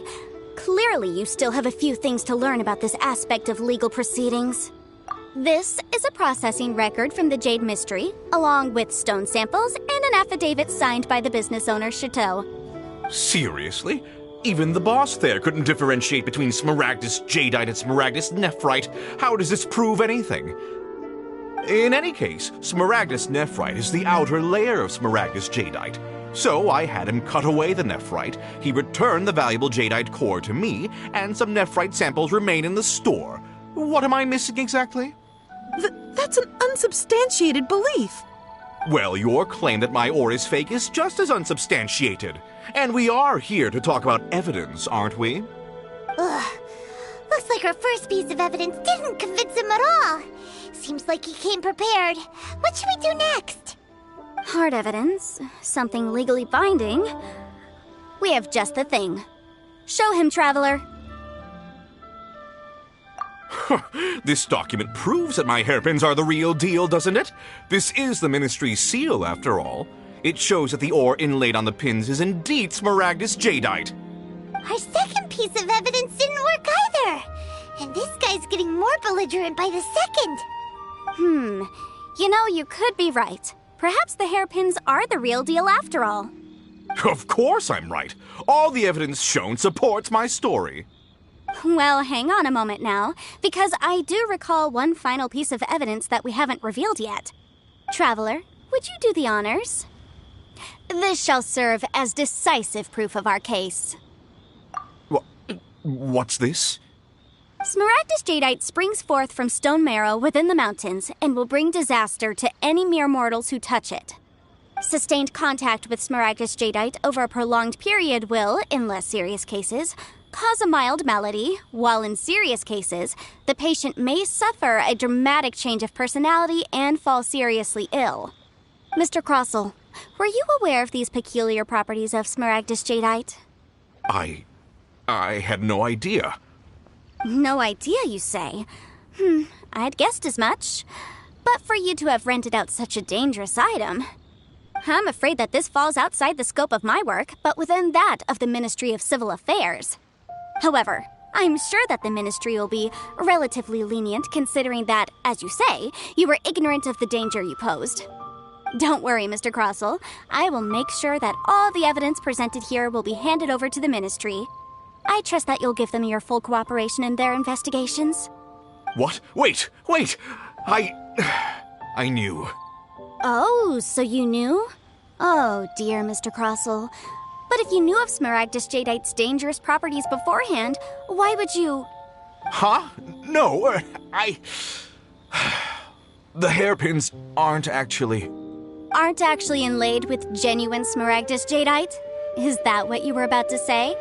You do understand, Mr. Crossell, that this means that you will have to pay Ms. Chow 10 times the original price in Mora? Mr. Crossell, your answer, please.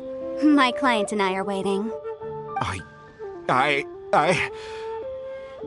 he's seriously intimidating right now. It's like she's a different person. I admit it. I confess. The ore I had inlaid on those hairpins was Smaragdus nephrite. But I'm a victim in all of this, too. I invested a great deal of time and money into acquiring that small amount of Smaragdus jadeite, in the hopes of turning it into a piece of jewelry that would fetch a fine price.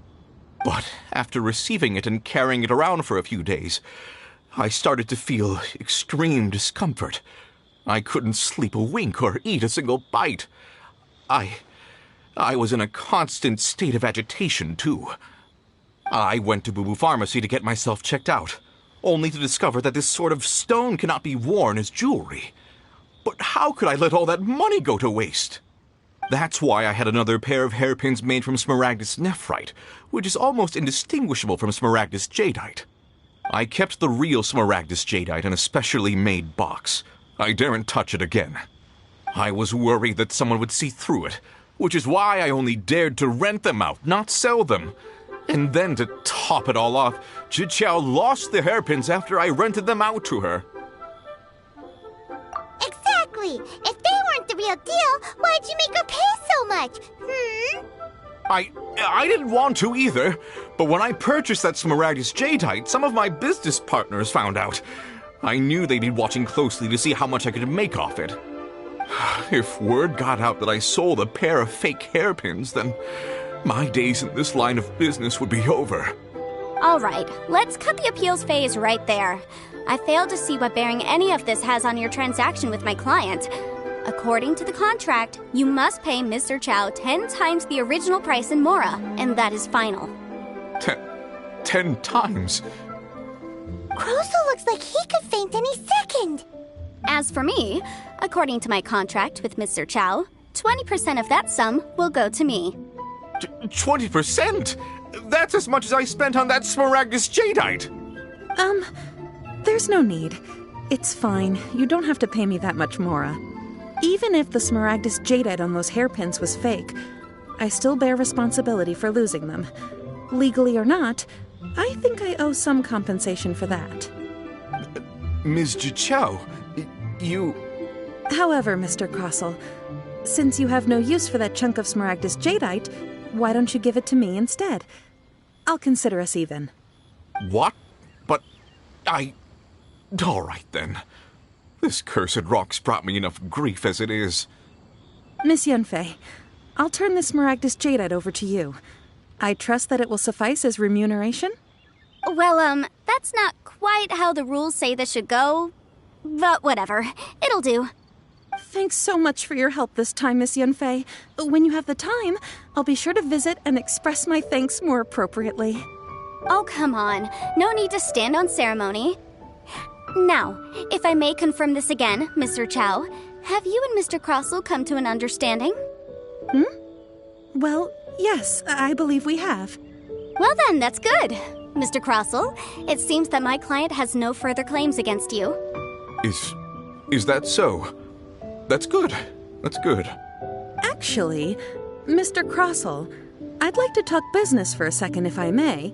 I could see from the hairpins you produce that you're very skilled in jewelry design. My family, on the other hand, works in the ore business, and we have a fair stock of fine ores. If we could join forces, your jewelry designs and our choice ores, I think we could do some fine business between us. Let me think for a moment.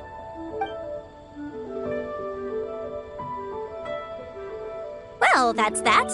And we've got the Smaragdus Jadeite that Granny wants too. All's well that ends well, eh? Exactly. Usually when someone tells us they've lost something, we end up searching all over the place for it. But this time, you managed to solve the problem with just a big stack of documents. Even though the solution didn't involve actually finding the hairpins. The right solution depends on your perspective on the problem. The objective of my client, Mr. Chow, was to reduce her liability to pay compensation. So, rather than looking high and low for some hairpins, proving that the rented item was nowhere near worth what the vendor had claimed it to be was the more efficient solution. An Adeptus.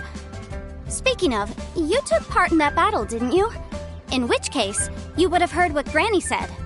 Liyue Harbor is now a city ruled by humans. The title of Adeptus means precious little to me compared to my job as a legal advisor.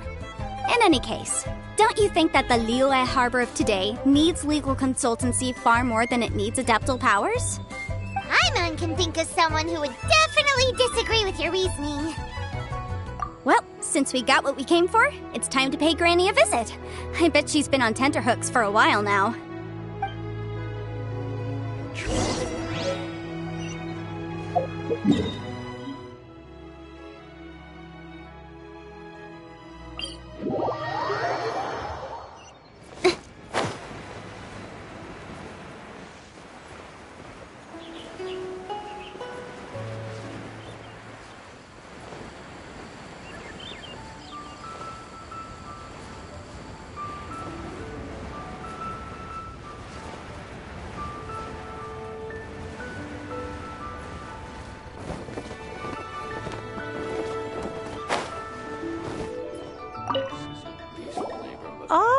You've returned. How did it go? Were you able to find the Smaragdus Jadeite? Good. Then we have all the materials we need. Well, if we're all set, Granny, I'll get going now. Got a ton of clients waiting for me back at the office. Oh, you. All right, then. Go see to your business. Granny should be able to handle the rest. I'm off then. Bye! Oh, yes, Traveler. Make sure you don't lose the business card I gave you. I've been looking into the laws of other nations as well. If you should ever bump into any trouble with the law, come find me directly. Regulars get discounts, too. Come now, child. Are you leaving or are you not? If you have no wish to leave, perhaps you'd like to help me clean my teapot, I'm leaving! I'm leaving! That child. Goodness knows where she learned to be so rambunctious. Her father was hardly so riotous or fond of talking nonsense back in the day when he stood beside Rex Lapis. Indeed she is. Liyue has changed, and the Adepti must also learn to change. Yanfei might be overly garrulous, but she is also the most intimately acquainted with the city among us all. Liyue is not the same place I once knew.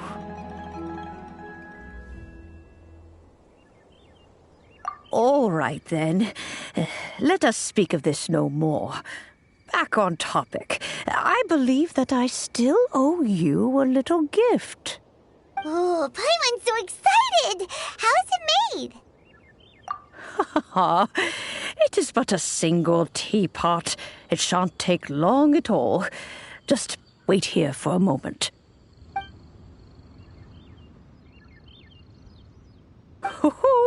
There we go. This Serenity pot is all yours now. Hold it firmly. If you were to drop it, oh goodness, who knows what might happen. Take these blueprints with you as well. You'll need them if you wish to make your teapot a little more lively inside. Wait a minute, Granny. How exactly are we supposed to use this teapot? Oh, you needn't worry about that. I've already arranged for a certain little helper to await you within this teapot. She will explain everything you need to know about it. This is a peaceful neighborhood.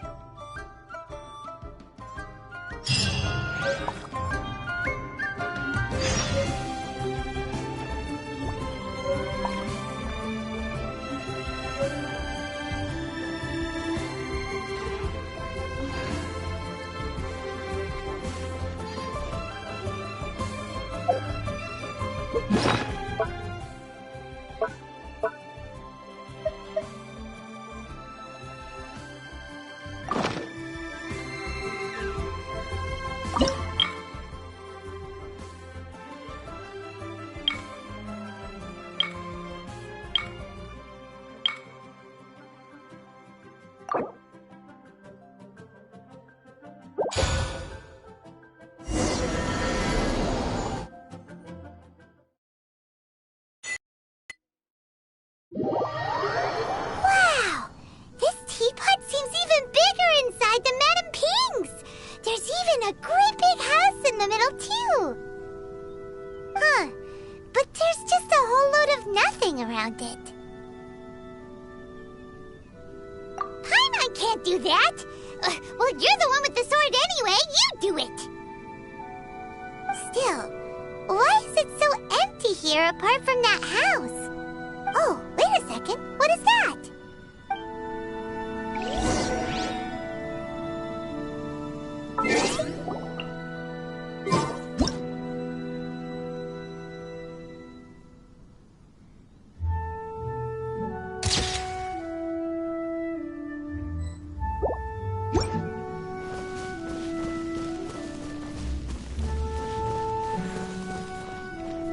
Well, it seems that we have a visitor. It's a huge finch! Excuse me, I am not a finch. I am a teapot spirit, and you may call me... hang on a moment. What am I supposed to be called again? Oh, call me. I suppose you may call me Tubby. So you're the little helper Madame Ping mentioned? Madam Ping? Oh, you must mean Ping. Yes, she did summon me here. She told me much about you. You may leave all matters regarding the upkeep of this realm to me. Your journey may be far from over, but at least this way you will not want for a comfortable place to sleep each night. Though it is the Adepti who create realms such as this, they generally do not have the time of day to attend to the banal matter of their maintenance. Thus, we teapot spirits were created to help guard their realms and manage their affairs. You may consider me a butler, if you will. Now, allow me to explain this realm to you. Have you any blueprints on you? Specifically, blueprints with beautiful rooms, chairs, and the like. As long as you have a blueprint, you can refashion this realm however you please. Blueprints? Oh, that's right! Granny handed us some when she gave us the teapot, didn't she? Let's take them out and have a look.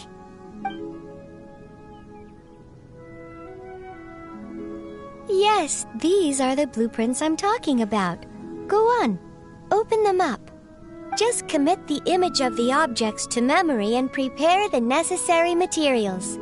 Then simply release the thought from your mind and the object in the blueprint shall appear within this teapot.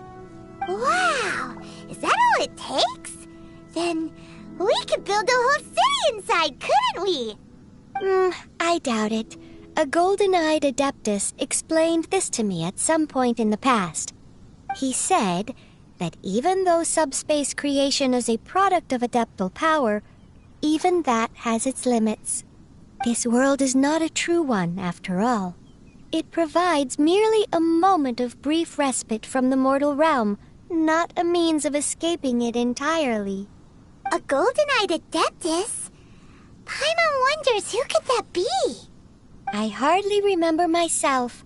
What's more, I have never seen that adeptus again since. Well, let's not dwell on that. Have a look around. Best you get accustomed to this realm.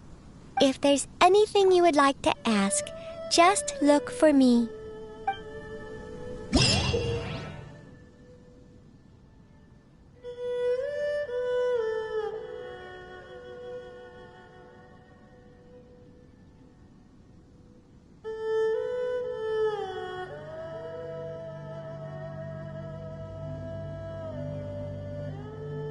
I'm all for work-life balance, but I think this is pushing it.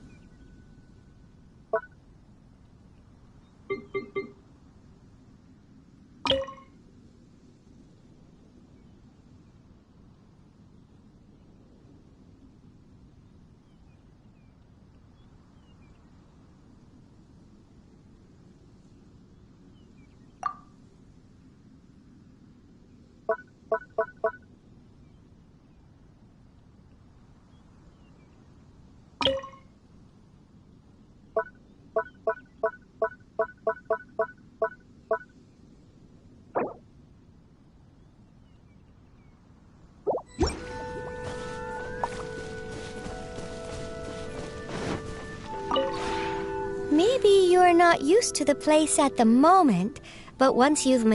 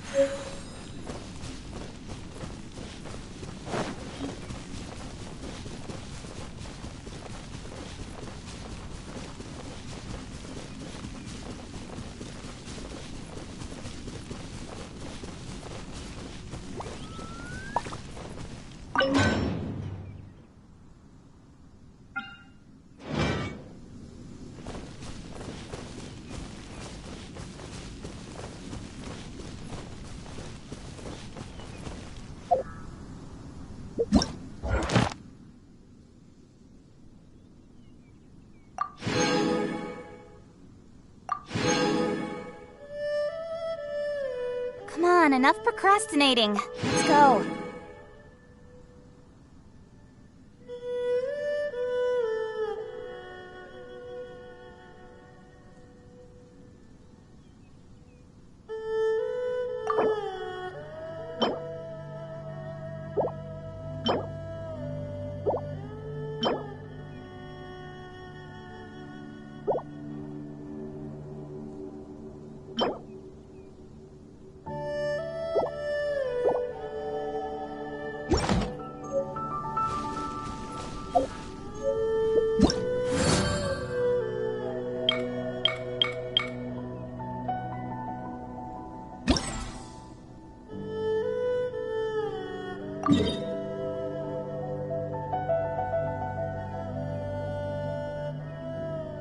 I'm all for work-life balance, but I think this is pushing it.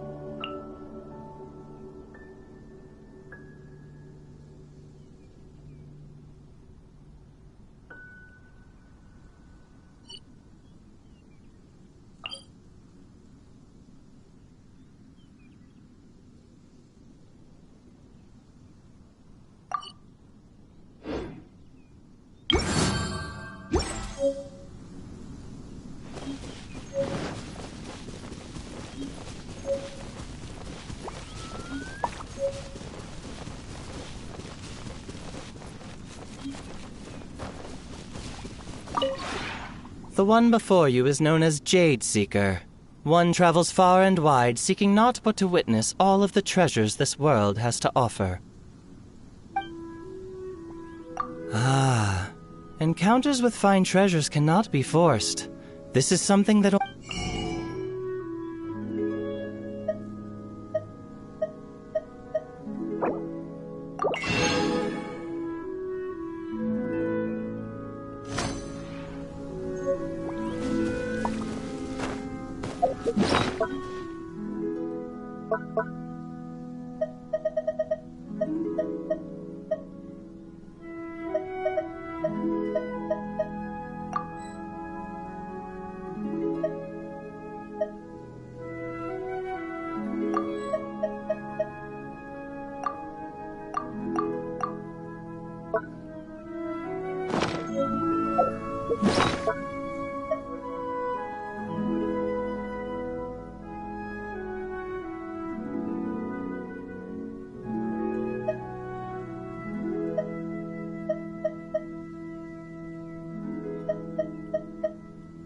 Come on, enough procrastinating. Let's go.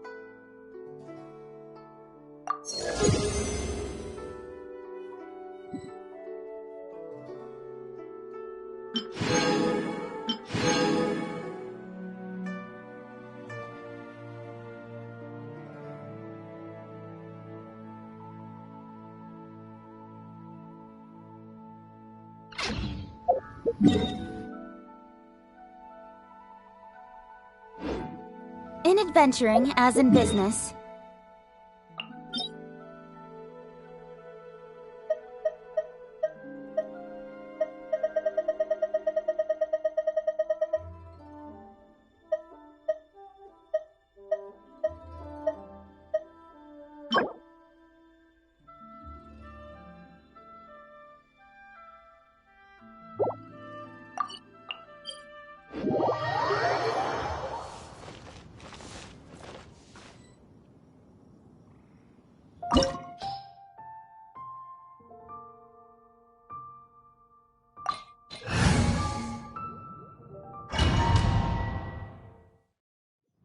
This opportunity is quite hard to come by. Well then, amuse me.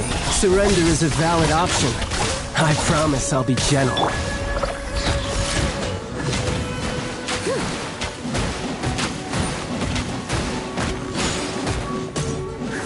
Poor timing. Cowering already? fate is upon you. Don't blink! Hey! Nowhere to hide!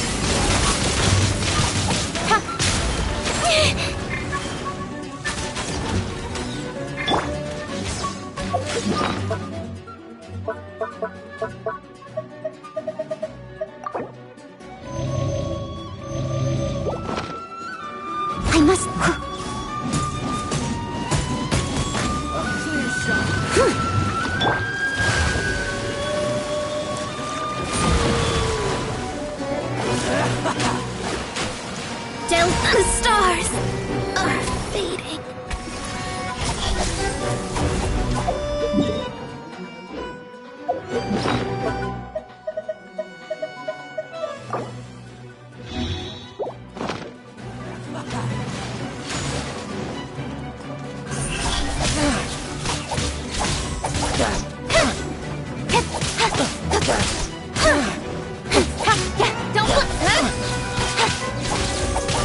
sensible effort.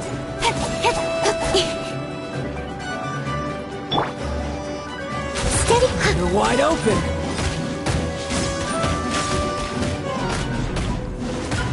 You've made some progress. Guess I should take your nurse. Cut to the chase. Got lucky that time.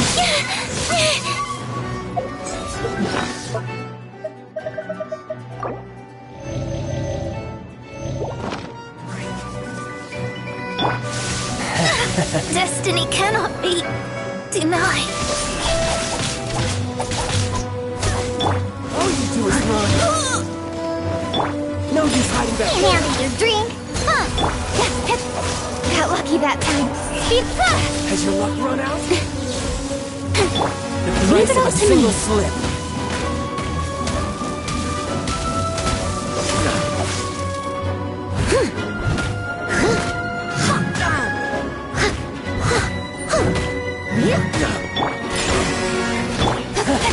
You've got some skills.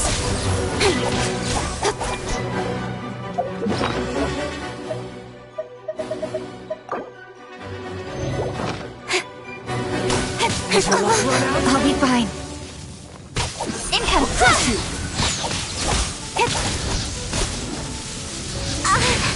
I will not go quietly.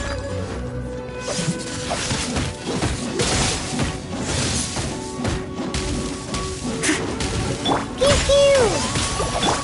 Something else catch your eye?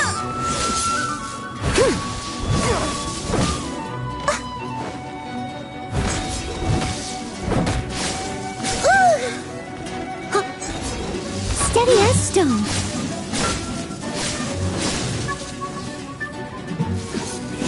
This!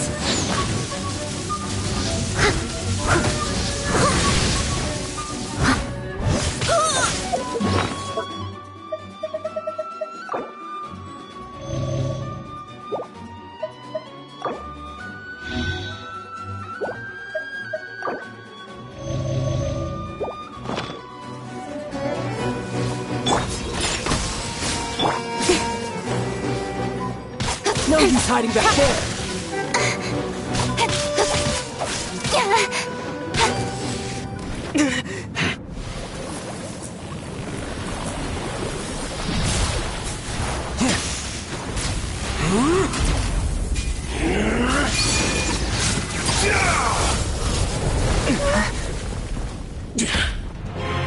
Your strength is praiseworthy. I too shall use all of mine. So, don't you dare disappoint me. Foul legacy, the devouring deep!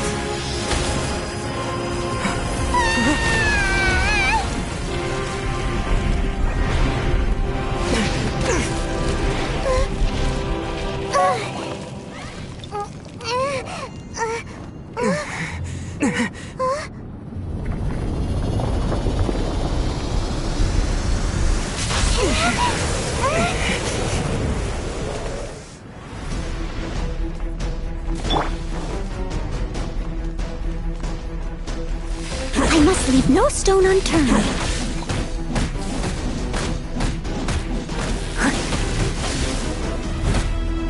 On a rock! Speed of light!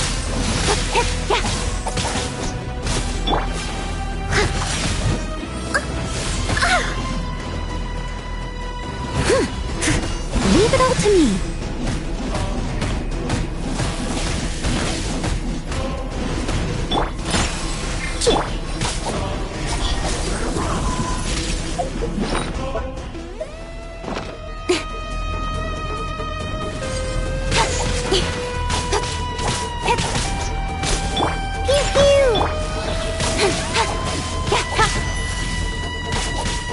Steady.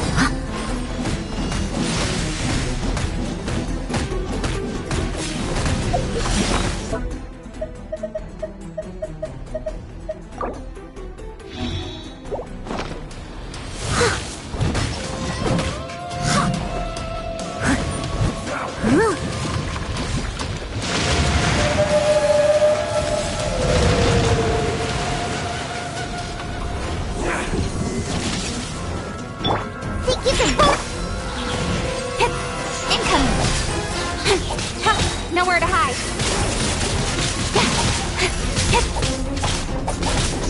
Die here. Leave it all to me.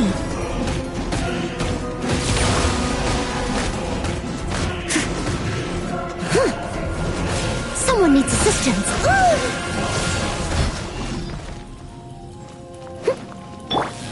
Leave my space. I'm a rat.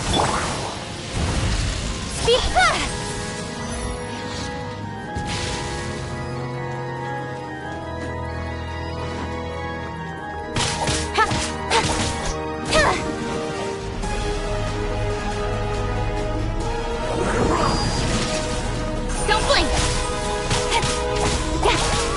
Got lucky that time. I must.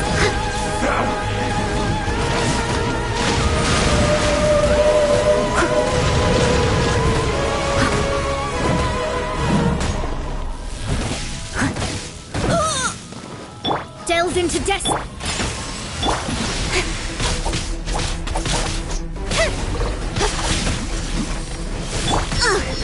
I missed a spot. Time to clean up.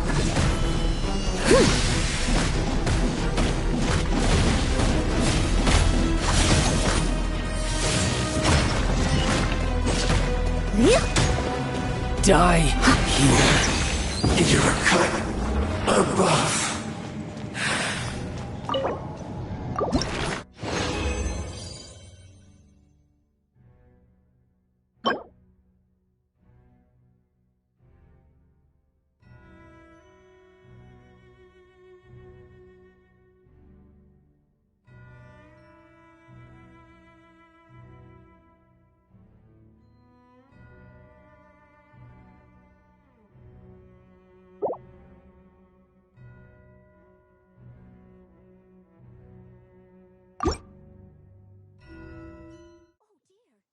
Everyone's laundry is still on the line.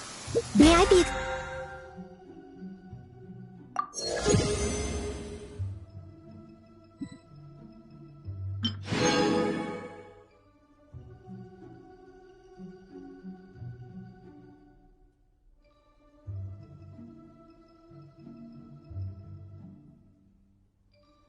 Excused to fetch it in?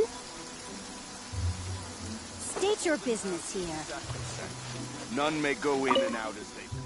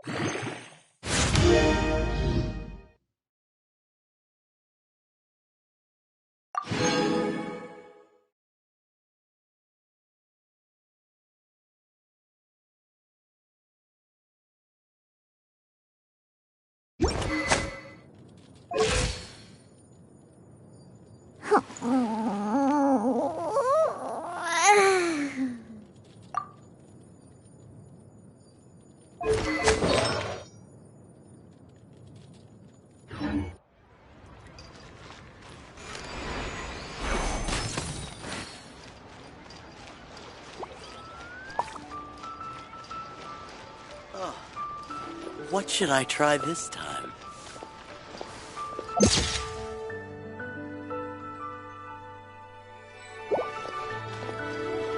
Try your luck betting on Jade?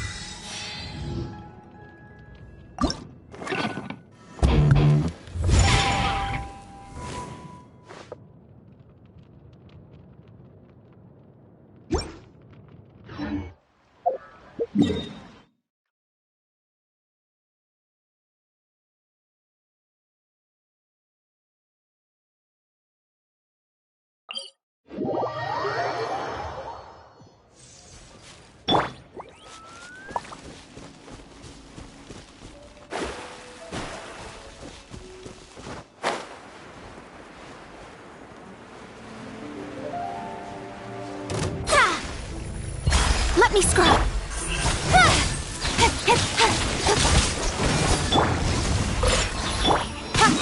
With sword comes shadow! Delves into death!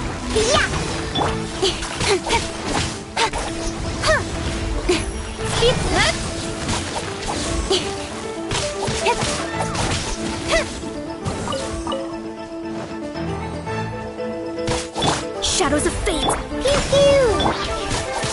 Don't blink!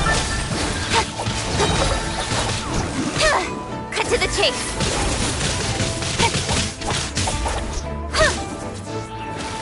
Speed up!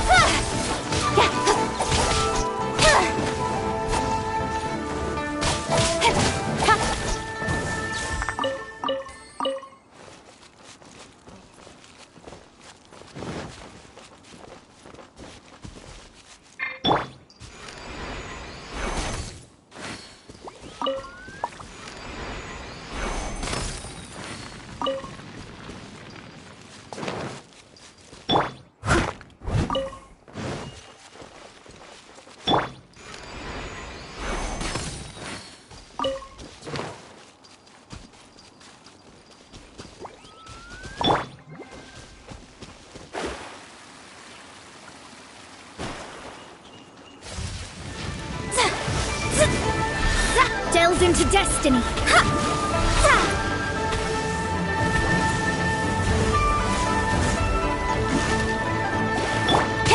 Incoming.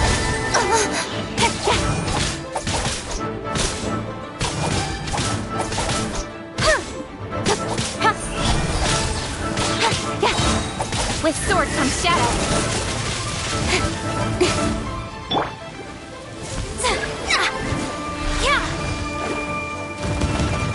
Let me scribe.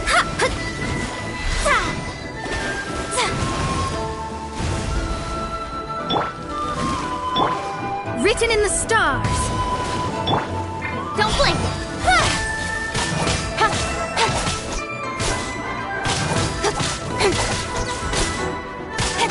Income.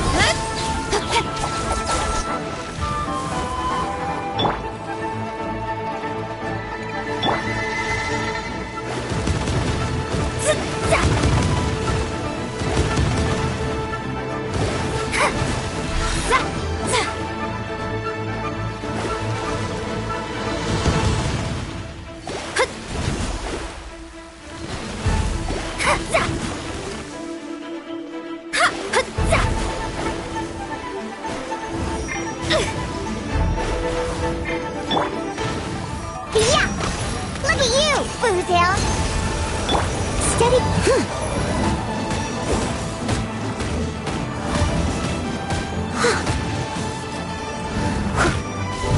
Delve into death!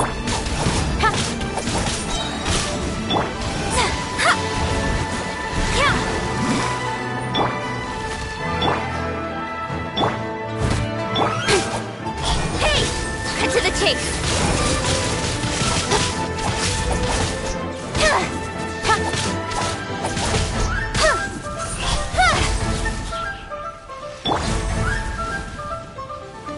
Let me scribe!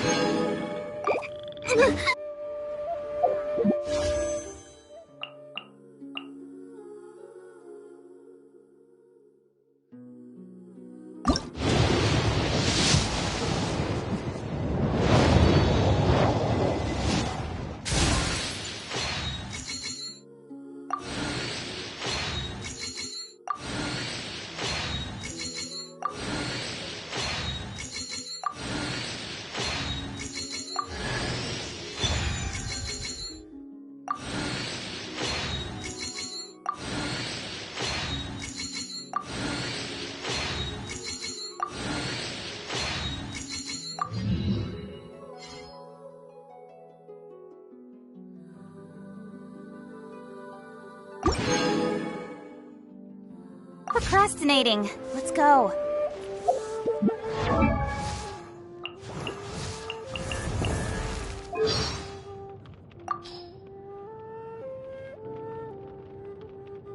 I'm catching up with you, traveler.